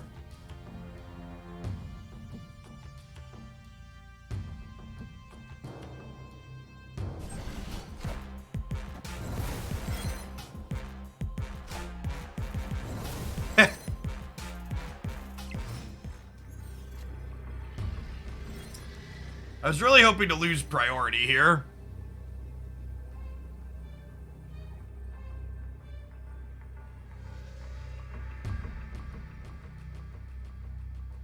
We're gonna get hazmated, is what's going to happen with Luke Cage. The question is, can we put enough stats into play that that doesn't matter?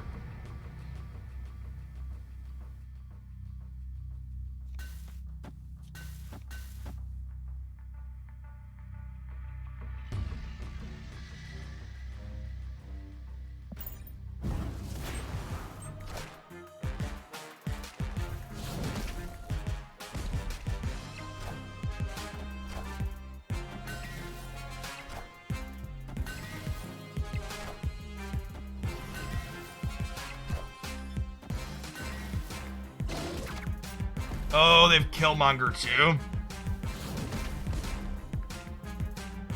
Oh, we're gonna Leech. So I didn't play around Killmonger. I'd have lost regardless. Yeah, I'd have lost regardless. We were actually beating Shang-Chi and Hazmat, which is why I stayed. Killmonger was a card that we just couldn't account for. Well, we could account for it, but we couldn't beat it. And like them having the combination of all three was unlikely. Nova Roma makes it slightly more likely, but it's still like a coin flip or so. Beat.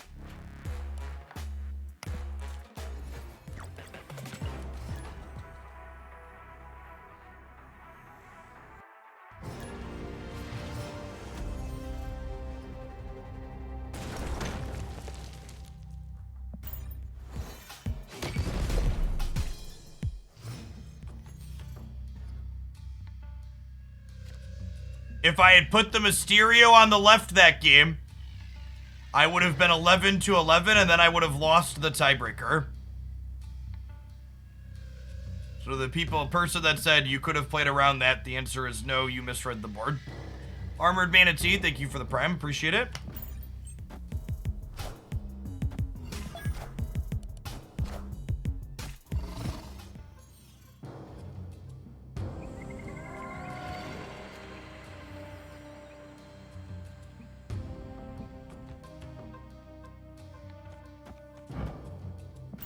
The Sarah deck playing Killmonger is very common from the last opponent we played against. It is a stock list that they were playing. It's not a super common list because it never beats Thanos because it can't beat a Leech, but it is very much the established variation that goes around the internets on occasion.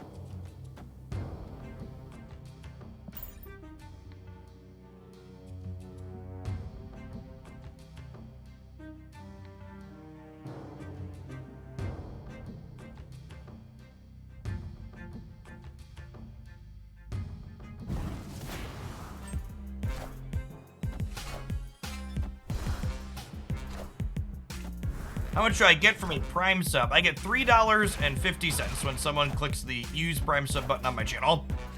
Check out, if you're on iOS, check out this link here in your web browser.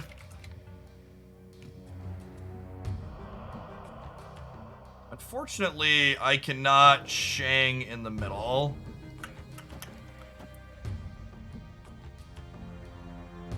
Opponent snapped.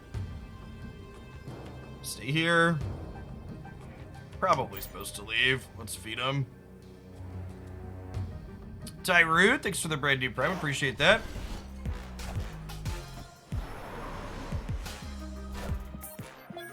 This is your daily reminder that even if they only address Thanos / Leech, there's an arrow shit sandwich waiting underneath it for all of us. I really hope when they inevitably do a balance pass, you know, in 3 months, that they eventually make an effort to actually sculpt the format and not just whack the obvious top layer problem child.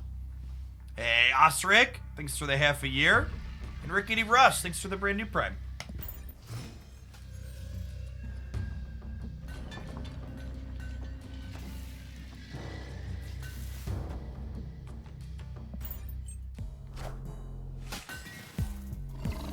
New to the game, how often are balance passes made? Once a month or so. But the problem is that in recent memory, when they've done a balance pass, it was a balance pass for a metagame that was a month old because of their development timelines has been problematic. Hey, TJ May, thanks for the brand new prime. Yeah, our personal feature location has been Space Throne since we started playing this deck, which is unfortunate.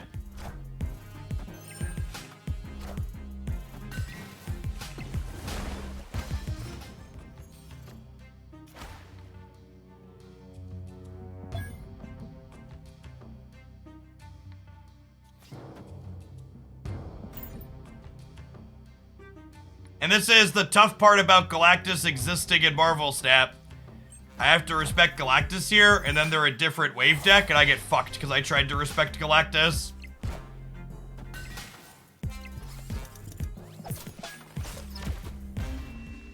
didn't snap us. Escape.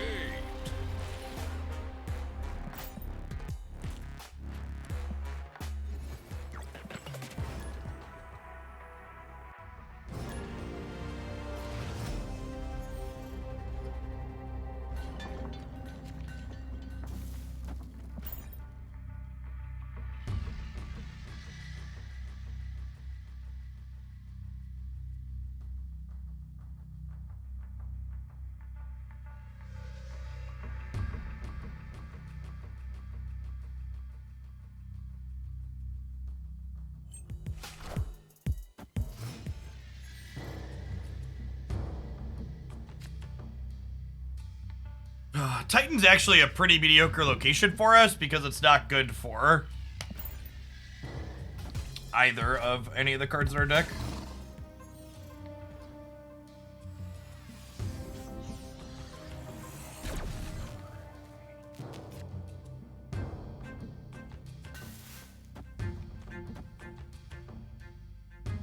Do this. I'll snap them. We dodge an armor and a Cosmo here will be in a good spot.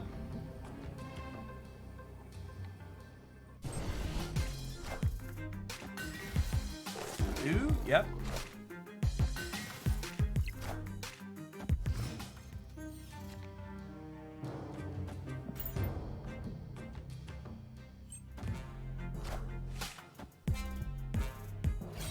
Infinite. That's scary.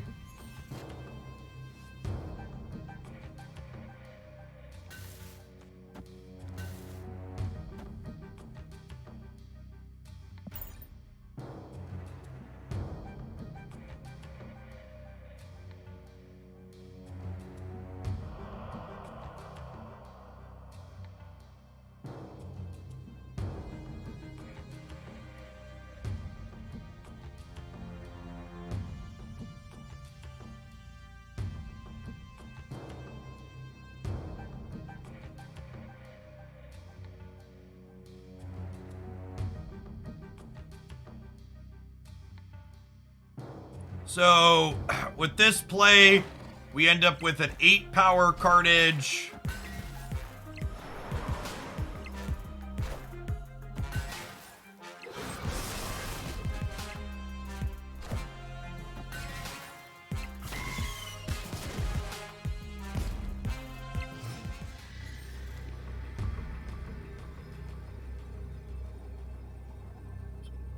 All right, we're done trying to play Nimrod.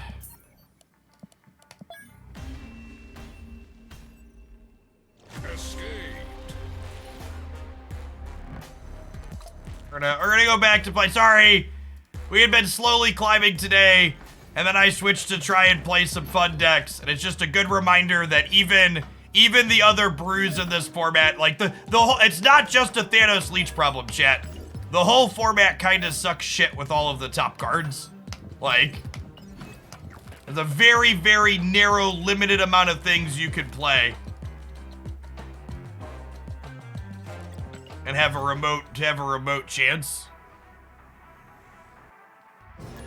It's Leech, it's Arrow, it's all of these things.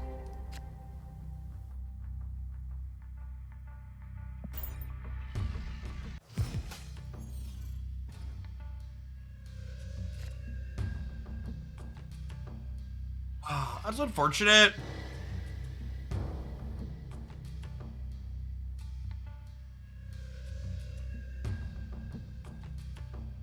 Golden Volps, thanks for the 2 months. Appreciate it. Welcome back.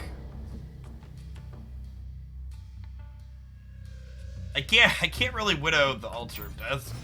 Sucks.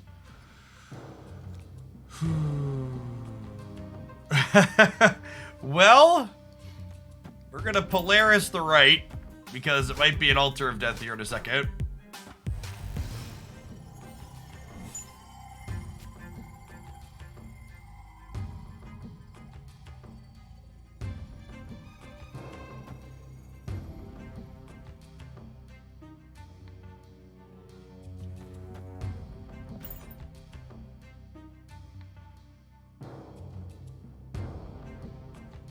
How do you play Titania correctly? You play her on turn 6.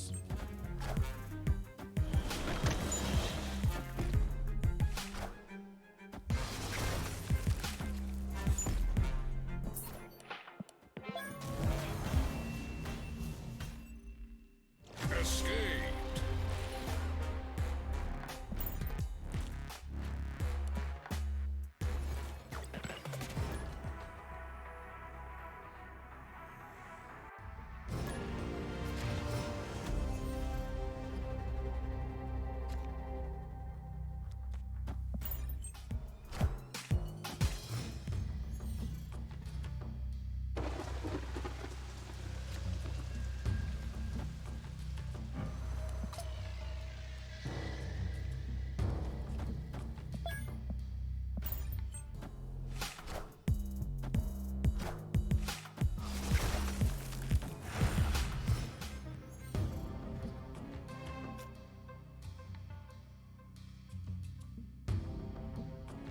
Just gonna pile in on the island. Just get all the bonuses ASAP.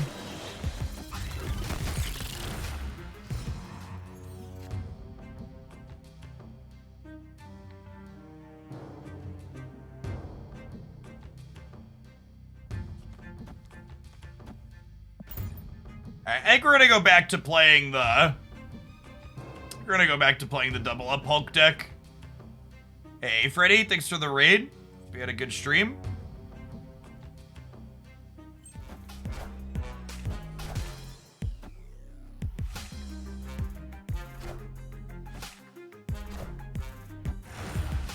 Clear for takeoff.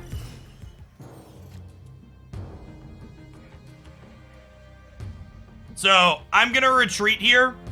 And the reason why I'm retreating is because they're a Silver Surfer deck that has access to Killmonger, so we can't ever win the game. This archetype is very bad against Killmonger. It is a very, very polarized matchup.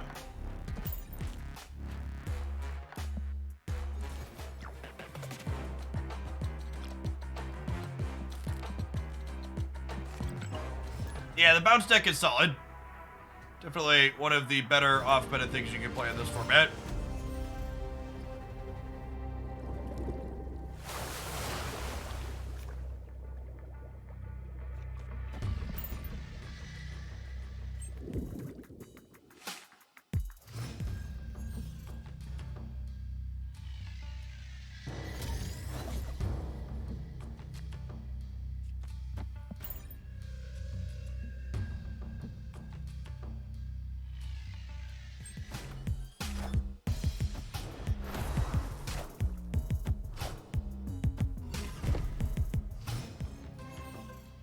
Good.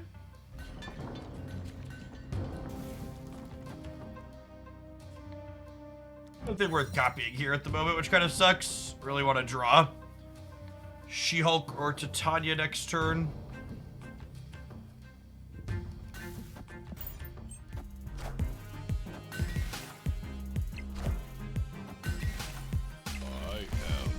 Groot. Yes, I would really like to go back to a point in time where Scorpion and Destroyer were the cards people were most upset about. Oh, my sweet summer children. The things you will soon see.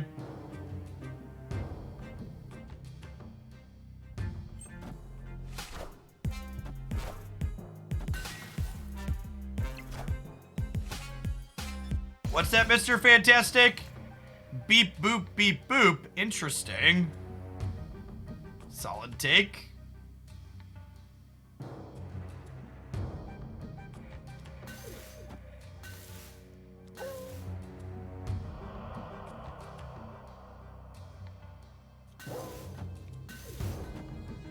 By doing this, I might be right to, like, leave space in here for the Vipers.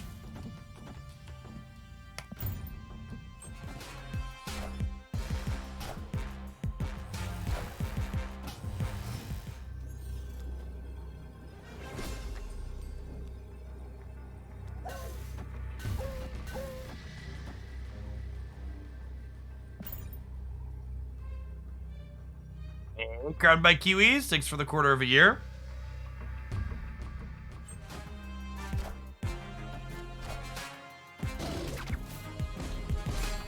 Oh my god, did we just die to the bot? I think we just died to the bot.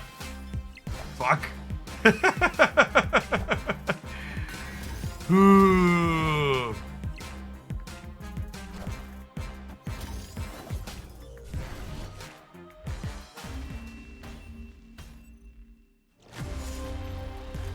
But it's been one of those days, chat. It's been one of those days.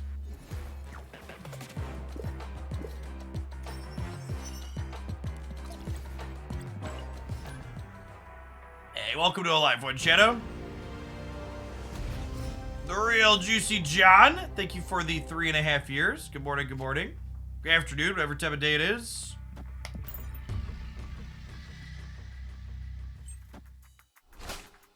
More Viper boosters do we need a lot?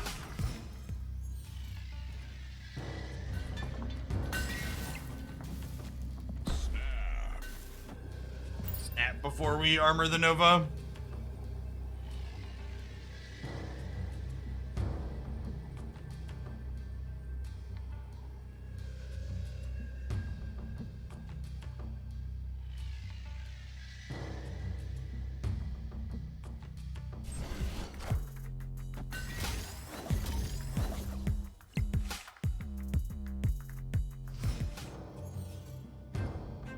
I think I'm giving him like one more pass before my optimism fully runs out, Kinetic Stay says. If we get another fairly limp balance pass where like, if we get another, we're only changing Silver Surfer and Zabu balance patch, it's gonna be, yeah. It needs to be more than just the obvious problem children at the top, whatever they're going to do.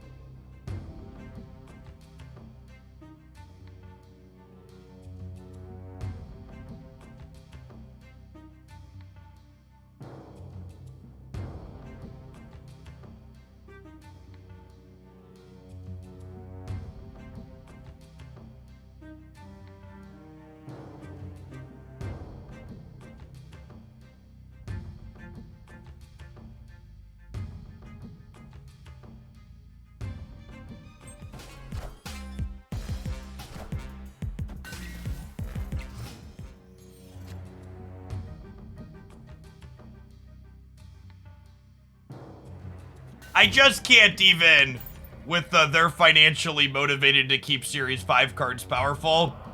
I'm so tired. I'm tired, chat. It hurts that I'm tired.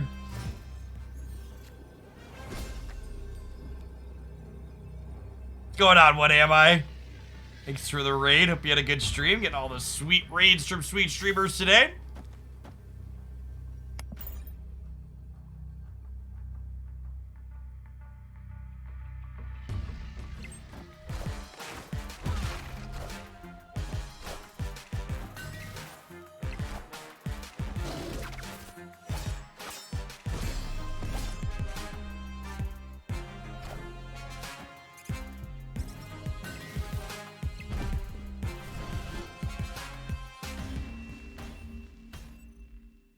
Victory.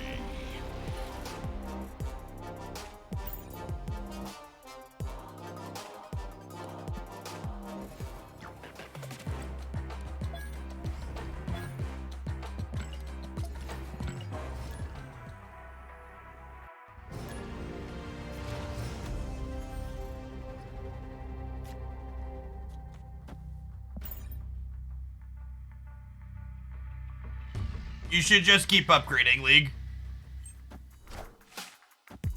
Saving your gold for the bundles with collector tokens that you'll see later on is a good idea, though.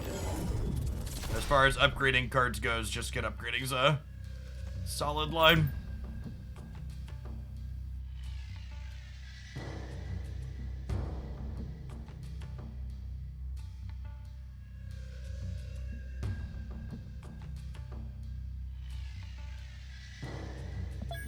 We'll goose the Nexus, which doesn't completely keep them out because they're a Thanos deck and Space Stone is Space Stone, but... Boo.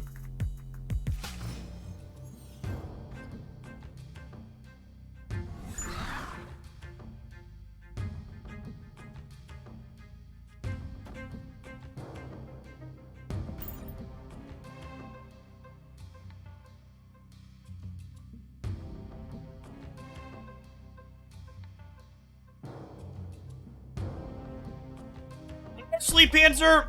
I think it's the lack of communication that gets me the most. Like, I was really excited when they like told us that like, oh, we know there's a problem with Surfer and Zabu and there's changes coming, but like this current moment in time, the silence is just like deafening. There's like, we don't even know if they think the current format is problematic, is like the TLDR. Like, could we at least get a comment on that? Can you tell me if you're happy? If they're happy with like what people are currently experiencing? That's the biggest question in my mind. I want to know is what I am experiencing here on the screen, is this something that they view as problematic? Or is this the expected average case scenario for Marvel Snap and I should expect more like this moving forward? That's really what I would like to know.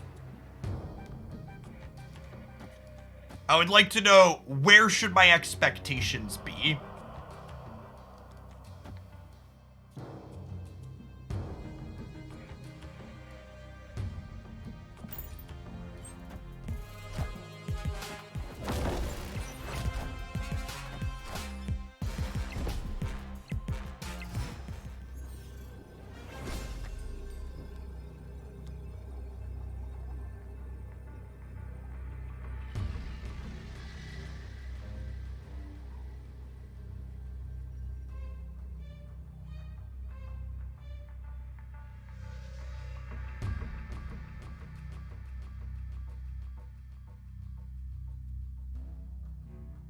Yeah, I could do this, but they have a couple of plays that's not good. This also technically loses to a full soak for Mr. Sunspot, right? I think that's unlikely, though.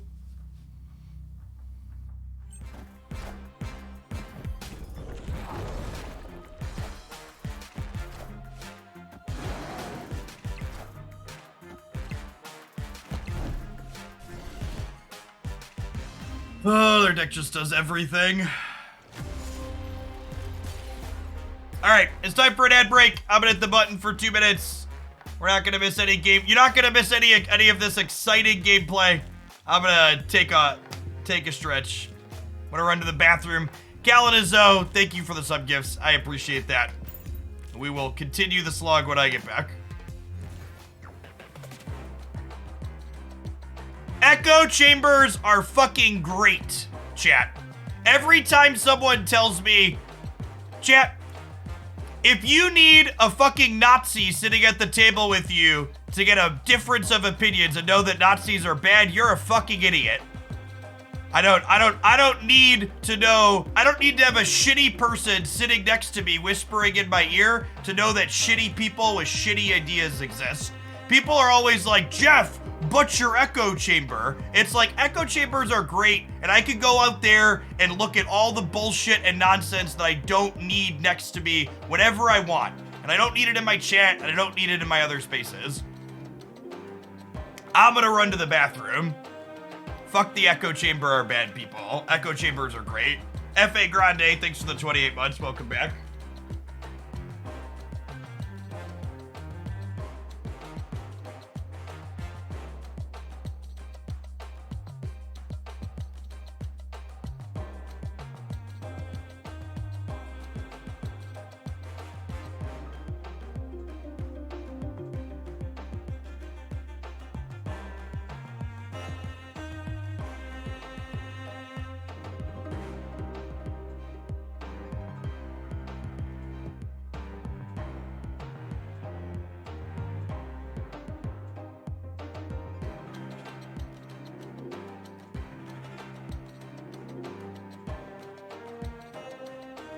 What's an echo chamber? An echo chamber is a place where like-minded people talk without a bunch of dissenting opinions constantly hammering down on them.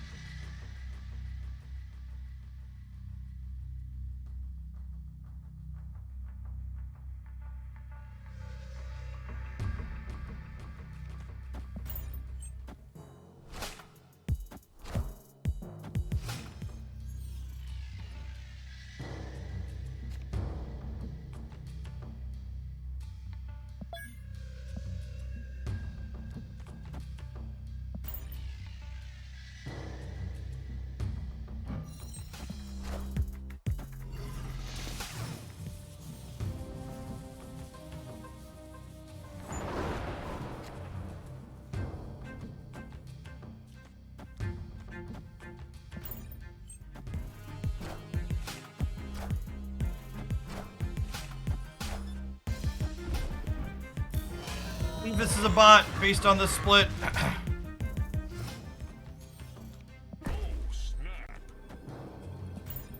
Snap them and armor the Gamma Lab just in case.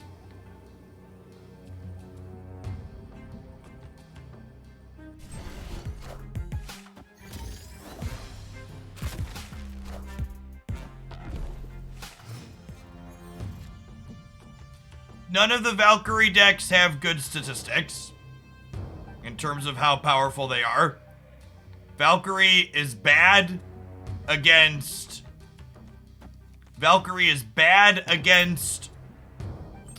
Arrow, and it's bad against Leech.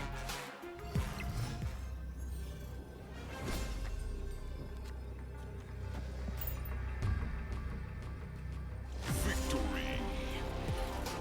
It's not a good card in the current metagame. Yeah, I heard about Snapcaster Mage. If Snap hasn't gotten their stuff together in a couple of weeks, we're definitely gonna play some Snapcaster Mages. It's one of my favorite Magic the Gathering cards of all time. Ugh. Hopefully we're not gonna be existing in what we're currently existing in for 2 more weeks, but we'll see.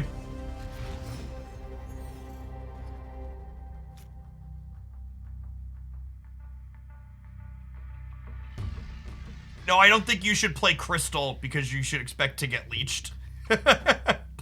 Putting a terrible, unplayable card in your deck for a niche situation that doesn't come up often is not great.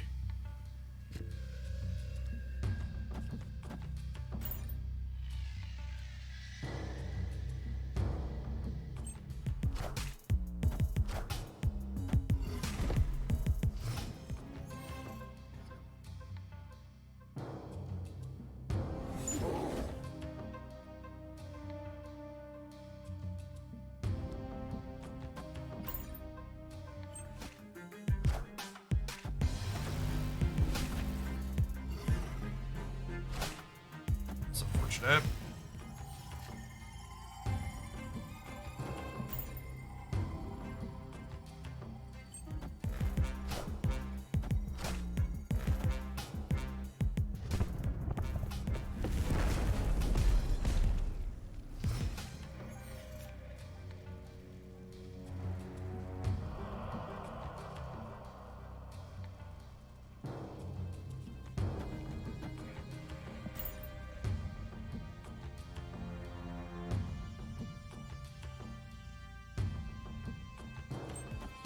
Damn, we guessed wrong on the goose.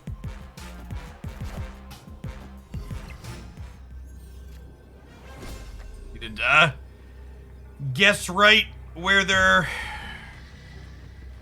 I needed their Red Skull to end up here for us to have a coin flip at the end here.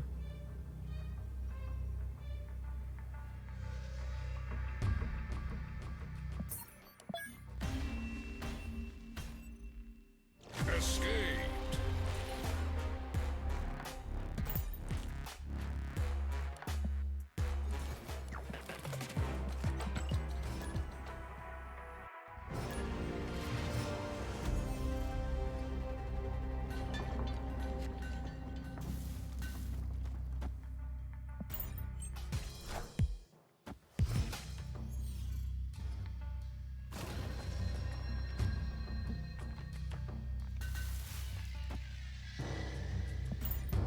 Realistically, it doesn't really matter if you hold your reserves for downgrades or not. You're gonna get the cards eventually. Just on slightly different timelines, whether you hold versus not. And you're waiting on other things in the short term.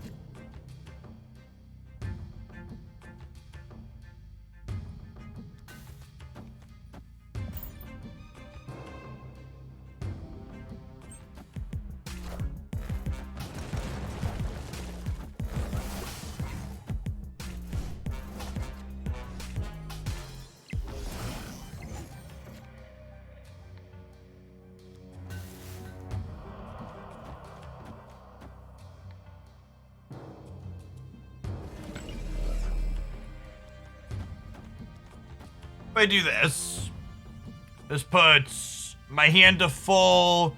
The Lechukagulya rocks don't matter.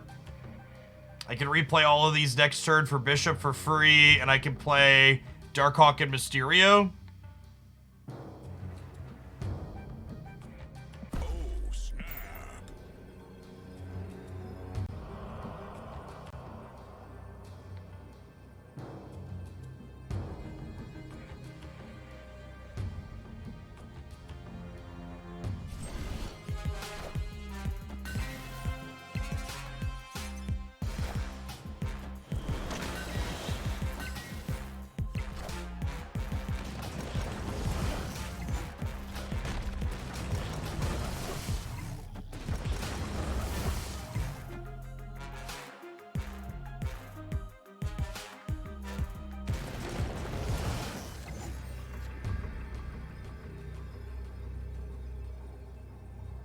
So, assume they Patriot Mystique. That's plus 12 in the middle, and it's plus 8 on the right. They have 11 cards in their deck, so Hawk wins this single-handedly.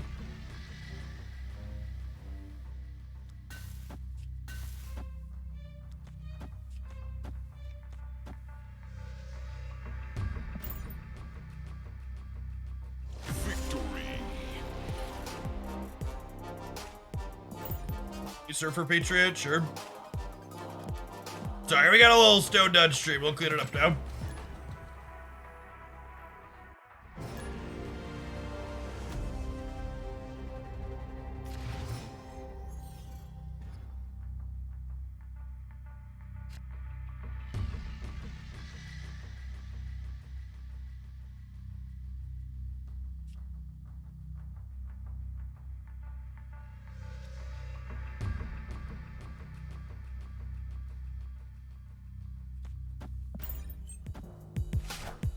So I'm gonna pile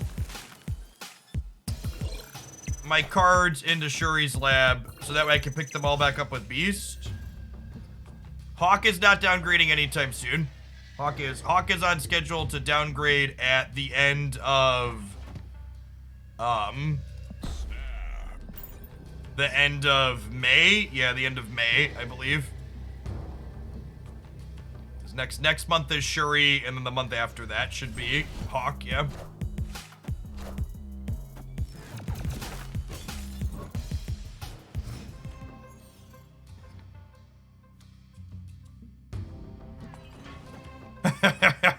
Well, these locations are not good for our opponent.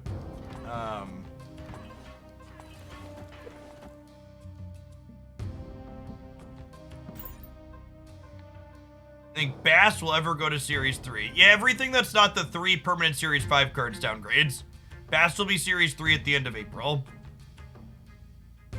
Along with Shuri, Valkyrie, and Super Skrull. And Black Panther and Black Panther.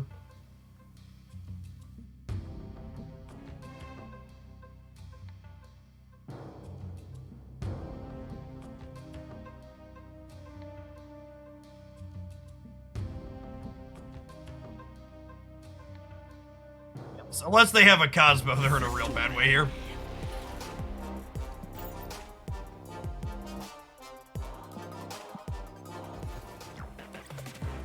What are the downgrades this month to Series 3? Atuma, M'Baku, and Orca. And again, if you didn't know that, I cover which cards are downgrading between series every month in my Series 4 and 5 tier list coverage. Usually give that an update. Good one to have in your watch rotation. Usually put that out at the start of the month.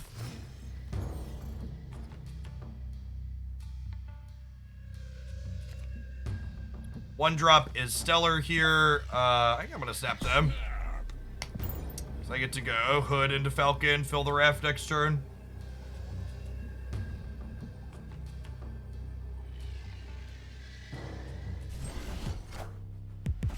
These are stones. They don't get to draw from them.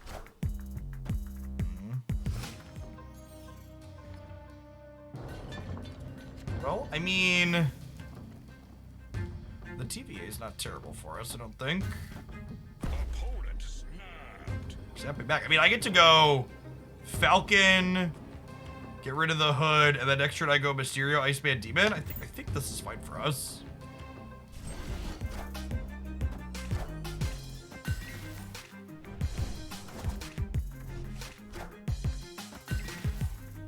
Oh, they're snapping because they have Lockjaw. Sure. Time's up.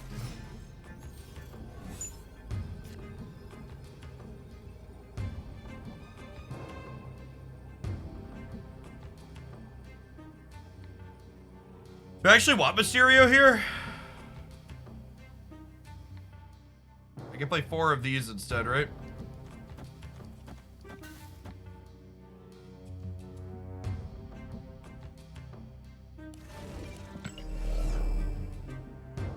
I guess the upside Mysterio has is I could do this, which lets me potentially win here as well.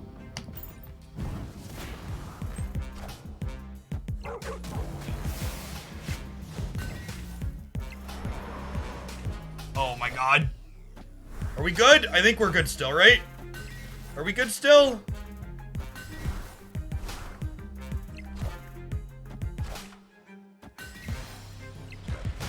I'm +4, I win the breaker. I'm up by 1 point. Oh my god. Fuck this deck, chat. Why does this deck still exist? Shut. Absolute horse shit.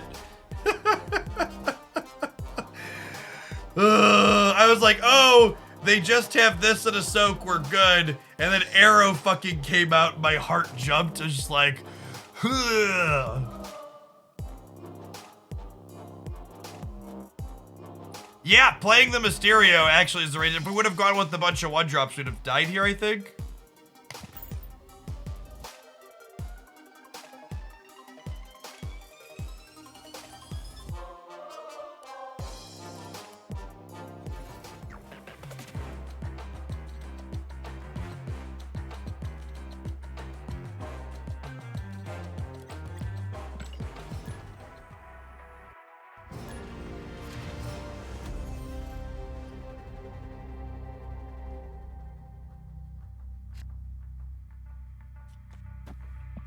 Rickety Bridge is not a stellar location for us.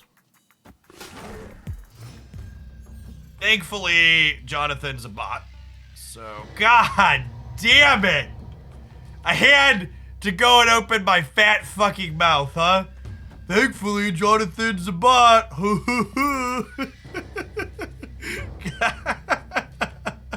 Man, it has been...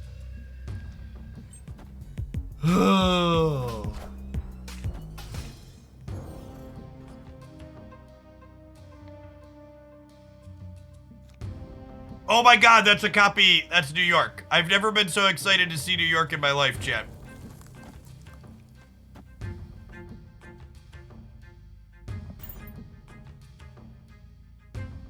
Dude, we need a Falcon. Falcon would be great too. Oh, you know what? They could be a human playing Agatha too.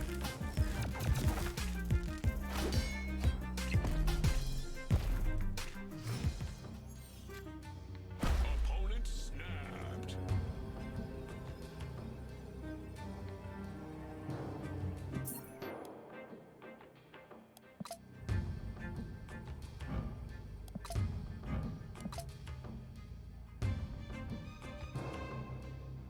This could be a I'm ahead on turn 4 bot snap still, right?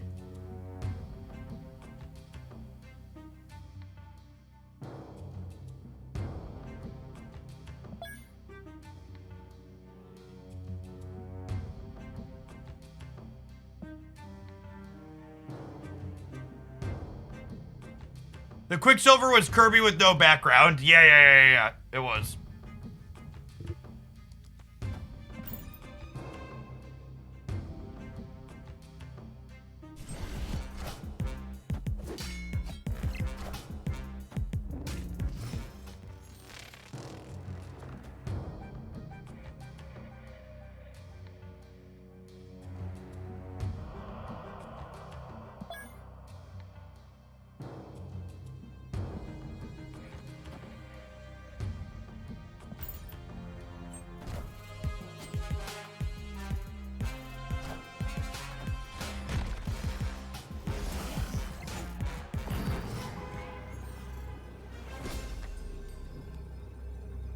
Well,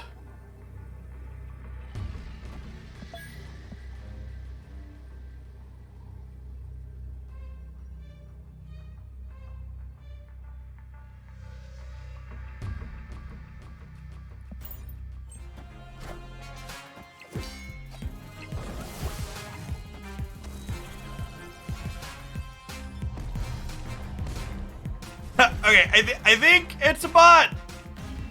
I think Victory. this is a gold background with no border. Which is usually a spit. Usually a bot split. This is definitely a Doom bot. I don't know, and at this point I'm too afraid to ask.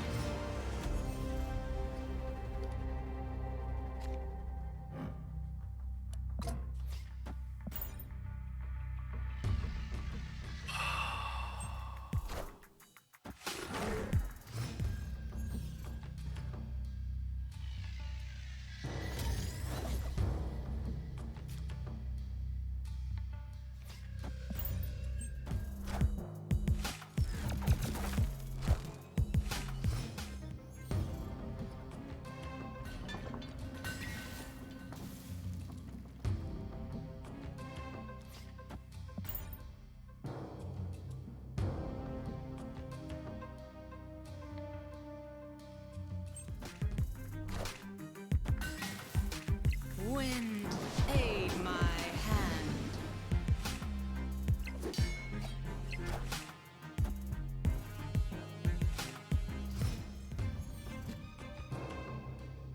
Eric is also a bot. And we know that because Eric didn't play their Widow's Bite out from their hand.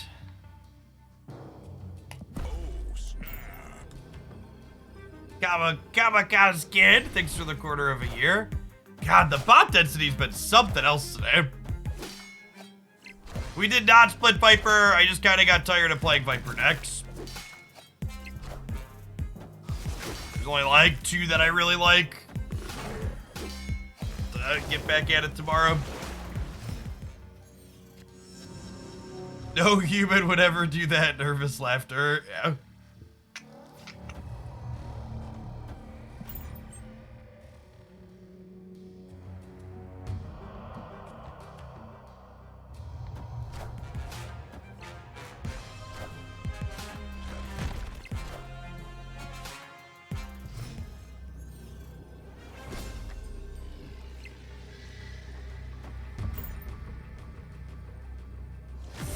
Eric!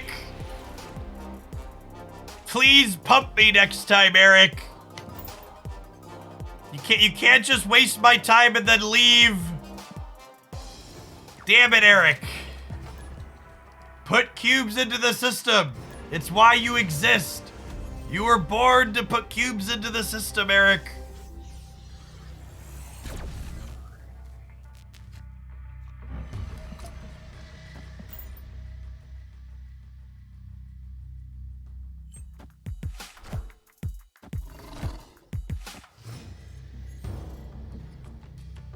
Yeah, I think they changed the bot formula up this season. Definitely, I agree anecdotally that they're retreating more frequently than they were in previous ones.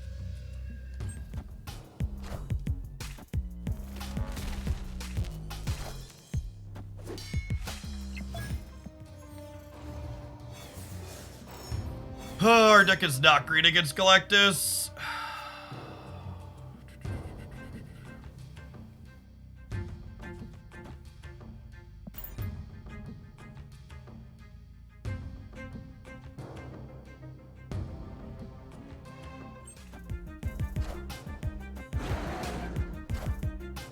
They're an honest Electro deck, that would be great for us. Black Widowing the Electro player is hyper rude. I'm all about it. I'd like a Falcon or a Beast here. Lovely.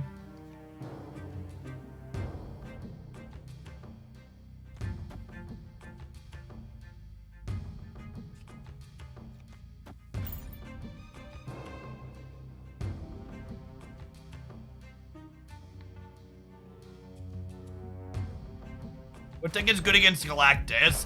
Thanos with Leech is very good in Galactus.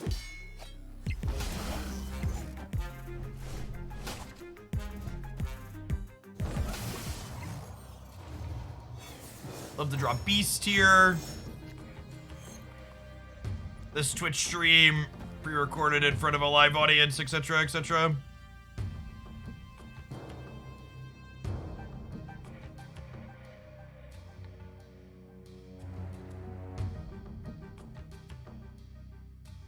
Do I want to put this demon down?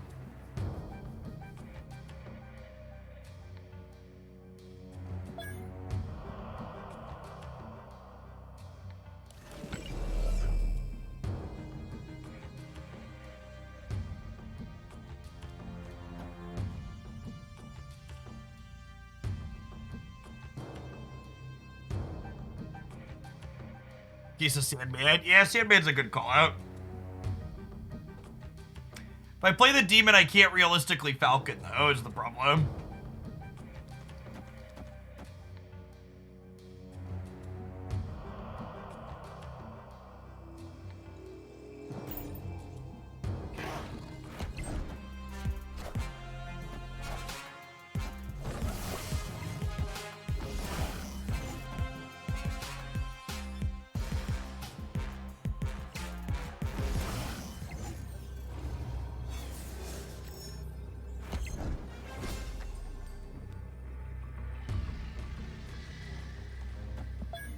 So Hawk is 10.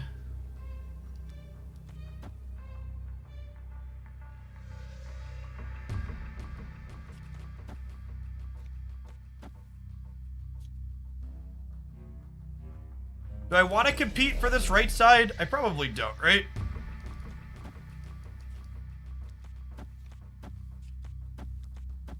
We do this. This is playing 1, 2, 3, 4 cards. We're worried about Arrow. Yeah, I guess we probably should be. I should have put the hood into here if I was gonna think about Arrow.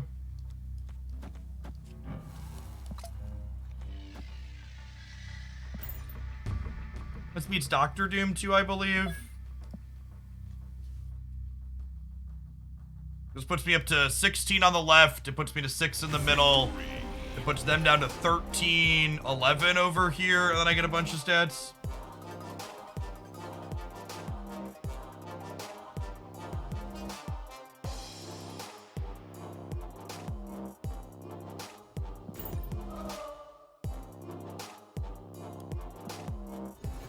Yes, this is the bounce deck from the highlight I posted this morning.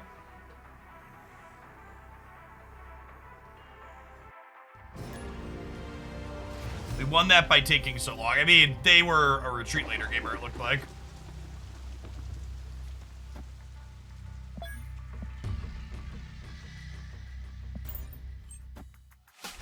My kingdom to be able to turn Angela boosters into Viper boosters.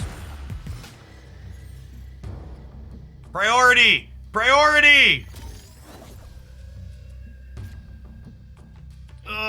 Losing the priority coin flip feels so fucking bad. Opponent snapped. I don't have any of my payoffs of high attack here. I think I'm just leaving. Their stat means they have like lockjaw most likely, and I'm giving them Widow's Bite. Escaped. If we had priority here, I think it'd be worth staying, because it would mean that I'd be getting to Widow's Bite them before they draw with whatever they Mind Stoned up, but without being able to cut them off with some cards, we just bounce.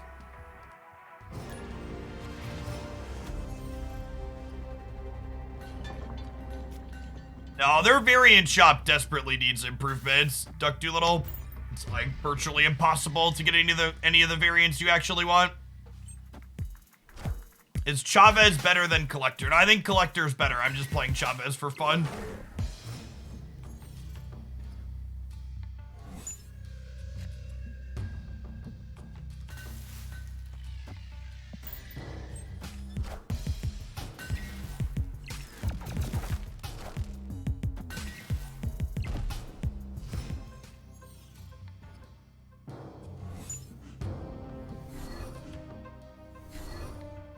Yes, I'm really surprised the variant shop is as optimized as it is. It feels like that should be a big revenue generator, and they leave a lot of cash on the table, not giving me ones I actually want to buy. Like, I understand making it random and rotating or whatever, but like, the fact that I see the same shit variants over and over and over again that I've already passed on, when there are, you know, half a dozen variants I would gladly pay gold for, seems like an incredible oversight.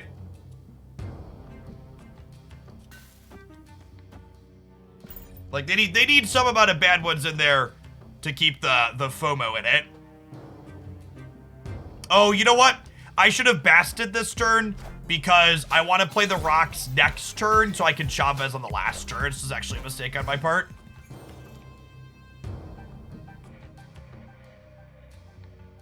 Do I want to compete over Subterranea, or do I just go hard on the right and then assume I can win the left?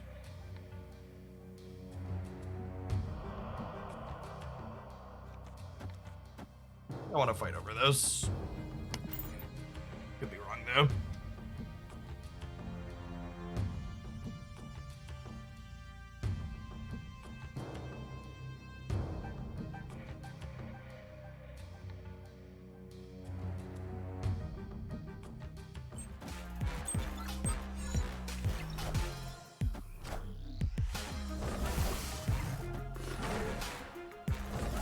Friendly neighborhood Spider-Man here.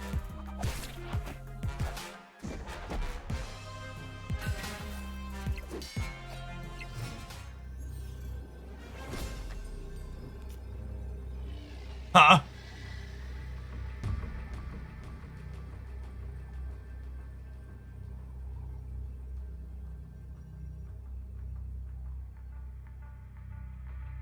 Is this crazy? Call me, baby.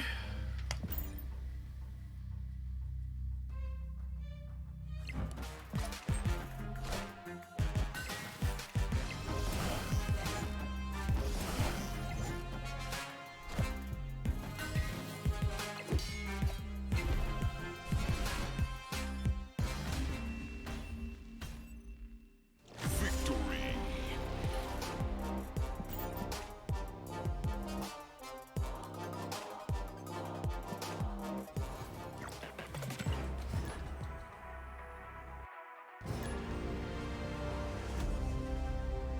Rock's as big as Odin. It's mighty, mighty rock.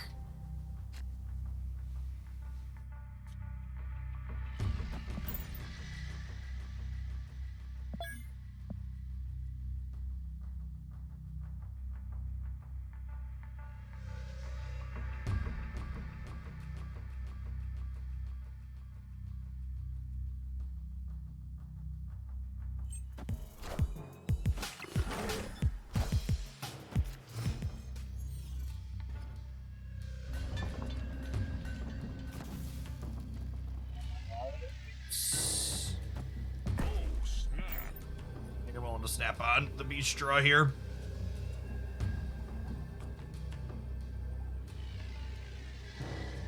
It's, Bishop. Hopefully the right side location is friendly to Bishop.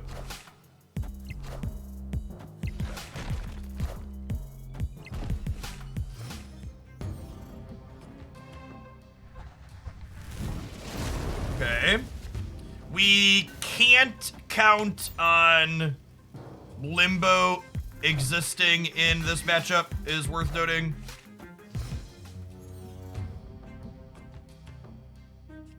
Oh, wow. Wow, that's good for us. All right, let's see if we can really get the engine going here. Hey, show me Space Stone and other offensive things.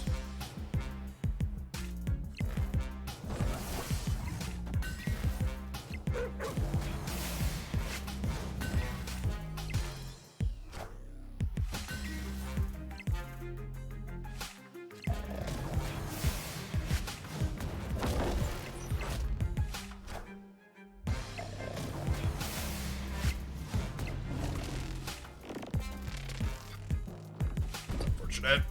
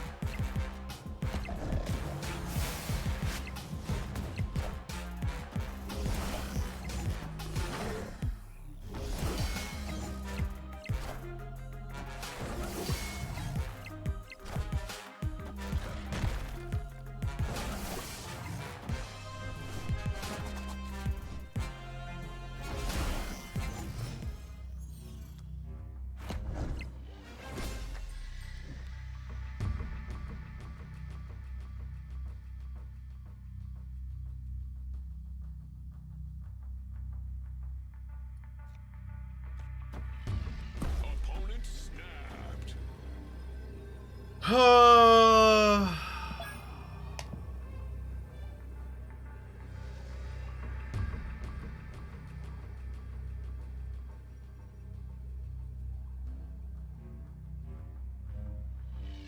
Reality Stone snap, you think so?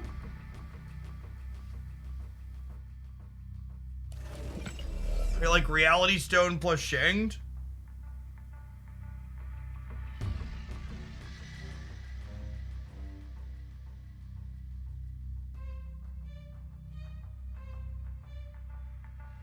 And we can beat Reality Stone. We can't beat the Shang-Chi though, right?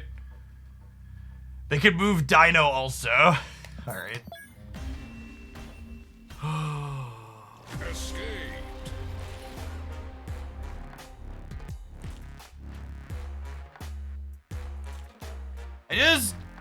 I don't understand why it gets to do all of these things. I don't get it.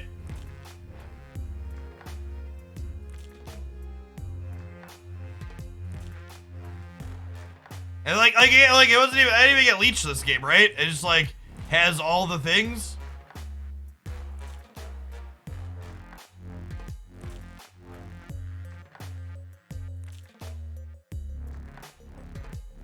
Yeah, Space Stone was the offender this game for sure.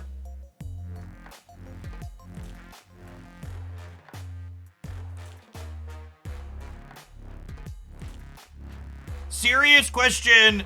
Thanos has been out for a while. Why is it a problem now? Serious question back to you. Why does that fucking matter? Like, people ask that question. I can explain it to you if you want. But like, why does it fucking matter why it's a problem now?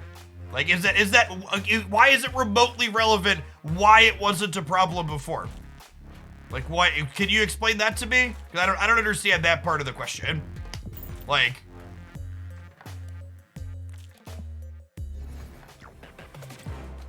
one, the metagame changed, and Zabu Darkhawk's not the best deck anymore.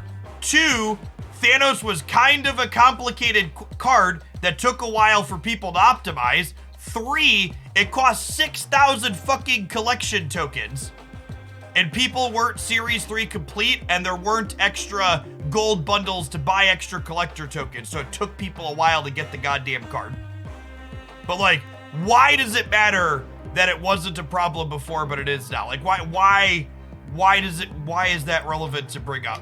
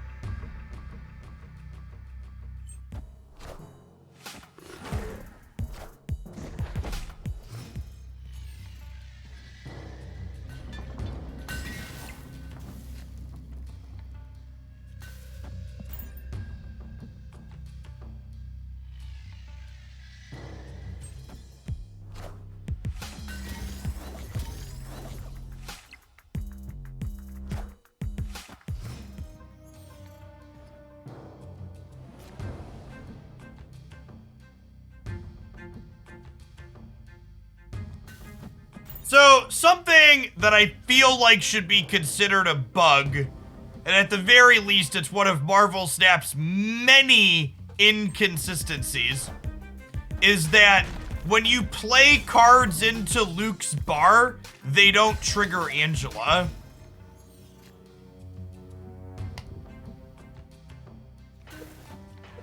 Which I don't know that I understand why that's the case.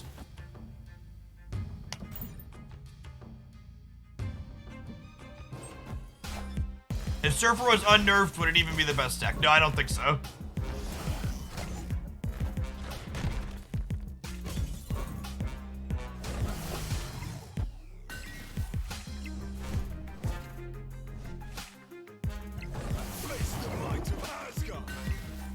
So, it is worth noting, Edelex, that part of Leech's lack of play when Marvel Snap first came out is related to the fact that Marvel Snap's Leech's lack of play when Marvel Snap first came out is definitely related to the fact that decks that play to the board were a little bit better.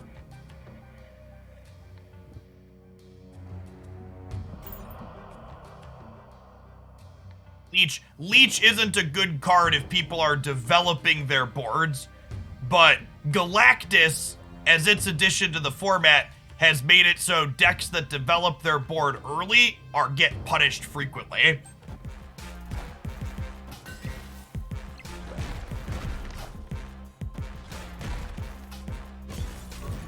Rocked this game.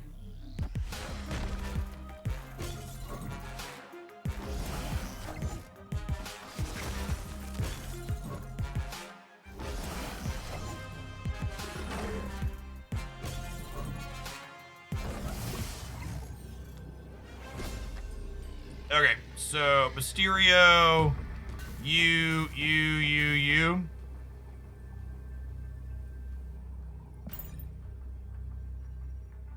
They'll give us 10 on the left.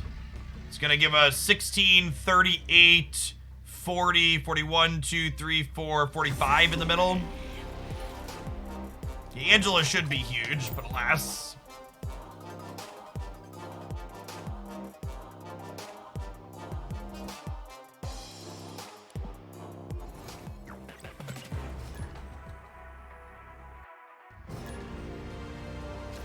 DVM, thanks for the 11 months. Welcome back.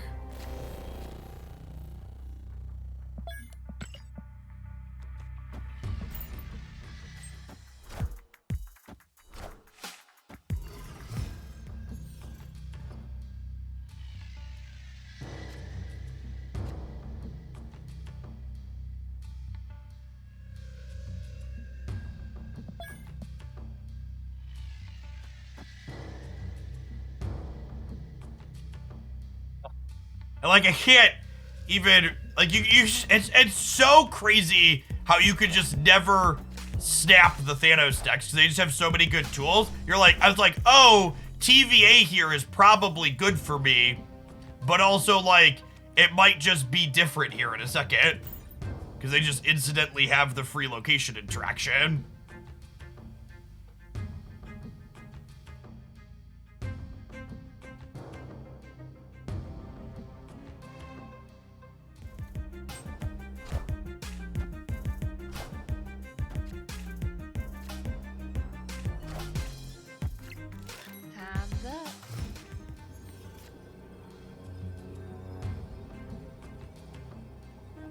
It's not that I was assuming the worst from your question, Krovus, so much as we're having a discussion about one topic, and your question is basically just like a very common distractor / thing, where people are like, well, what about this other thing? What's usually associated with that question is you ask that when we're talking about balance, then you say, well, if it wasn't a problem then it shouldn't be now. It's just nothing constructive typically comes. It typically is the tee off for a whataboutism.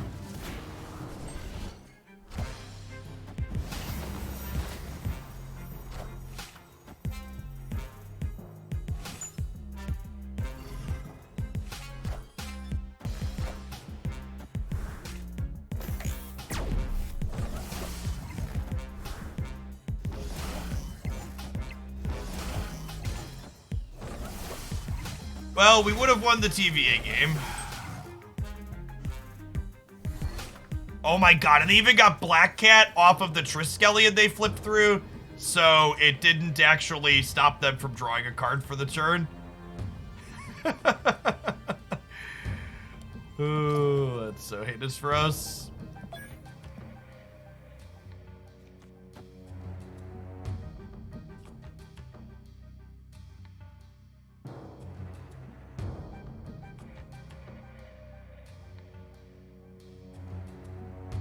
I have no idea why they're walking, but we're gonna go ahead and Cosmo them.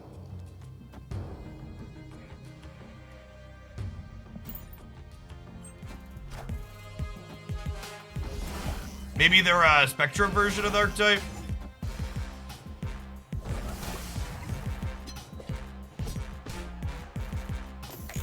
Oh. All systems go. Yeah, probably a Spectrum version of the deck.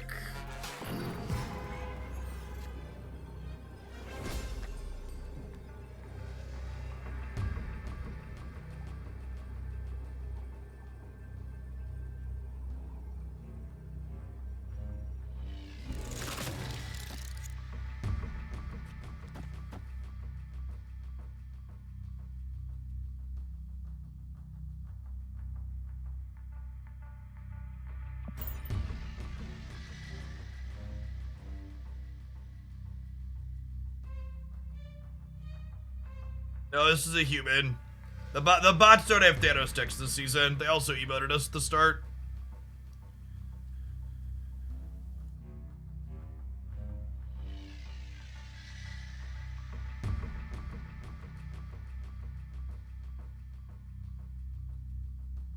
Excited for this game to come down to Danger Room flips. The fucked up part is, not only did the Danger Room kill our demon, but it also killed their Electra, giving them extra maneuverability on the board that they shouldn't have.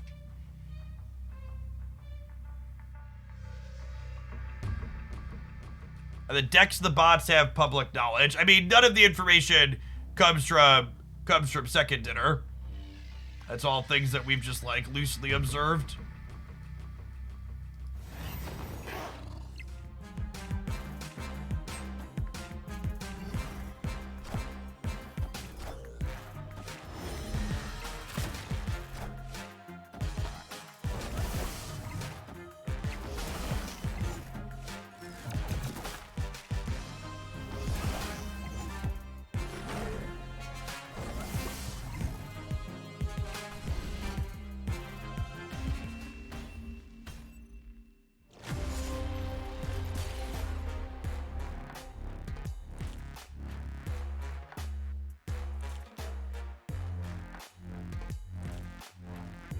I mean, it came down to Danger Room, right?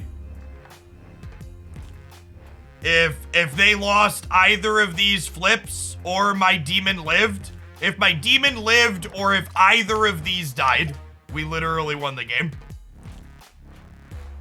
New York off the Reality Stone was also RNG that won them the game. I'm up by 6, they're up by 4. If either of these go... the Electra dying, I don't think mattered. Because they would have moved the Electra here. No, yeah, you're right. That did matter too. Oh, Demon got killed by the Electra. Sure, the Zero could have gotten killed though instead, right?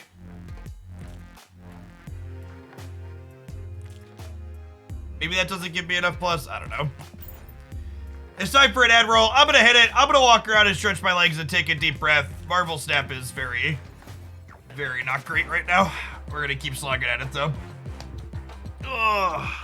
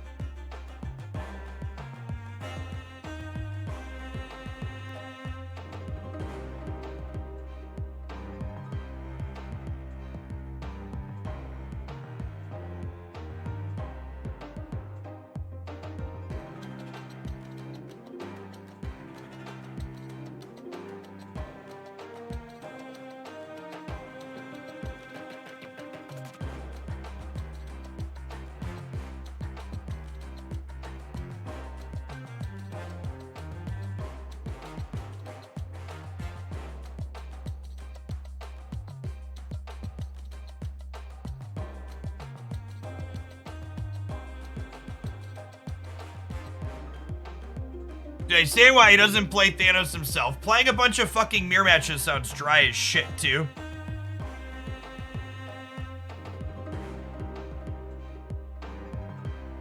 The problem with doing variety content, Garadai, is that it'll take my average viewer count and it'll put it in the toilet, which is damaging for sponsorship opportunities. I'm gonna need to do something like that at the end of the month because I do have a minimum number of stream hours for my Twitch contract. But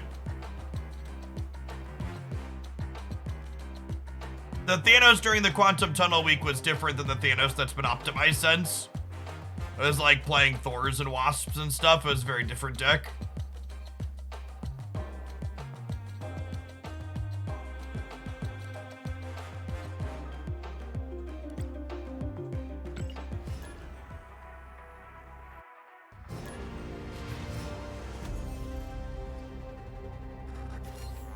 No, the contract doesn't have any viewership requirements, so having lower viewership will hurt future contracts, but it won't adjust the current one. Cat Fisty, thanks for the 2 months.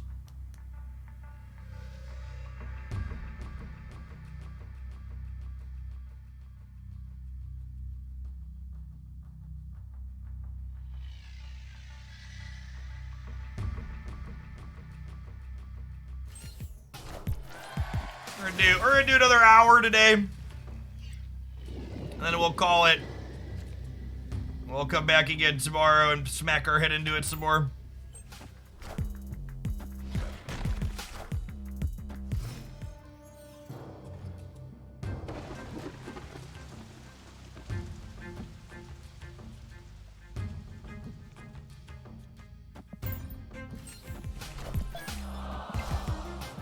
Oh, are we playing a mirror?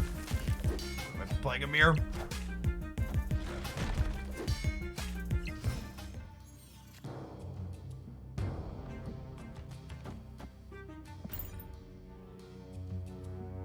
They do have the sick Angela split variant too.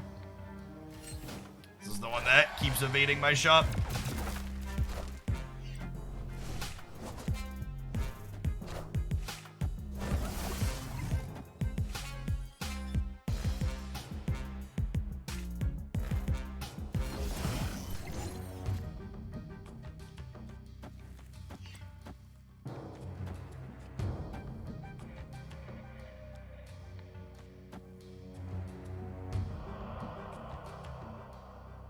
Okay, and this gives me 1 spot here, 1 spot here. I draw Chavez, I get a free 0.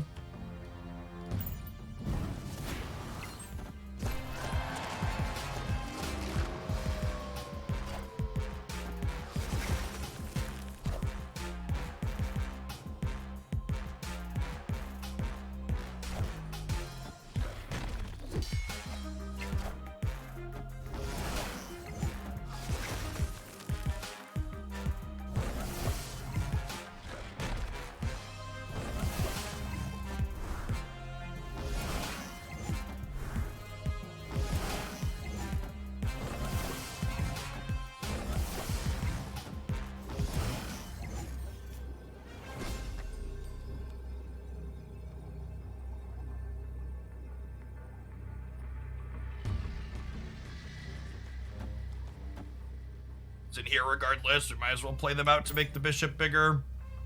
We're gonna be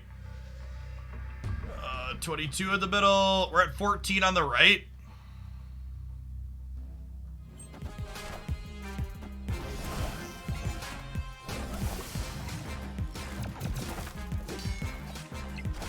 Oh, they didn't fill the left. Weird.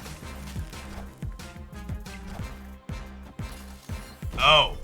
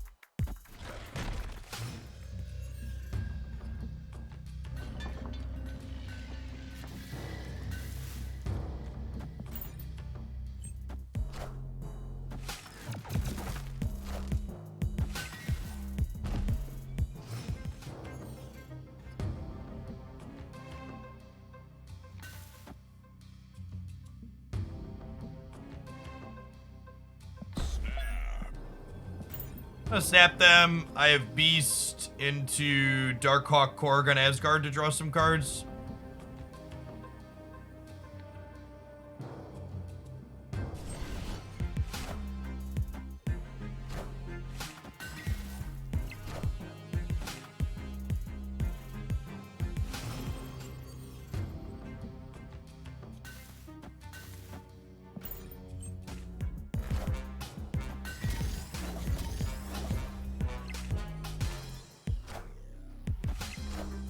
You can find it highlighted on my YouTube channel. There's a different highlight up there 7 days a week.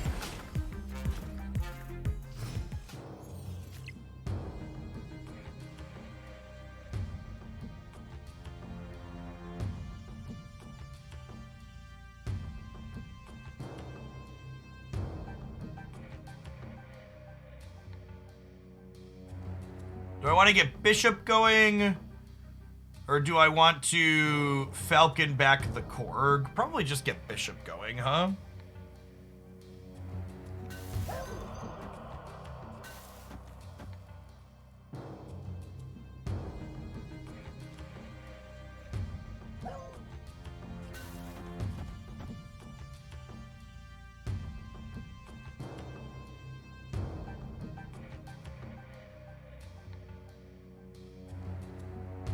The problem is I can't Falcon next turn if I do that.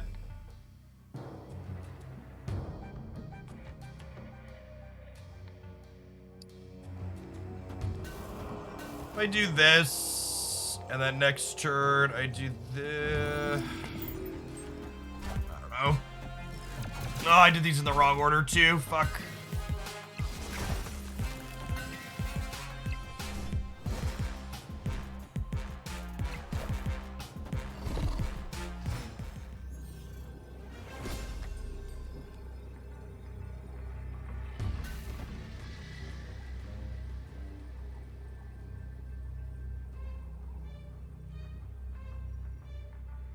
I can go Bishop into Mysterio, into Korg, into Iceman. Where do I want the real Mysterio at?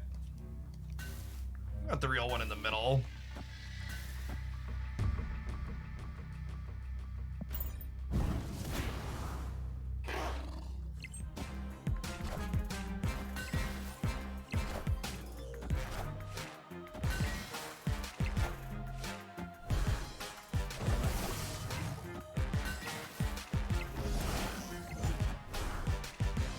They just thought they'd win left.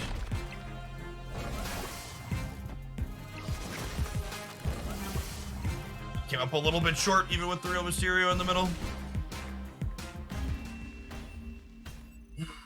Victory.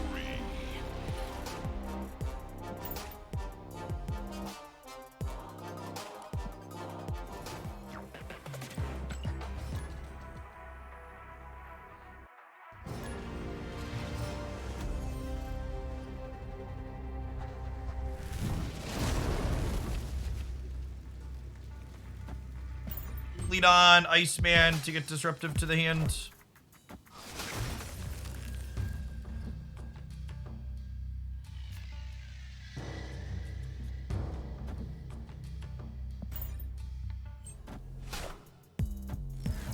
Honestly, might have been worth snapping the Black Widow lead here. I didn't draw a card. Do they have Lockjaw? Is the question.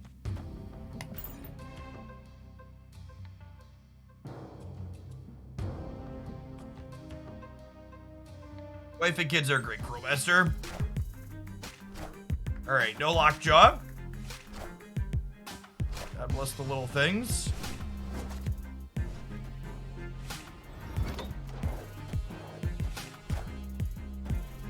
Patriot's the best Leech counter. I don't think that's true. Wind, aid my I think the best Leech counter is playing cards like Demon and Titania. That. Playing cards like Demon and Titania that don't mind getting leeched.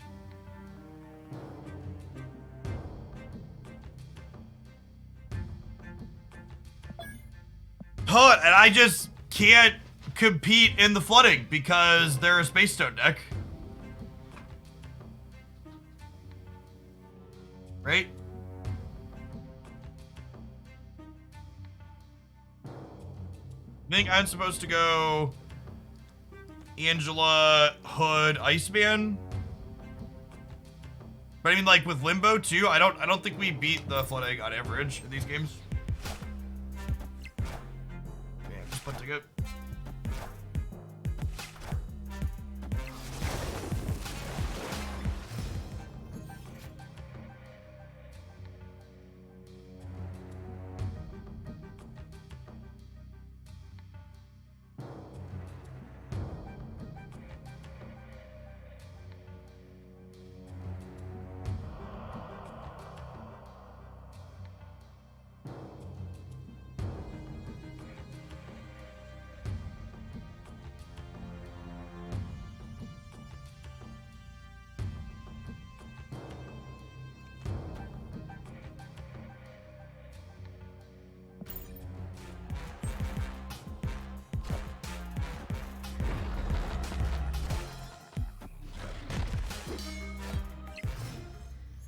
I didn't play Darkhawk because I didn't want to get Shang-Chi'd.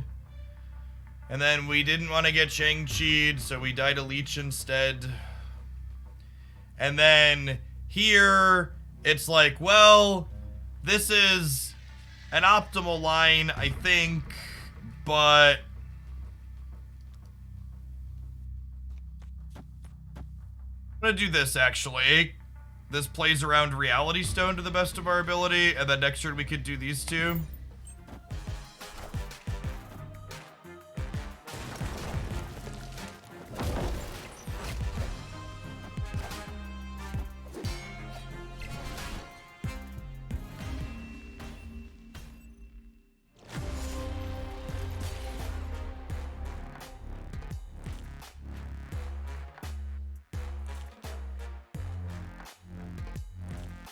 I was gonna go for another hour, but I can't do it today.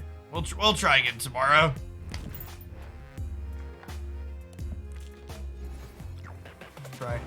We'll try again tomorrow, and to make up for the lost hours, we'll stream more at the end of the month. And if they don't fix Marvel Snap by the end of the month, we're gonna stream some Magic Arena when Snapcaster Mage releases.